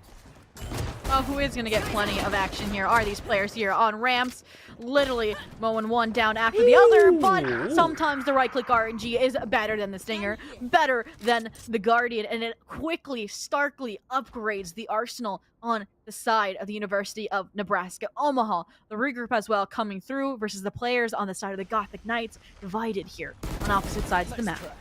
Oh? Understand the fault line, see it there, the aftershock coming through, and it's just an easy call to say, oh, somebody's there towards A main. That's an easy shot to make, and considering how lit everybody is, the calls have been made. The info is known that some of these guys are one shot. The amount of ego going to come through from these two collectively is going to be disgusting. Yeah, I mean, even getting the plant down, though, is beneficial here for UNO Black. They're trying to take the team effort, but that's just the lineup to expedite the end of the round. Even then, only walking away with two of these expensive buy-up weapons for the side of the Gothic Knights could take its toll here in the third round and should kind of set the facts straight for UNO Black to get their first round on the board. We are going to see that Vandal buy-up, likely a result of some of those lighter investments like the Ghost, but the other side of things, as aforementioned, full buys coming out because they got that plant money down. No light shields across the board. Big investments here coming through for UNO Black, but when you expect here for third round, you kind of have to win this thing. It's an all or nothing kind of approach, and considering that even then NJC, you were going for that weird investment to see where we saw a couple of rifles maybe being put into the mix. They opt to not go for that. So once again, we talk about discipline earlier on in terms of how they pace themselves. Also like the sake of discipline in terms of the buys. Not really going too crazy here, going for a little more of like a thrifty, weird kind of half buy setup for the majority of the team. It could end up working for him, just knowing the kind of utility they have to work with. I mean, but this is the first time we could truly see the Judge shine. We saw it, obviously, in the Viper's pits on Icebox, on Breeze, but these choke points can be deadly if not dealt with accordingly. Swear taking to play the distractor here, potentially, with the Deagle. Maybe try and pick off the loose ends if Snoopy Lover gets caught with utility. Out. Darko trying to bail them out, but no, the trade coming through, and as the rest of the team flees, that will be a weapon upgrade here for Suerte. They're not going to get the Vandal, they're going for the Judge, because they realize how fast this pivot into the A side is, and Justin just has to retreat for now. Yeah. Or at least attempt. It's kind of awkward here from both sides, all things considered, back and forth, and even then with the guns coming through, the purchases coming out from the side of UNO Black, knowing that even then the kills are going on the side of NJCU. This stance is going to be insurmountable thus 30 far. seconds left. Great One hold, enemy Spike remaining. still taking control of, and you got to the know that Judge got Suerte's it. there. The Judge kill was made, the drop 35. was heard. Okay, but Spike's in front of them. 35 HP and no shield. They break it with a classic. They actually pick up the rifle. And okay, they get the 3K, they get the round, but I mean, that could have been overstepping a little bit, but I mean, they probably got the comment from their team, knew they were confident in their abilities, and again, a messy round. These rounds are so close, yet they still are going in favor of the Gothic Knights. Wild here, all things considered. I mean, what we had going out from NJCU, seeing the kind of start they had over and over again these last two maps, didn't really have that many pistol rounds over the course of this entire series. But to start things off, not only getting themselves a pistol round, but better yet, doubling down, then even then tripling down and finding themselves a little bit of an iffy buy and still coming out on top there. This is that map where you can really find the value of your utility just because of how close quartered a lot of these encounters are, and you're not really forced, like we saw in Breeze, to really take these long fights. Well, Boy is forced to take a fight right at the gate. Brownie, Judge, quite literally chasing them down here temporarily, but as they escape to their teammates, the real goal, the real pivot to the B side now underway. Ivory getting the chance to shine here again from this Raptor position, but the Stinger proves superior, now leaving the guilt to Swahili, and they cannot bear it either. So a 5v3 as the B site is swarmed by players. Even then though, this Astrolork that I mentioned could be huge in the post-plant scenarios coming into fruition as they're tucked away in mail. Oh, they know. Last player standing. Oh, but they don't know it's a Judge. I knew a player was there. Didn't know what gun they were really dealing with, and Judge is something you don't really expect too much of. But hey, free upgrade. Not free, pretty expensive. Not nearly as expensive as the actual gun itself. Going it from the upgrade of a Judge into a Vandal, but still a good understanding of the situation at hand here. Justin, got to give the props. Even though your entire team has money from winning that last round, it makes sense to go ahead, wait things out, save here, and just kind of hand that thing over. Take a tiny little time out with the rest of your team to say, what have we done right so far? How well have we played this? Because, I mean, it's looking pretty good. What can you do to kind of keep that momentum strolling and find yourself a couple more, knowing that, well, there's somewhat of an actual even playing grounds here on the field? I mean, it could be more even than the economy we're seeing here. It's interesting that the Gothic Knights are considering these lighter buys as well. Swahili really taking the brunt or the short end of the stick in terms of the weapon they will be able to afford versus the side of the University of Nebraska Omaha. They've started to build up these key execution ultimates. And I like the fact that they're going to take them to a more decisive A hit. But then again, they have to get past the Seekers here ramps. They have to get past the Rays and this high-low setup that they have. And even, well, just, that's a team ult. That's gotta hurt. Yeah, that's awkward. Really awkward. Rolling Thunder coming through, not too much of an effect coming out of it. Even then, the user of it gets gunned down, but still, full site control coming away here, at least for the most part for UNO Black. But by the time they actually touch that site, I think they made themselves at home. They understand that, well, they're not giving up for free. They're just squatting. Do you want to dance? I think we learned 2 lessons that round. Number 1, don't breach ult your entry. And Yeah. number 2, Ivory is showing up on this Omen and their kit. That from the shadows was perfect to reinforce the A hold after Justin kind of was forced to take those fights early on to try and support the duelist pressure out of heaven. And I mean, if Ivory wasn't there, that would have been a plant for Snoopy Lover. It would have been a site controlled, and kind of what's given now them the fourth, widening the gap to 3, and now putting the economic disadvantage into UNO Black's hand. Regardless, 4-1 on the board. NJCU holding it down once more. Also following up with the first blood in the round like this. Good exchanges coming through, not only for the first, but able to back up off the back of that. So back we go, and Justin tripling down. So, I mean, 5v1. Round's just started. Good looking. And they know where Drizzle was. I mean, the 24 HP. Unfortunately, the strafes aren't enough from Suerte to keep them alive. So 4v1 now, but again, no Omen. This isn't that controller. So can't recover the spike, forced to save. And it's another round, a very strong round at that from the Knights. Holding things out, sitting in spawn. Mm-hmm. Drizzle's probably deafening up, waiting to see if anybody swings them. The rest of the team's just going to be going ahead and talking out what to really pull off in this next round, all things considered. In the 1v4, you're not 30 seconds left. Already saw the same exact situation earlier on with the NJCU. Just holding out, Justin saying, it's a 1v4, I'm going to hold on to what I got. See how this next one carries on. A very, very well played initial hold going in there on the A side. We saw that initial push, we saw the initial frag go through, the nice little exchange, kind of the back and forth, left. tag team of the initiator and the duelist playing and excelling on that defense in a particular way that you don't see very often. So NJCU, they're just going to keep that up. I mean, seeing the way they've been playing this defensive side, it almost feels like they're the ones playing attack, and it's not even super aggressive either. It just feels like they're taking their fights, and they're just kind of better about playing those swings at the end of the day. So I think UNO Black kind of needs to let them overextend, kind of step those boundaries, and kind of catch NJCU tripping a little bit if they really want to find themselves kind of a slower pace and get just kind of hemorrhage NJCU. But the bigger thing right here is just more kind of find a way to just make sure not to get shut down immediately. We're seeing First Blood start to surround extremely quickly, and it's not even just a matter of man advantage at that point. It's just a matter of confidence. So in that, a lot of people just don't want to take these fights in the first place. Yeah, and here's the response. They wait out that initial fault and initial paint shell combo, kind of repay it with their own breach utility, but Brownie with the showstopper is ready for the trade, and it's a duelist duel to death. Sink the one to fall, and Suerte, like you said, this confidence coming out, just taking fights, running it down, and getting away with it unpunished. I mean, you can see here, UNO Black realizing what has happened, but it's too late, and they're just left with no ground gained. Only a minute left on the clock, and now they have to expend even more utility to re-clear.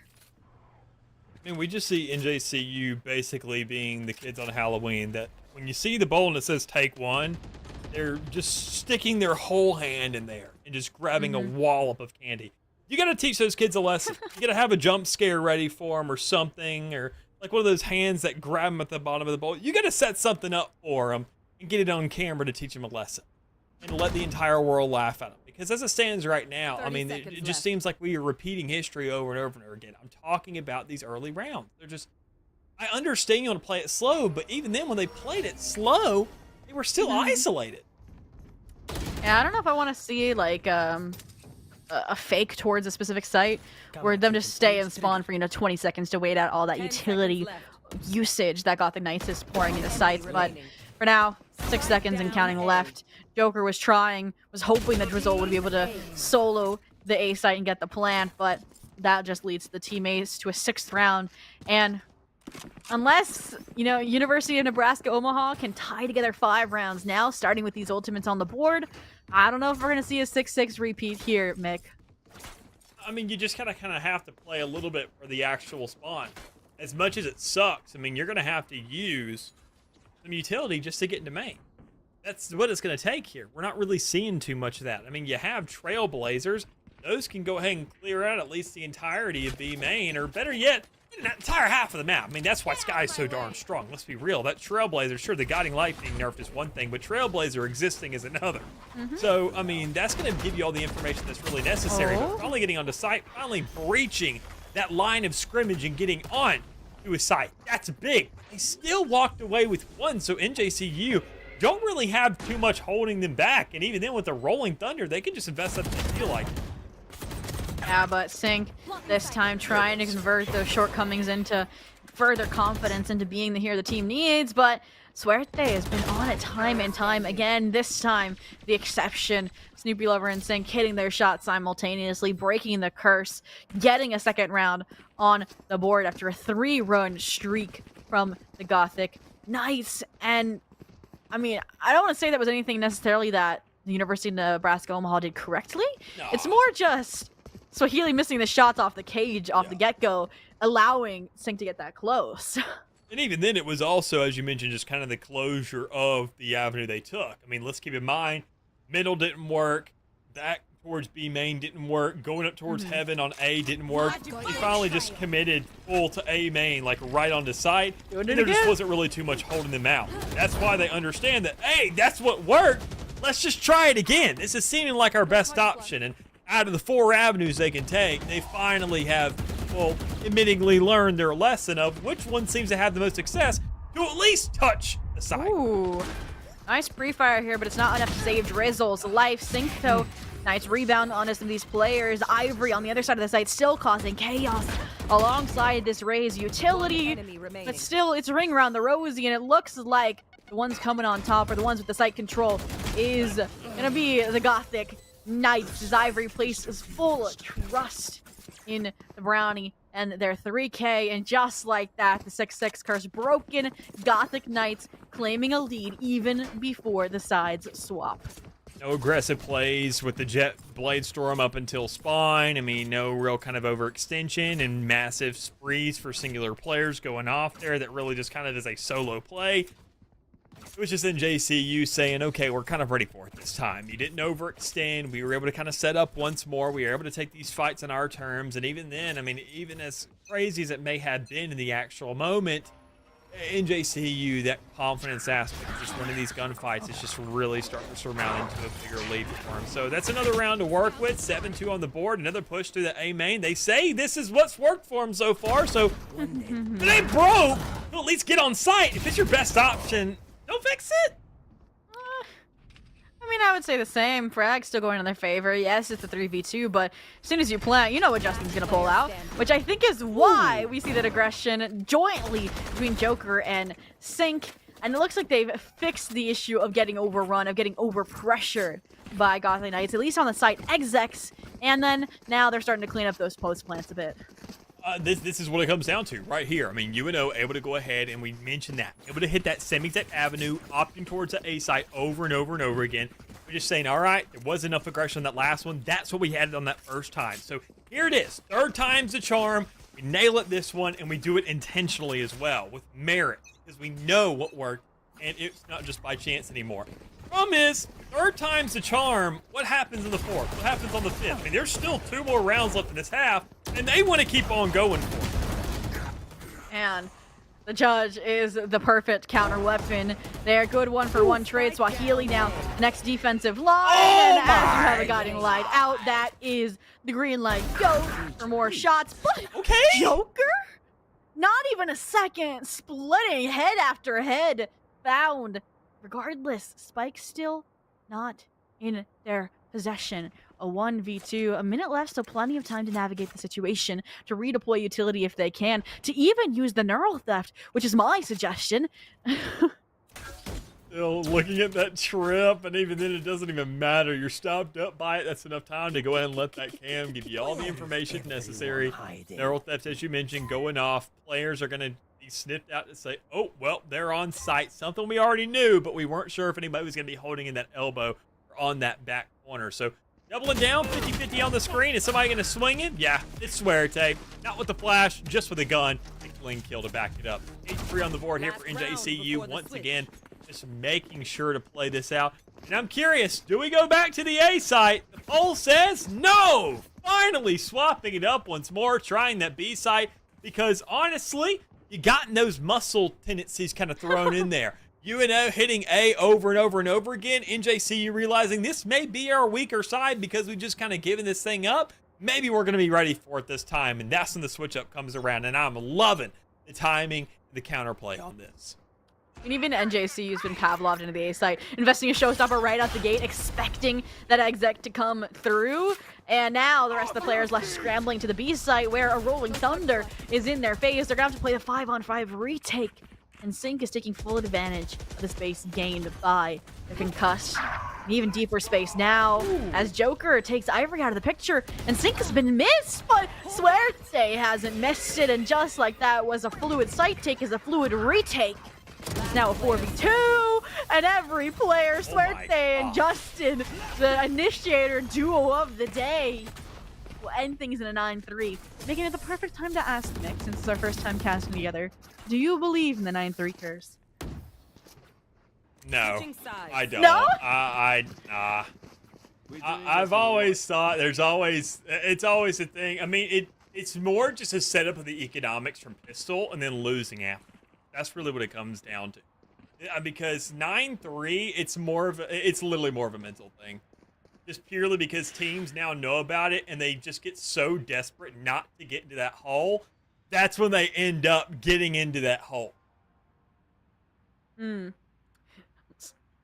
mean, I will be the 9-3 supporters in chat. I will be the copium that the University of Nebraska Omaha needs. I'm already here.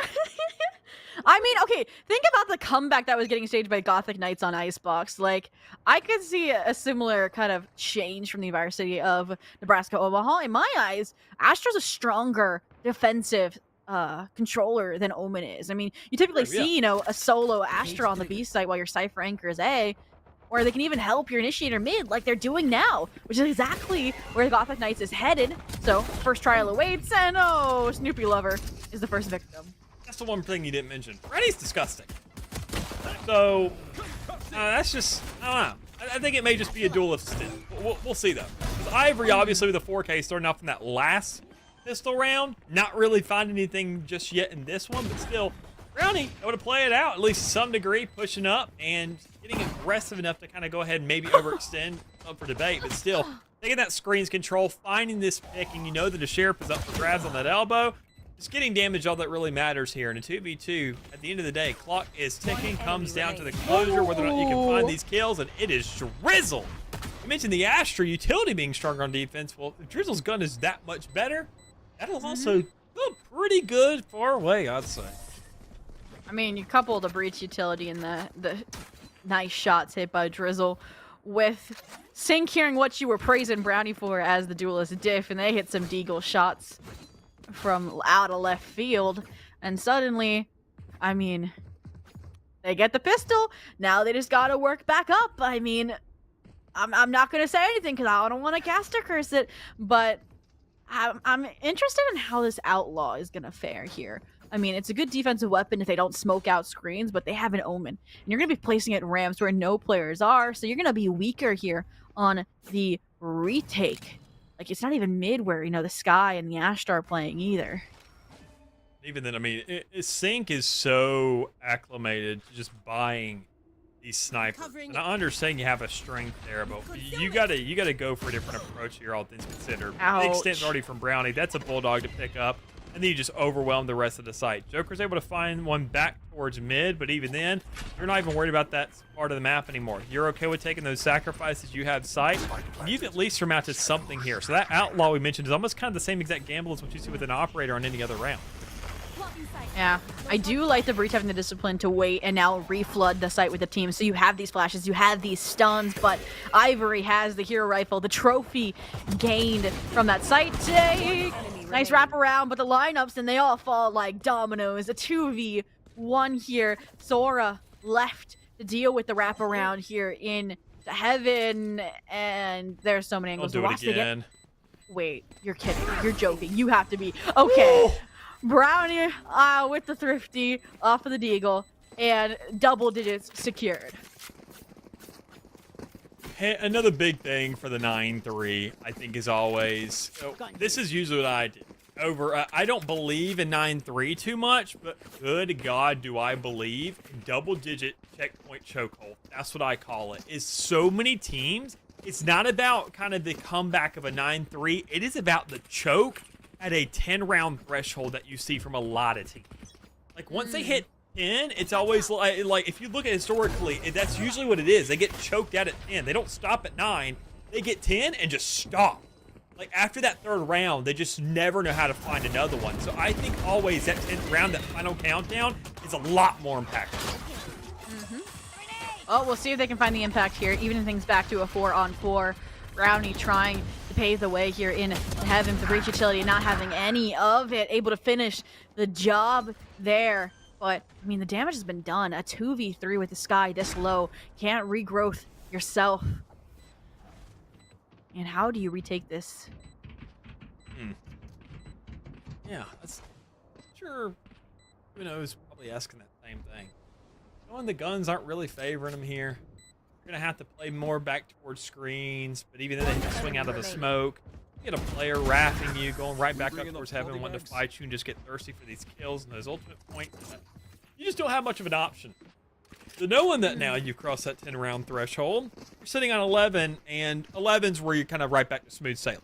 You're in that 3-2-1 property of the 10-round, but in 11, the perspective, the mental of Valorant players changes immediately. Like you could probably go through behavioral studies of this, of how much stress is lifted off their shoulders when they see that, because they know they're only one off a match point. You could just save ultimates all day and just say, whew, we at least got overtime. I mean, we saw that on Breeze, so it makes sense for them to bring it back here. And now, looks like they're in such a defaulted play. It's so different from how University of Nebraska Omaha approached their attacks last half. And it just forces, you know, additional utility. It forces these over rotations to come out. I mean, you can already see it sink on their way to reinforce the breach when Spikes, I mean, still down in market. Slow and steady here for a start. A little bit awkward, I'd say, for NJCU considering what we're used to, but because they're looking for a default across the map. We talk about the kind of versatility of having an Omen, being able to kind of play off themselves to a certain degree and be a little more of an actual lurker, capable player. And right up the middle, if Ivory's shooting like that, like we've seen over the course of this game, you really can't blame him for trying to go for it again. But speaking of going for it again, the double swing from Sink and Drizzle out of mid. Ivory good to, again, line these players up and knock their dreams out, as it is a 3v2. Luckily, Sora is here, this time not running away, this time not trying to play retake with the team, but even then the paranoia is there to punish. Flashpoint not finding much. Now they're concussed on top of it, so a 1-for-1 trade is not what they need when Joker's at 11 HP. Spike planted. I mean, they probably just consider saving him. You're going to be at map point with no weapons. You're definitely not fighting this under any circumstances. Maybe, unless you're Joker, maybe. You be looking for exit. Just even then, inching towards sight, scary enough. I'm sure Joker probably is assuming that the call is made, that they're low.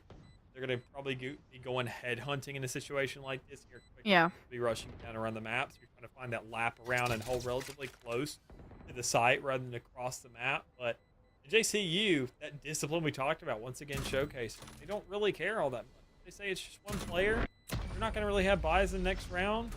3 ultimates to work with on the attacking side. One of those being a showstopper. That, I mean, whatever. Let them keep it. Yeah. And, I mean, the only saving grace here for the University of Nebraska Omaha this round, I would say, is those blades from Sync. We've seen them work out before. They're going to pair it here with the Judge. So they have, you know, a close quarters combat play, a long-range play. And, I mean, I feel like the Knives have been a hit or a miss. So we really need that explosive energy to come out here from them if they want to continue here, especially when the buy is a little rough around the edges. Otherwise, I do like this stack though on the B side. They know that UNO is going to be weak, and they're hitting it where it hurts. Showstopper in, trying to find the Cypher. The cage is a good bet, and it is all aces. So that's a 4-on-4 retake now. Spike planted. And I'm concerned just to see what this kind of escape looks like more than anything else. No. Already, Sync on site able to get one, but already the heaven control coming away from the other players. Rolling Thunder's online. 2v3, this making the ultimate seem like the most feasible plan. It is if you're ready for the aggression coming through. A very, very good hold coming out there from the side of UNO Black to keep this game alive. A big investment from all the NJCU players, but not really too much of an investment considering that you got 7 rounds or at least 6 to get them all back online again. Yeah. I mean, they waste out the ultimates on the side of NJCU. They get the round. They basically trade them away. I mean, they didn't have Neural Theft last round. Now they have it. They didn't have Rolling Thunder. Now they have it. And it is all off of Sora and that aggression into B main, narrowly avoiding it. And I mean, even a nice little flick from Sync on site with the blades. So they live to fight another round, but they need 7 more of those. You gotta get them pretty cleanly too, all things considered. I mean, you look at these rounds, obviously you get the strand over and over again, but I mean, if you lose, players are gonna be forcing over and over again more than anything else. And still, with Brownie here on the floor and players pushing up, it just may not even matter too much. Still taking one down from the grave. Arrays doing what they do best, leaving a lasting impression, and even then, better yet, a free site right behind it. Spike planted. Yeah. Rolling Thunder, but I mean, nobody's home. And it doesn't matter. The Oh my 1v4 God. for Sora here, and they're going to get swung by Suerte. The confidence that started it all, the end of it all. And a dominant 13-5 to give the New Jersey City University Gothic Knights the victory here in week 2 of the NECC Champions Valorant League.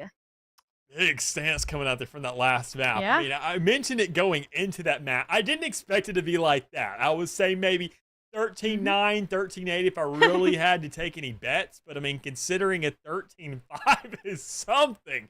NJCU showing, I mean, already they had what it took to kind of make the adaptations and come out on top.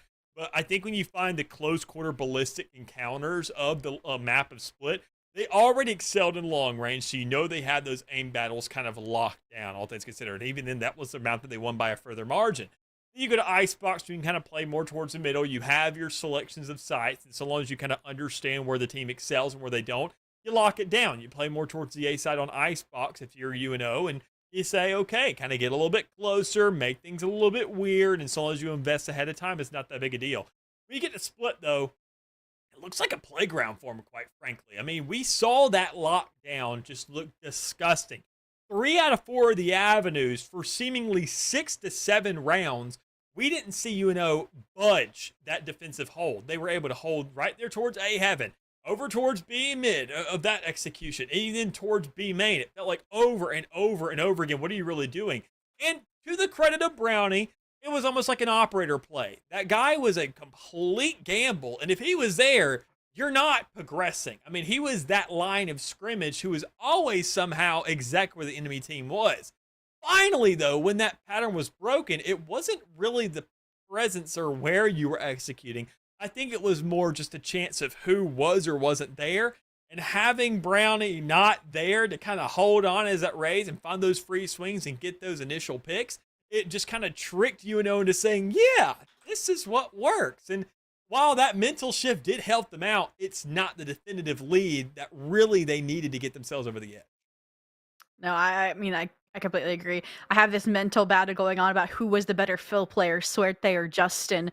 I mean, you have a Harbor to Breach and you have a Killjoy to Sky, both such different dynamic roles, and they fill them so beautifully on those second and third maps, respectively. And it does show how well-rounded this team is. And I mean, Ivory really coming alive, I would say, on the Omen, especially on Split, when they aren't kind of forced in that pseudo-sentinel role of the Viper like they played on Breeze, like they played on Icebox. And I think they might be cooking something there for the future if they want to improve more maps.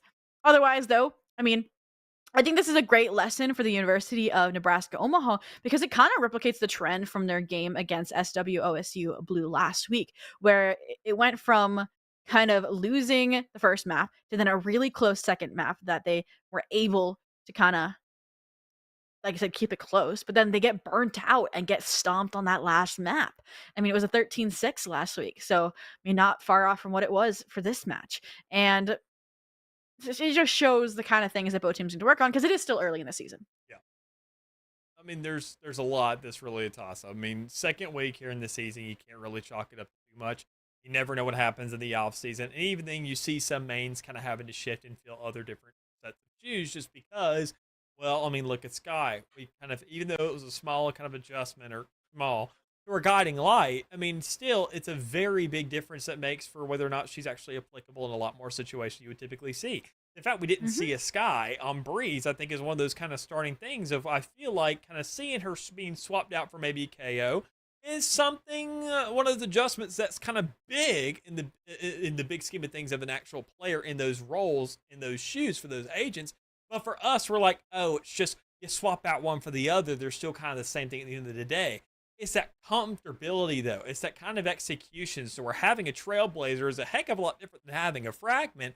And you're going to have to really make those adjustments around it. So knowing that even then, as you mentioned, the field player, and even then more so kind of those initiators taking place today, I think Justin kind of has it, in my opinion, based on that, because not only was that initiator role kind of actually being there and playing it, but it always felt like no matter what Justin was playing, constantly being there next to your duelist and saying that it's not really more of an actual what agent I'm on. It's just so long as that mentality can be consistent, whoever I'm playing as, and setting up what's necessary. Well, thank you for that analytical breakdown of what we witnessed in this matchup. But that does bring our coverage to a close. Two amazing best of threes today, 2-0 and a 2-1 to show just how competitive the Valorant Champions League can be, even if we aren't all the way up at the top level in the Legends field. But if you want more NECC esports action, fear not, because tomorrow at around 6:30 p.m. will be Rainbow Six. We have both Infernus and Light Rose coming at you, and Happy and Glimpse. Some amazing names in that scene. And yeah, Mick, is there anything else you'd like to say? Not really. We can just close things up. And once again, catch us tomorrow for some Rainbow Six, because that thing's been blowing up. I know Scott. He's going to go ahead and treat y'all well. So I'll go ahead, leave it there, and we see you then. Have a good night.